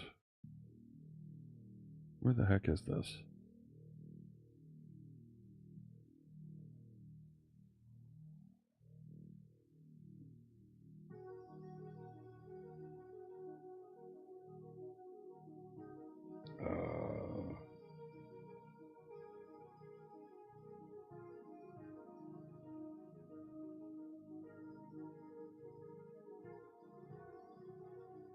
Give it a few seconds there while...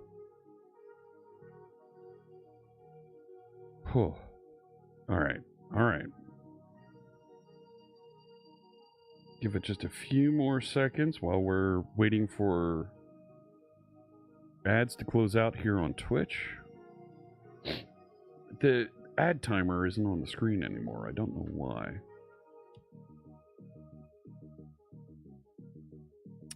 I'm going to go to this question from High Tech Redneck with the orange chicken. We'll start with what sounds like the easiest here of the remaining three.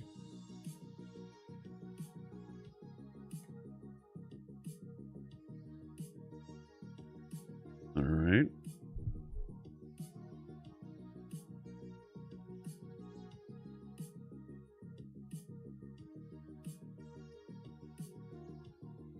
That's spicy.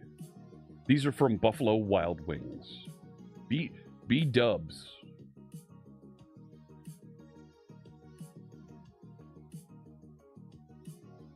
Not broken.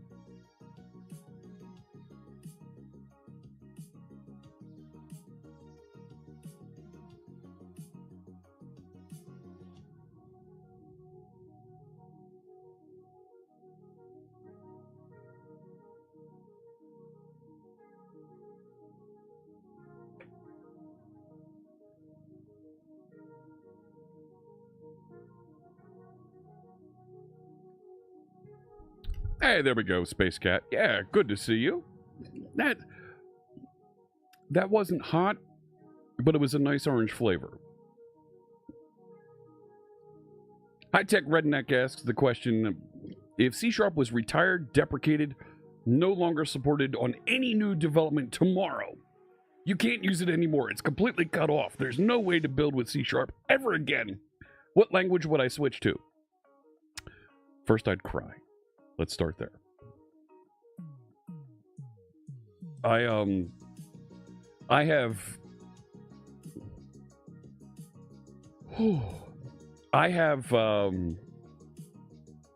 made so much of my career off of the language. Building, teaching, it's been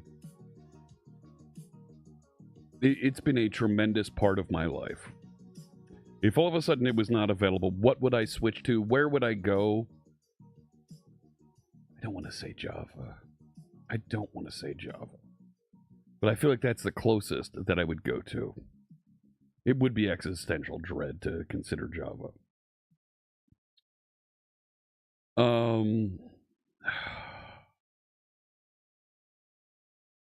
And I feel like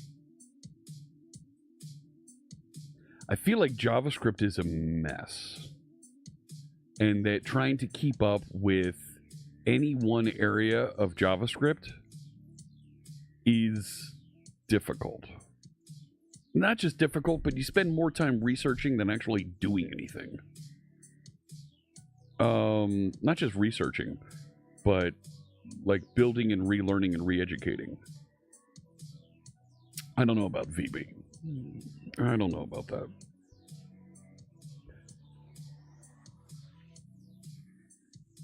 Part of me says that it would be Rust or Go, but you can't build practical applications with it.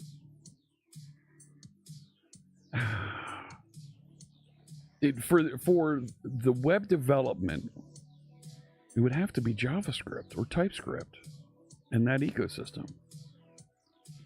Yeah, Atomic Turtle, that's what I'm thinking. It would have to be TypeScript, JavaScript, and that ecosystem because I'm such a web person. Yeah. Why are we eating wings? So this is a make good from our St. Jude fundraiser back in May, because My schedule was so tricky and difficult for the past few months. We finally came due, and we made good on hosting the fiery, spicy chicken wings and and tech discussion. Java Fritz sounds like a coffee house. Coffee house with really good Wi-Fi and collaboration spaces where folks are teaching tech in the mornings. You think you'd rather just TypeScript? I don't think you can just do TypeScript. I think if you get into TypeScript, you also have to do a little bit of JavaScript. I think they kind of go hand in hand. Land of the Elite. I love that question. I love that question. I'm going to do Cajun, and I'm going to answer that question for you, Land of the Elite. All right. Now, look at the spices on this one. Look at that.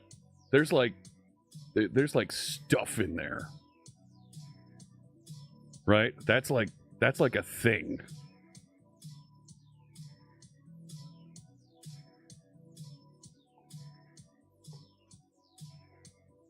All right. Got a nice sized drummy to go in there for that one. Looks smoky. Yeah, right? All right, here we go.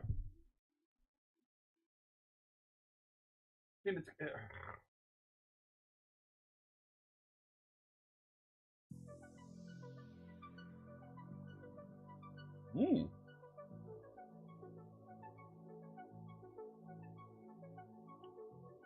Mm.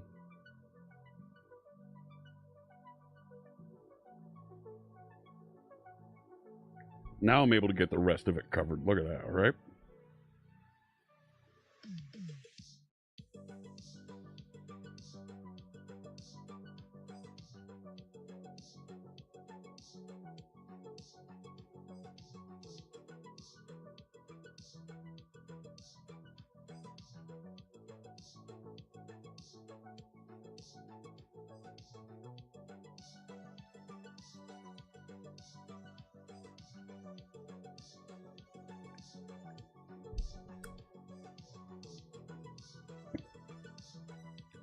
Smoky, a little bit spicy, great flavor.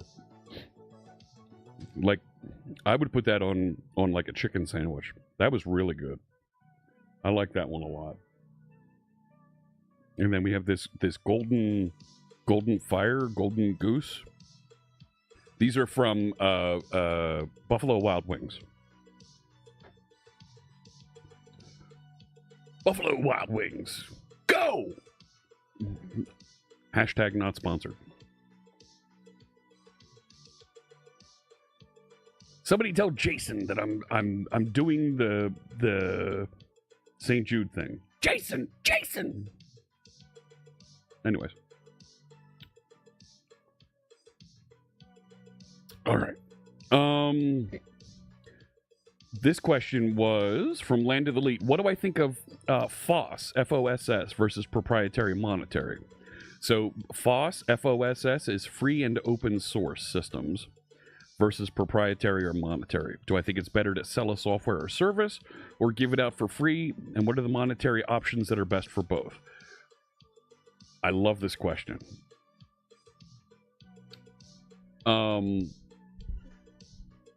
I see the benefits. Clearly, I work at the world's largest software, world's largest software company. I see the benefits of proprietary and paid for software. When you pay for software, you get dedicated folks that their whole job is thinking about and building and making that application, that software, better. Free and open source can spread virally and be in all kinds of hardware, in all kinds of systems, and make everybody's lives better. However, with free and open source software comes a tremendous amount of privilege. those folks that are writing that software, if they're not making money from that, they're making money somewhere else. And they're making enough money that it feeds their family and covers their cost and their needs so that they can build that free and open source software and publish it and make it available for everybody to use. So make no doubt about it, the folks that build and share free and open source software are extremely privileged because not only are their basic human needs being covered, but they've also got electricity and a computer that they can work on and give away the fruits of that labor. They've got the smarts that they're giving away for free, so they are extremely privileged in their ability to create and share. Where the folks that are building and making software available that is for charge and proprietary, the source code is not shared. Those folks are living off of what you pay them, and if they don't complete sales, they don't keep making the software. This is how most games are, right? World of Warcraft has been around for 20 years because people have bought subscriptions, bought the game, and continued to pay for their subscriptions, so they continue to make content so you stick around so they can keep making the game. And it perpetuates itself. So there's great opportunity there that they've created by building, updating, and selling the software. Now, you can make money in free and open source software by selling support. That is one way to do that. Absolutely is one way to do that. And quite frankly, the number of folks that pay for support is it is sadly very low. Sadly very low compared to the number of folks who don't. If you have that level of penetration in that ecosystem where you can make that work, you can make that work and cover your costs and deliver things, then absolutely. Yeah. So there's absolutely opportunities to make open source software valuable and work out for you. And that's something that I think we want to do with SharpSite. If it evolves to a point where, and folks like it and it grows, then there's a hosting model. There's all kinds of things we can do to provide paid services on top of it. If that's something that happens. That's not going to happen for a while. But I think there's an opportunity there. Because I believe that anybody, anywhere should be able to publish software, publish websites easily. So, software as a service is absolutely a way to pivot and make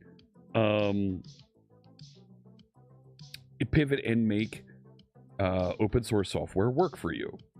So, there's opportunities. There's no one way to make all of it work out. I've worked in software as a service in the past. I work for a company that builds proprietary software. We also make services available online that you pay a subscription fee for. I've also worked for internal IT systems. There's lots of different ways that you can build software and sell it, or sell services around it to support giving it away. I don't think one is better than the other, but I think making software as accessible as possible and then charging a small fee for maintenance, for new features, for service is a very altruistic and beneficial model. The trick is, can you charge enough to cover your costs, to make the rest of it as accessible and free? That's the challenge. And if you can't, then you got to make it proprietary. You've got to limit how where you've got to pull back on those free features that have been available. Have I been to Moriarty's on Walnut? No, I have not. I don't go downtown that much. So, no. Dual licensing features, Crash Systems, creates a scenario of haves and have-nots, and quite frankly, gets very confusing for people. The biggest concern, the biggest issue I have with my employer's business is how difficult the licensing is to understand. And it's something that I've gently pushed back on some folks. But licensing and how you buy software and what you're entitled to and understanding that is very hard for people to understand. And the fact that you have to get a lawyer involved in some cases to understand for what you're allowed to do and what you aren't allowed to do. They've got to protect their business model. I get it. But making it that documentation so difficult for the common person to understand makes it a little bit harder for them to say, yeah, just use Microsoft stuff. The products are great. Some of that question, some of that Q&A around, well, what am I allowed to use? What am I not allowed to use? And dual licensing can make things confusing. So, yep, managed service side software as a service is a great way to make open source software available for anybody to use in an easy way. A free version with limited but usable, and a pro version. Yeah, totally agree with that, Robson. But it gets confusing for folks. So, selling the machine doesn't sell the license too. That's confusing.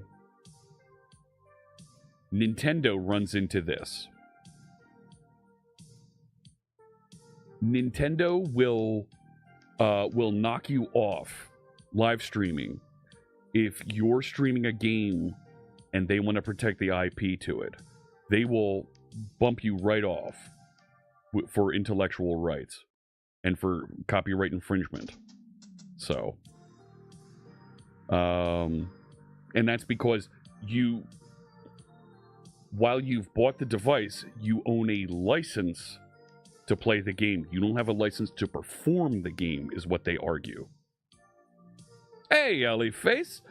Hello, hello. Good to see you. We've been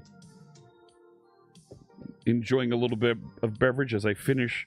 I've got one chicken wing left, and this is the Golden Flame flavor from Buffalo Wild Wings. I do need money to survive Land of the Elite, and that's the hook. And that's why I say that free and open source software it's a privileged ecosystem. Because a uneducated person can't make free and open source software. You must be highly educated to do that. You must have significant financial resources to be able to get all of the tools and things that you need to build that software. It's quite a privileged thing to do. Your team has the Visual Studio Professional subscription. There you go. Makes costing a lot easier compared to the old days. Totally. Yep, we're in food and drink. Last wing that I'm going to do here. This is Golden Flame. Is that what it was? And I've got just a few wings left. So I had some extra ones, some bonus ones, in case they did something stupid. And they did. They mixed the flats with the drummies, and I wanted all drummies to make it easier to dip.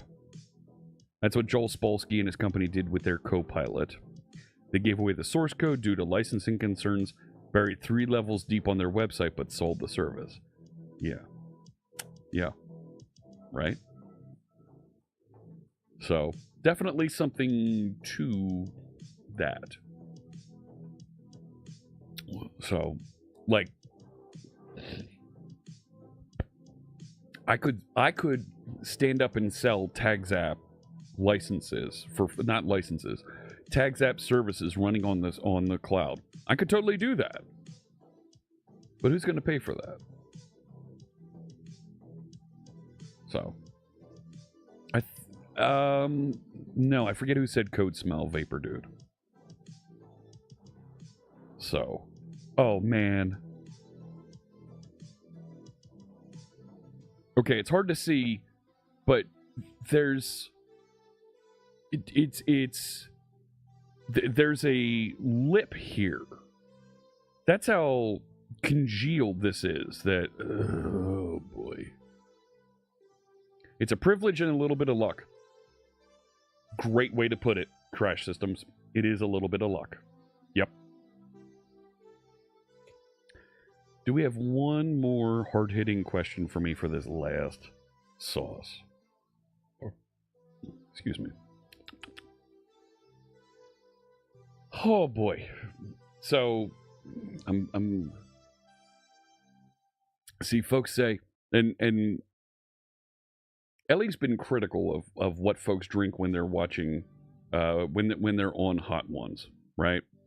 Water kind of swishes around the hot sauce. Milk sounds like it's the best thing to do.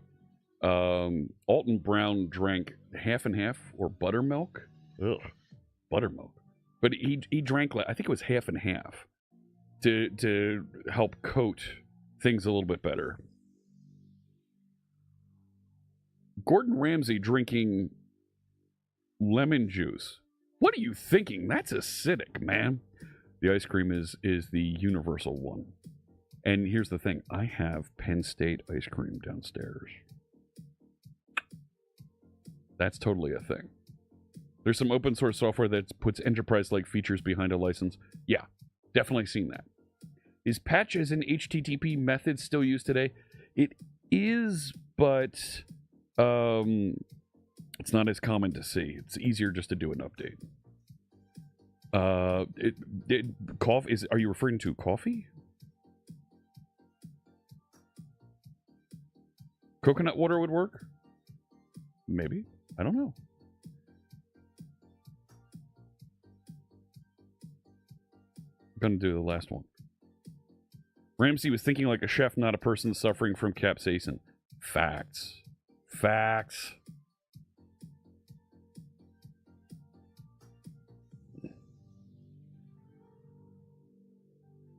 Like, there is no last dab, because I'm dabbing everything. I'm putting everything in, dunking it right in and loading it up.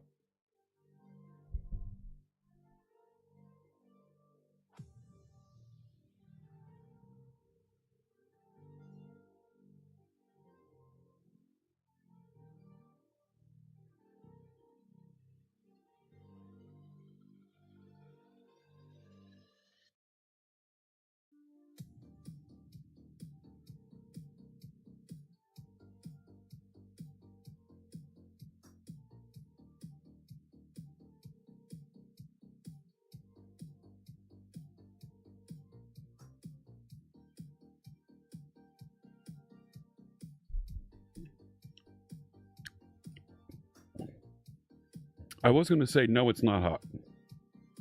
But it's coming around.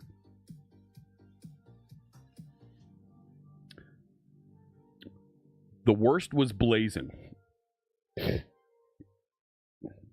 This one was easily the hottest from Buffalo Wild Wings, okay?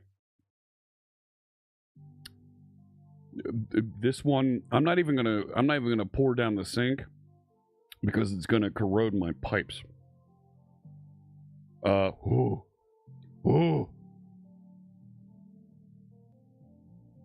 Coconut milk or coconut cream. The cream is where I'm thinking. So, and we'll just go to this now.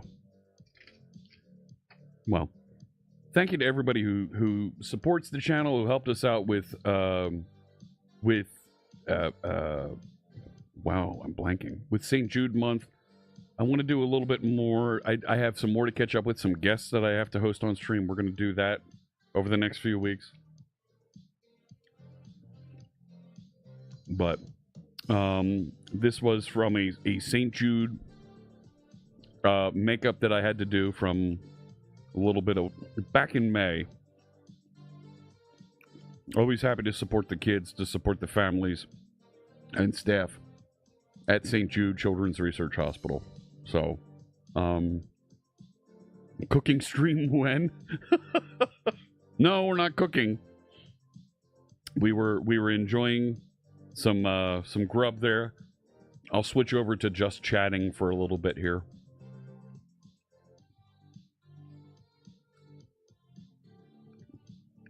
And then we'll see about what time it is. And if we can jump in for tonight at about 7. Oh, are you streaming tonight? Absolutely. Go ahead. Please share a promo. You are more than welcome to.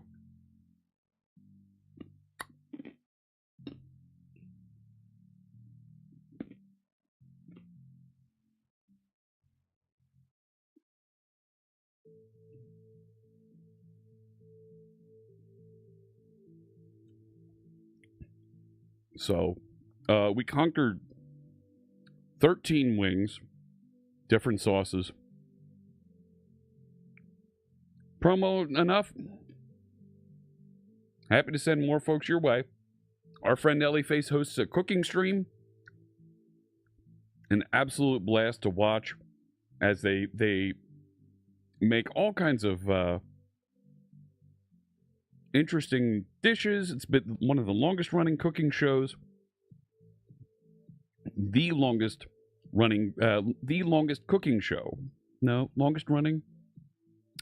On Twitch. There's other folks that are doing cooking shows that you can find on Twitch. Martin Yan. The guy who used to host Yan Can Cook. You watched it when it was on PBS here in the States back in the 80s.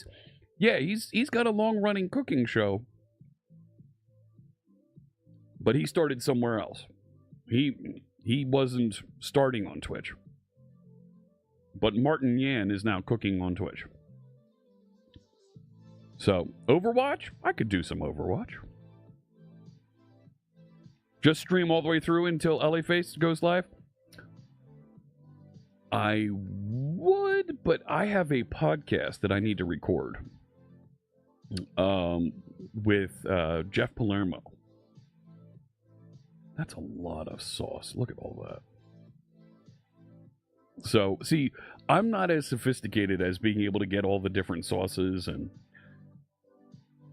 that they have for hot ones and toss them and do all that prep. Just give me a little tub of this stuff and I'll dunk it in. So, I'm not, yeah. What do I do with all this stuff now? Like, I don't know. I gotta figure out what to do with this. Like, I'm not keeping this. Dump it right back in the bag to go in the trash. Have I looked into the Path of Exile 2 early release? I have not. Is that a game I think I'd like? I don't know. I don't know. Mix all the sauces together and dip. I am not Paul, what's his name? From Ant-Man. No. How many bits?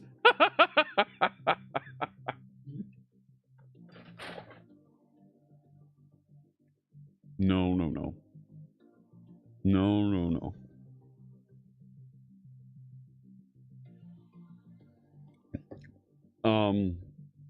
I did promise the creators of an RV simulator, and we did talk about the RV, that I would demo and play their game on stream.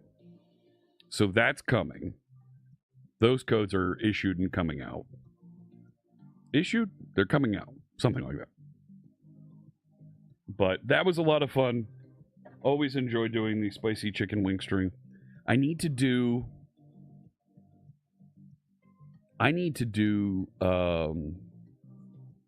some more instructional, another workshop stream. And part of me thinks that I should do a rerun of my Microsoft Ignite session. You saw Bus Simulator? there's a trading card game shop simulator that a bunch of my friends have been playing and really enjoying it. The funniest person to listen to who plays the trading card game shop simulator, I would think that it would be perfect for our friend Kevin Spicy to play from PH16, but I haven't seen him play it because that he literally buys and sells Magic cards and Pokemon cards. But they did 9.5. 9.5 is hysterical to watch because she actually owns a comic book shop. Their family owns a comic book shop, and they sell Magic cards, Pokemon cards, and they have a playing area there in Oregon, where she's from. So that's really cool. I would encourage you to check out our friend 9.5 when she's playing that. Surly Dev says, ooh, idea, a cooking Elife stream from the back of Jeff's RV on the road, a new town, a new recipe. That could be very interesting. That could be very interesting.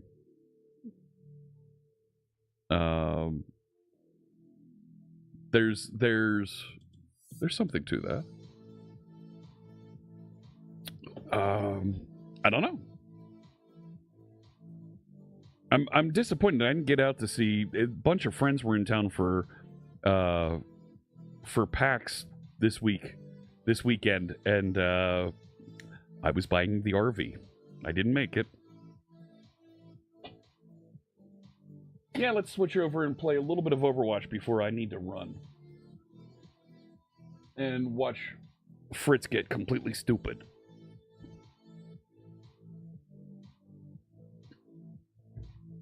Bring out the duck.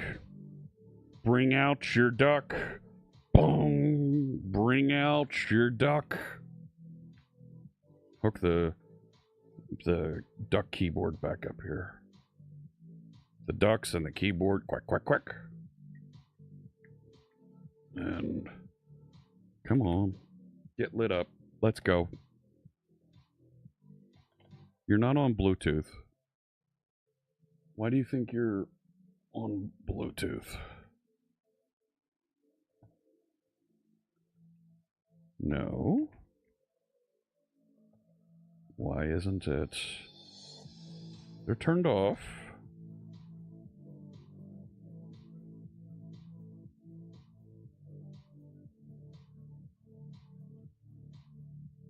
Everything's plugged in. Let's go. I'm waiting for the keyboard to come online. Really? There it is. Ah, there we go. All right. I need to move some things around and we can get set up here. And just get a little bit silly here. You remember when .NET Rocks did the road trip? That was when I got a little bit of my job. That was totally a thing. I met them on the road, and we turned over and got a job coming out of that. Stop the music. How are we doing over here?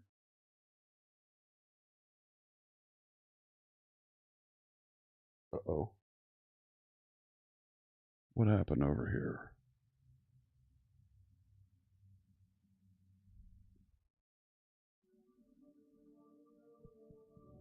Did I miss something? Stand by.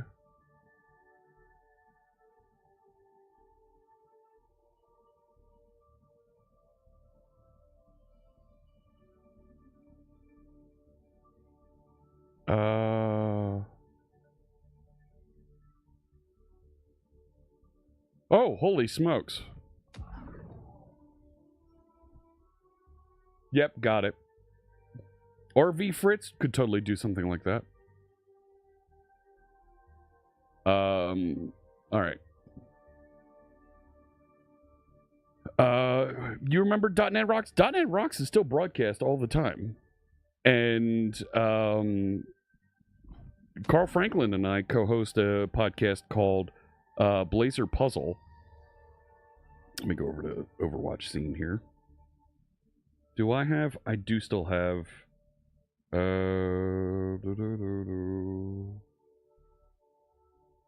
Where did I put those wonderful toys? Let me grab the scores there. We can zero that out.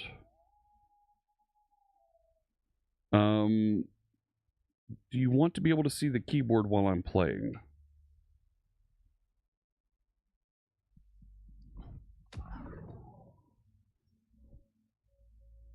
You liked Carl's Blazer Train, so he's still doing it.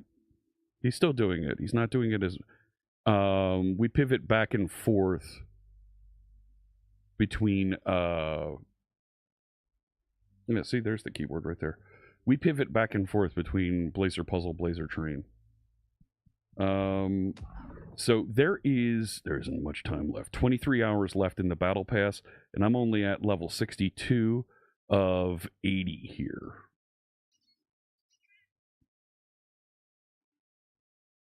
So I've got a long way to go. And I don't have any daily challenges to do, not for another 2 hours. But on the weekly,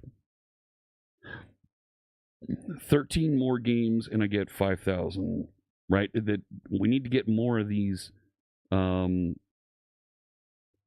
complete 30 games in any competitive mode. I did a bunch of it.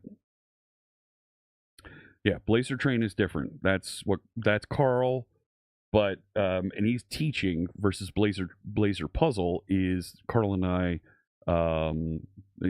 giving out riddles and tricks and puzzles.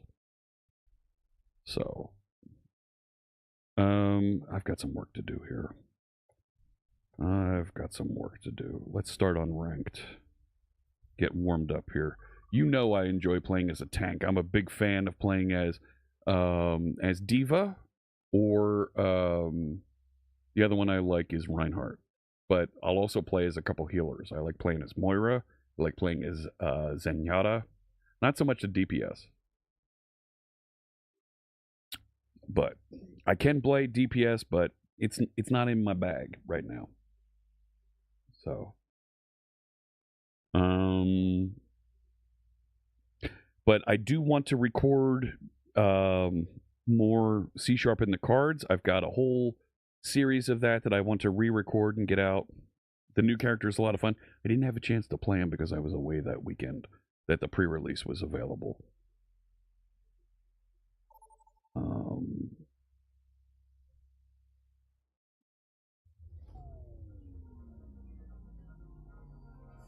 All right, here we go. Where are we? Sure, we'll go with the K-pop sensation. So, and I'm switching over to my Overwatch mode. You see the orange around, and the duck is quiet. Here we go. I promise no swearing on this. I promise no swearing. I hope. Let's go. Let's go. Let's do this. I'm on just chatting still.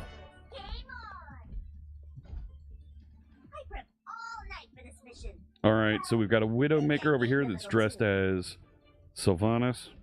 Oh, your boyfriend of 2 years left you? Let's have a great game, says Neon Ghost. They're the Zenyatta on this team. Alright. Let's go. This is a push map. There is a robot that you need to escort that's in the middle. You see it highlighted out there. Each team needs to get down there and push the other one off and escort the bot as it pushes one of these barriers. That's for the red team. We are the blue team, so we want to push that one. And hi. Yeah, go ahead. That's right.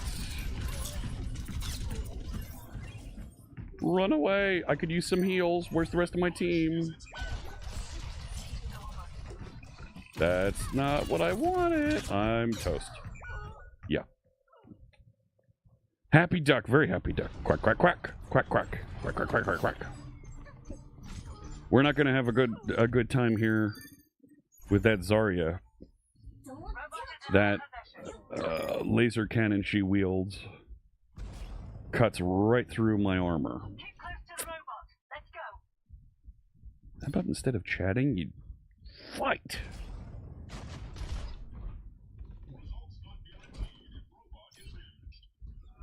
Well, we've got the lead. Keep pushing for the win!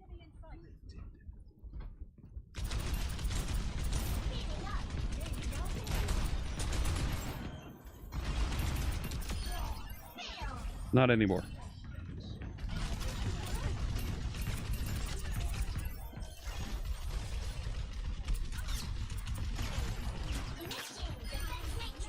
Bye-bye. Got rid of the Zarya. Great, you...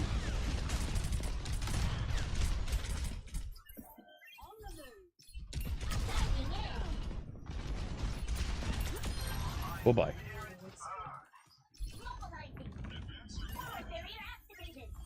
Alright, this is Juno, the little space cadet there with the... with the helmet. She shoots both healing and damaging bullets there. Thank you. The Widowmaker just set up. Who did that?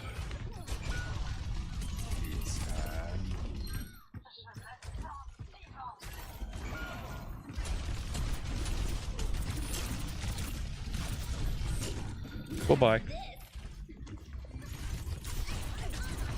Really? Really? Okay.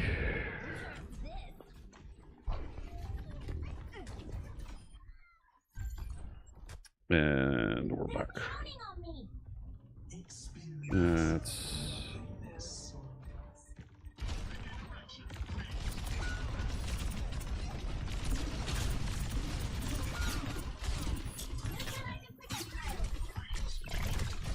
Oh, come on, I was back away. Yeah, toast. You always seem to get a Junkrat on the enemy team on this map, so I have a really good time with Junkrat as D.Va because I can absorb the bombs that they're launching. So far, we're leading 76 to 30 something. We gotta stop them.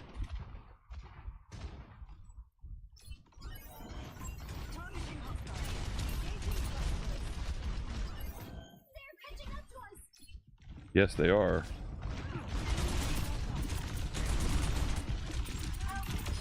And you're dead.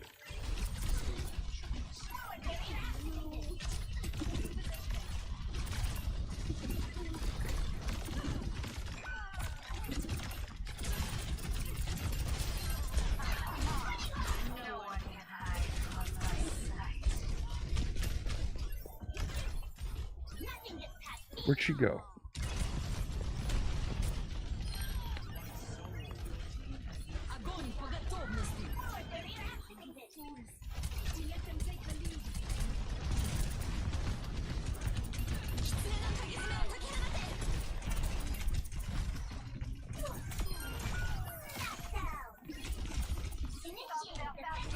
What? Oh, come on. Come on. What was that? Ah. All right, we lost the lead.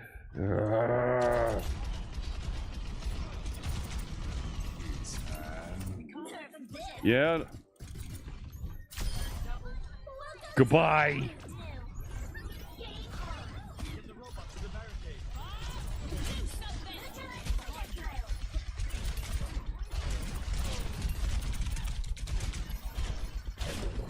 They're behind me.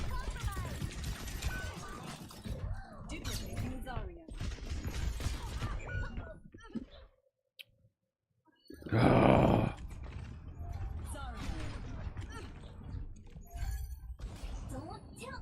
Come on, get pushing back. There it is.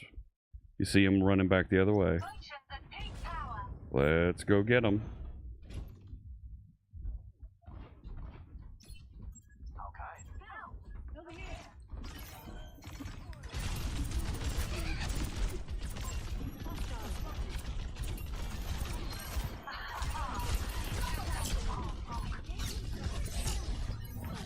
Ah, crap.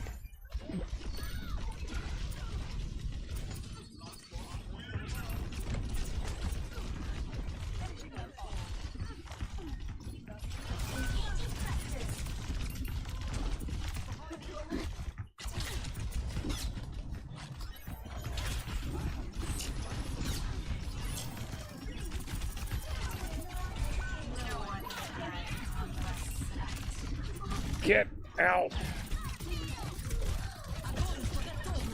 Nope.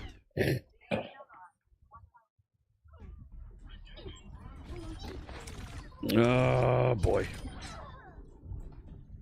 Minute and a half left. I should.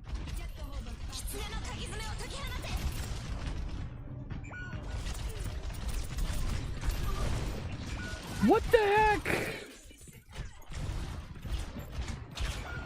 Yeah, forget it.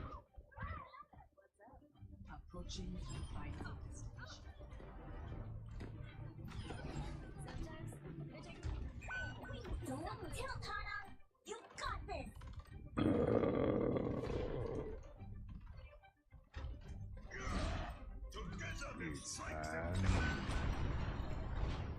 We can stop them pushing. Fucking Solid Vector. No.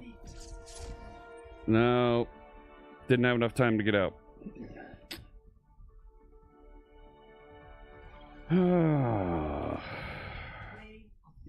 Gee, I wonder who the play of the game was.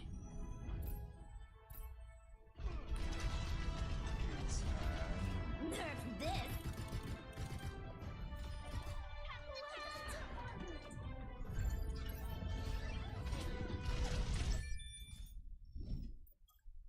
Go again. Go again.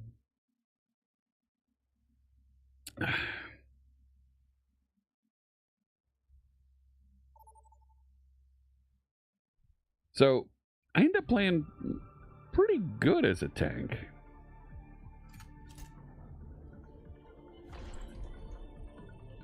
This is a good woman to maneuver around with her.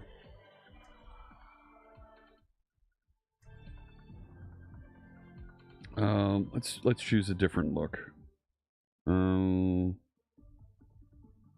I do like the Porsche, but I don't think that's good for this. Go with carbon fiber. Time to save the world? Game on! Stick together. Let me take the hit. Whee! Look at that. See that? I'm playing games on stream. Look at that. Doesn't happen that often, but when it does, it happens.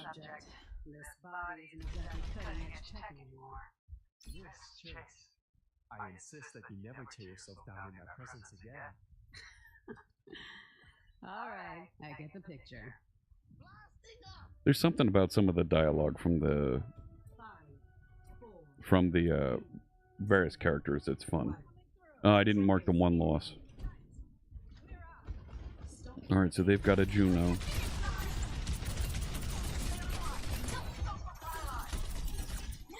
projectile.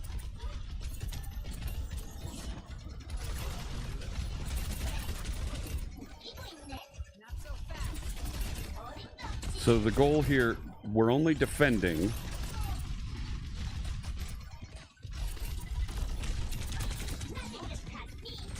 I need to get back. Thank you.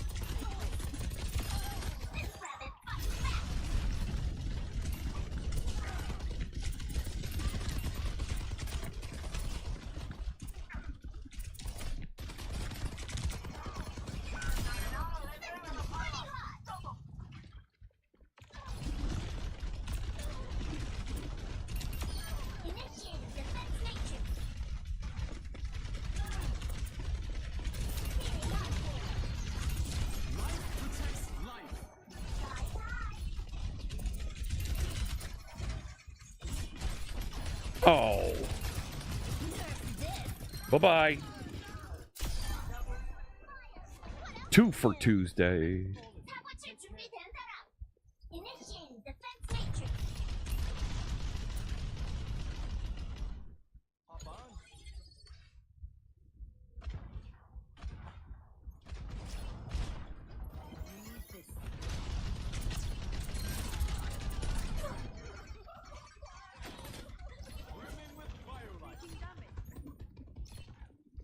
Nano boost administered. It's go time.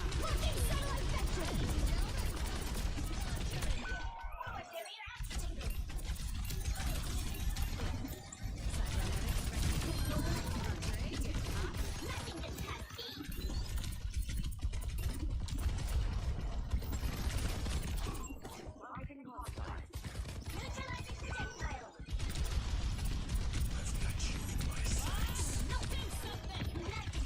Thank you. What are you doing running in there?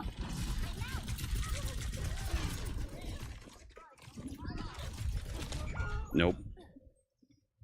I don't know why. I don't know why all of a sudden the healer decided to go running in. Like, what are you thinking? Reset and regroup. All in on fortified.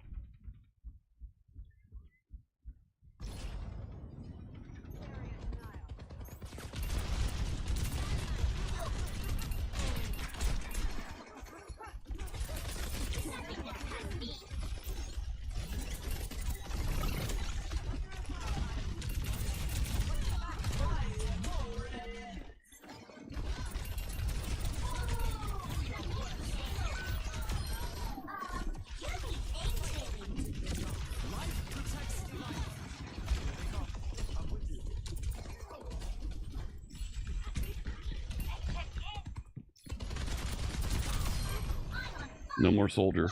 New. Initiating defense matrix. 60 seconds to hold and we win. You see the timer up at the top. That's fine. Enjoy. No more tank. 사고칠 준비된 사람.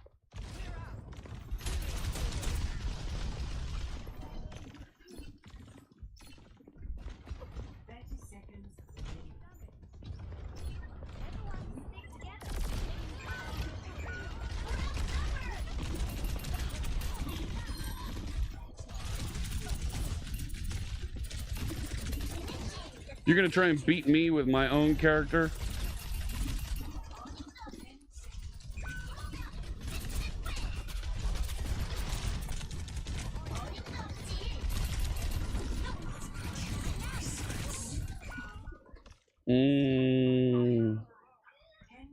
Hold, team. 10 seconds. Hold! Hold!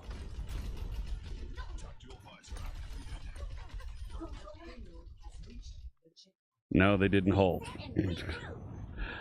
My second death, and I got held for longer on... That's fair. That's so fair. 245 to hold. They need to get to this point right here. Initiating defense matrix. Hi. Nothing gets past me. It's go time.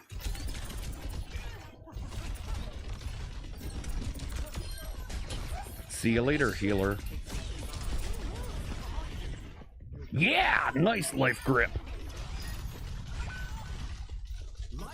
And now that we had the healer out, they fell. They fell like dominoes.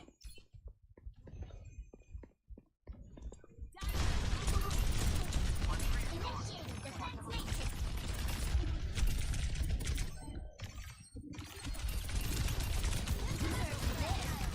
Enjoy. Your carry is here. One less healer. Back in action.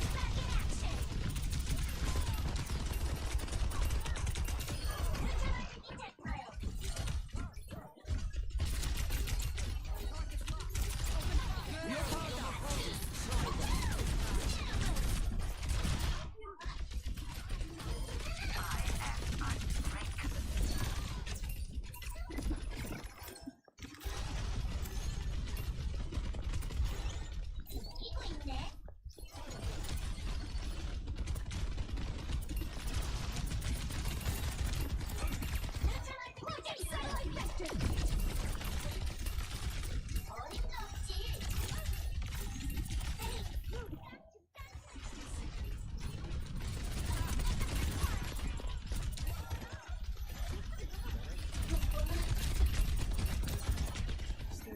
Oh, I'm at full health there.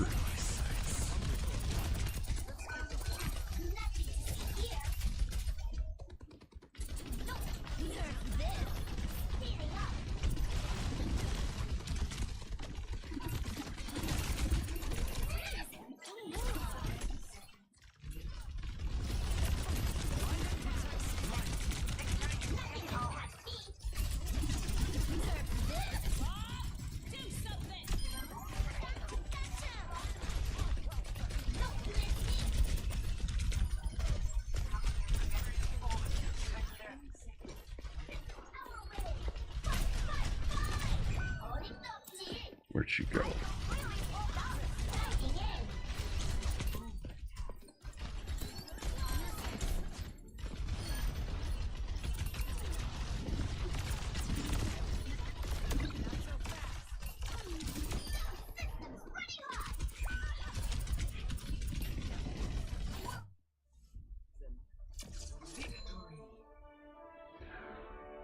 Whew.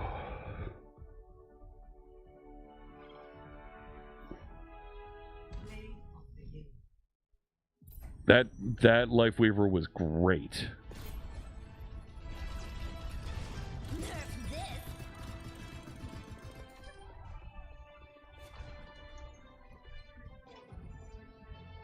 All right, I am going to step out for just a second because I need to update here.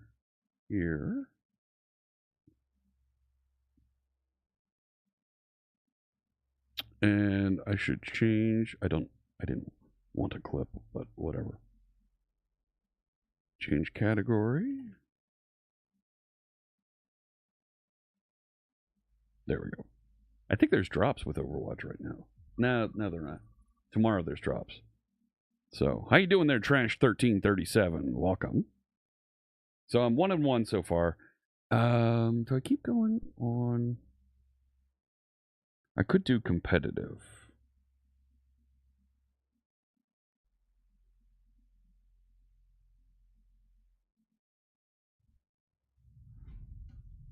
This is another push map. Oh, and we're already in. We're already jumping in. This is already... Oh. My team is down 1-0, and we are attacking point B. There are 5 consecutive points.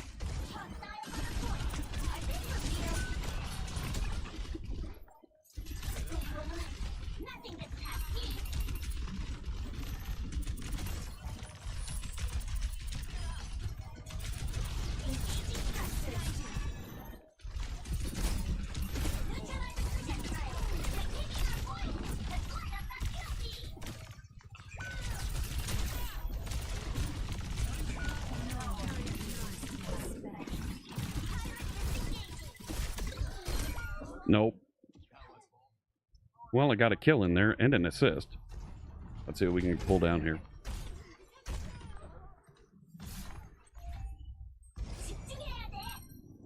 This will probably be my last game.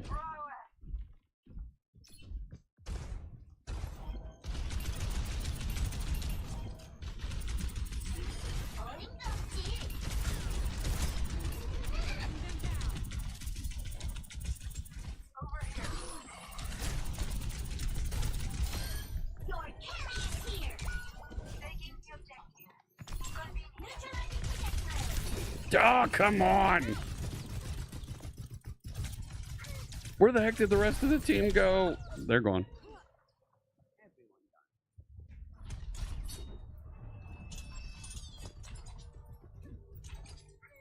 Oh, they're on A.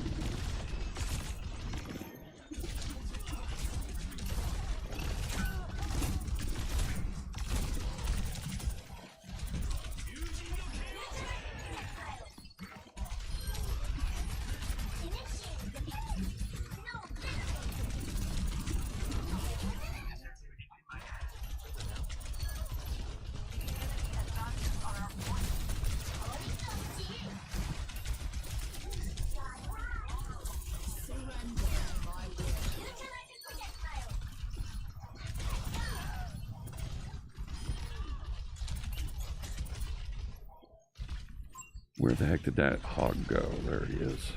I'm gonna stay here to protect.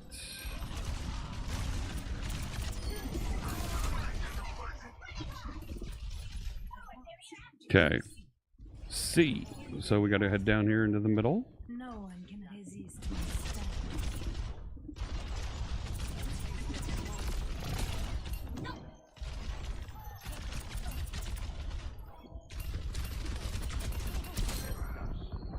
Ah.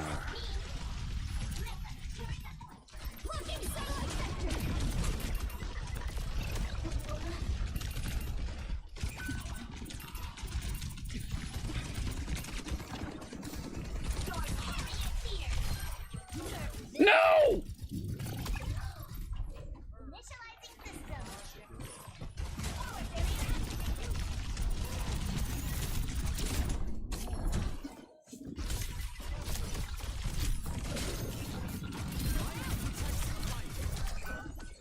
They pulled me right out of the ultimate.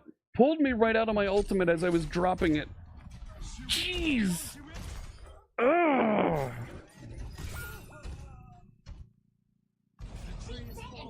Alright, we're capturing it at least. You see the sea filling up with blue color.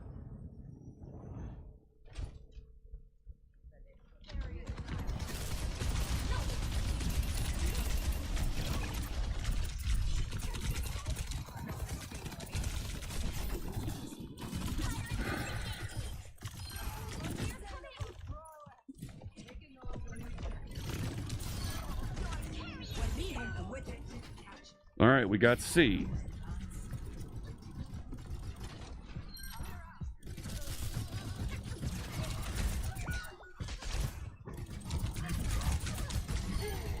Got him!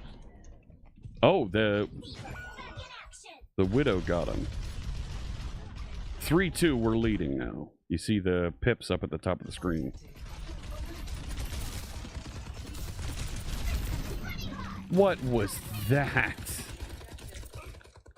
No one can resist my spell.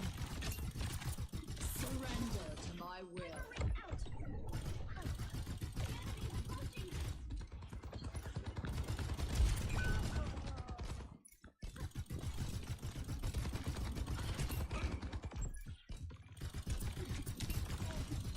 Come here, Toki. Miss me?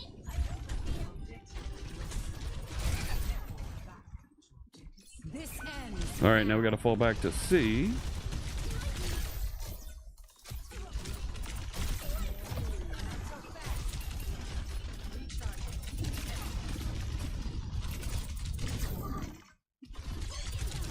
Nothing gets past me.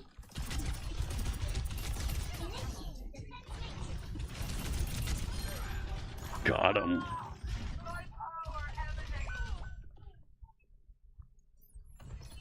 I'm ready to initiate self-destruct sequence.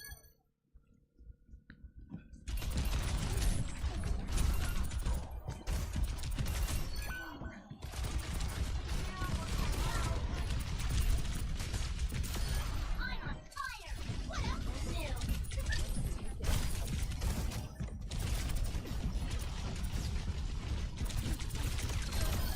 Mega securing the point. 4-3.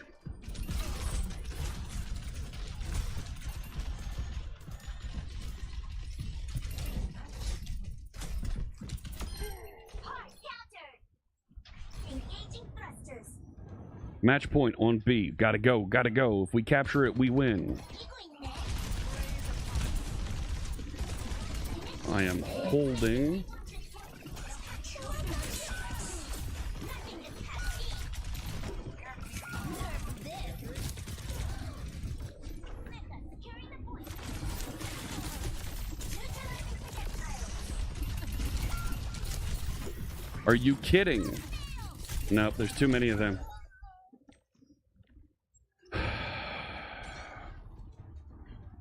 I came in late, and you can take a look at the contributions there. Reset and regroup. Like, nope.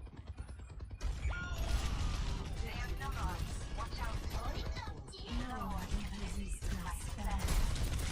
Initiating defense matrix. No, I'm dead. I thought I had the poke against being able to poke against the hog, but nope. They swirled around too quick. I could see the blue outlines. Those are where my team is.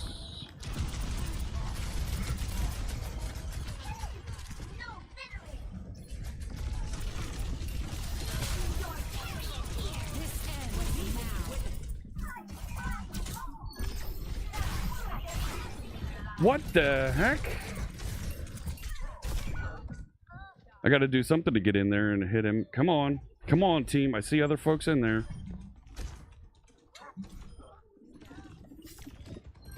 No way. Nope, that's game. That was pretty good. That was pretty good. I don't mind losing that one.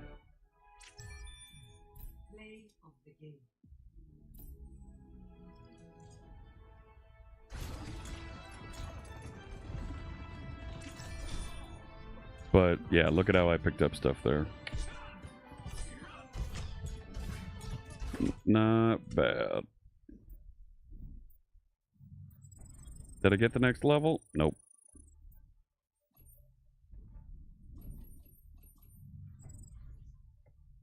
All right. I do need to run. Thank you so much, everybody, for joining. It was a lot of fun. We got through. We did a bunch of stuff completing our user admin screen for SharpSight, our content management system. It's still basic. We're not into theming yet. Next time, tomorrow, we're going to cut a milestone. We'll cut a release. It's not really a release because you can't install and use anything with it. But we'll drop a milestone and a tag in the repository. And we're going to start working on version 0.4, which includes some of the customization things that you're going to want to do, like changing the name of the site, changing some of the look and feel, and we're going to start talking about building that important plugin system. This is one of the key features of SharpSight, is the ability to drop in plugins, have them start up, and enhance the way that the base application works. We're going to start on that tomorrow, right back here on the channel. We had a great time with that chicken wing eating discussion. I hope you had some fun watching me suffer through some of the spicy sauces and wings there. Big thanks to the folks at Buffalo Wild Wings. They make it easy for me to choose and order wings that have all different spicy flavors. I need to run, but let's see who else is streaming on the big Twitch TV channel that I can get you connected to. It's doing something fun. And of course, if you're watching YouTube, there's lots of great videos from me down here, over here, depending on how you're watching the stream. Let me get you connected. You know what? Let's have some fun. I mentioned her earlier. Let's go raid our friend 9.5. She is a crafting creative streamer, an amazing spirit and just a great person to hang out with here on Twitch. Thank you so much for watching. I hope to see you tomorrow, same time, right back here, where we'll be writing code and building. We're going to start building configuration in some of that plugin system tomorrow. All right, thank you, friends. I wish you have a great rest of your day, and I wish you good health and good coding. Take care and get ready to say hi to my friend 9.5. Have a good one. Close. Hit the button. Go. Do the thing. Let's go. Let's go. Let's go.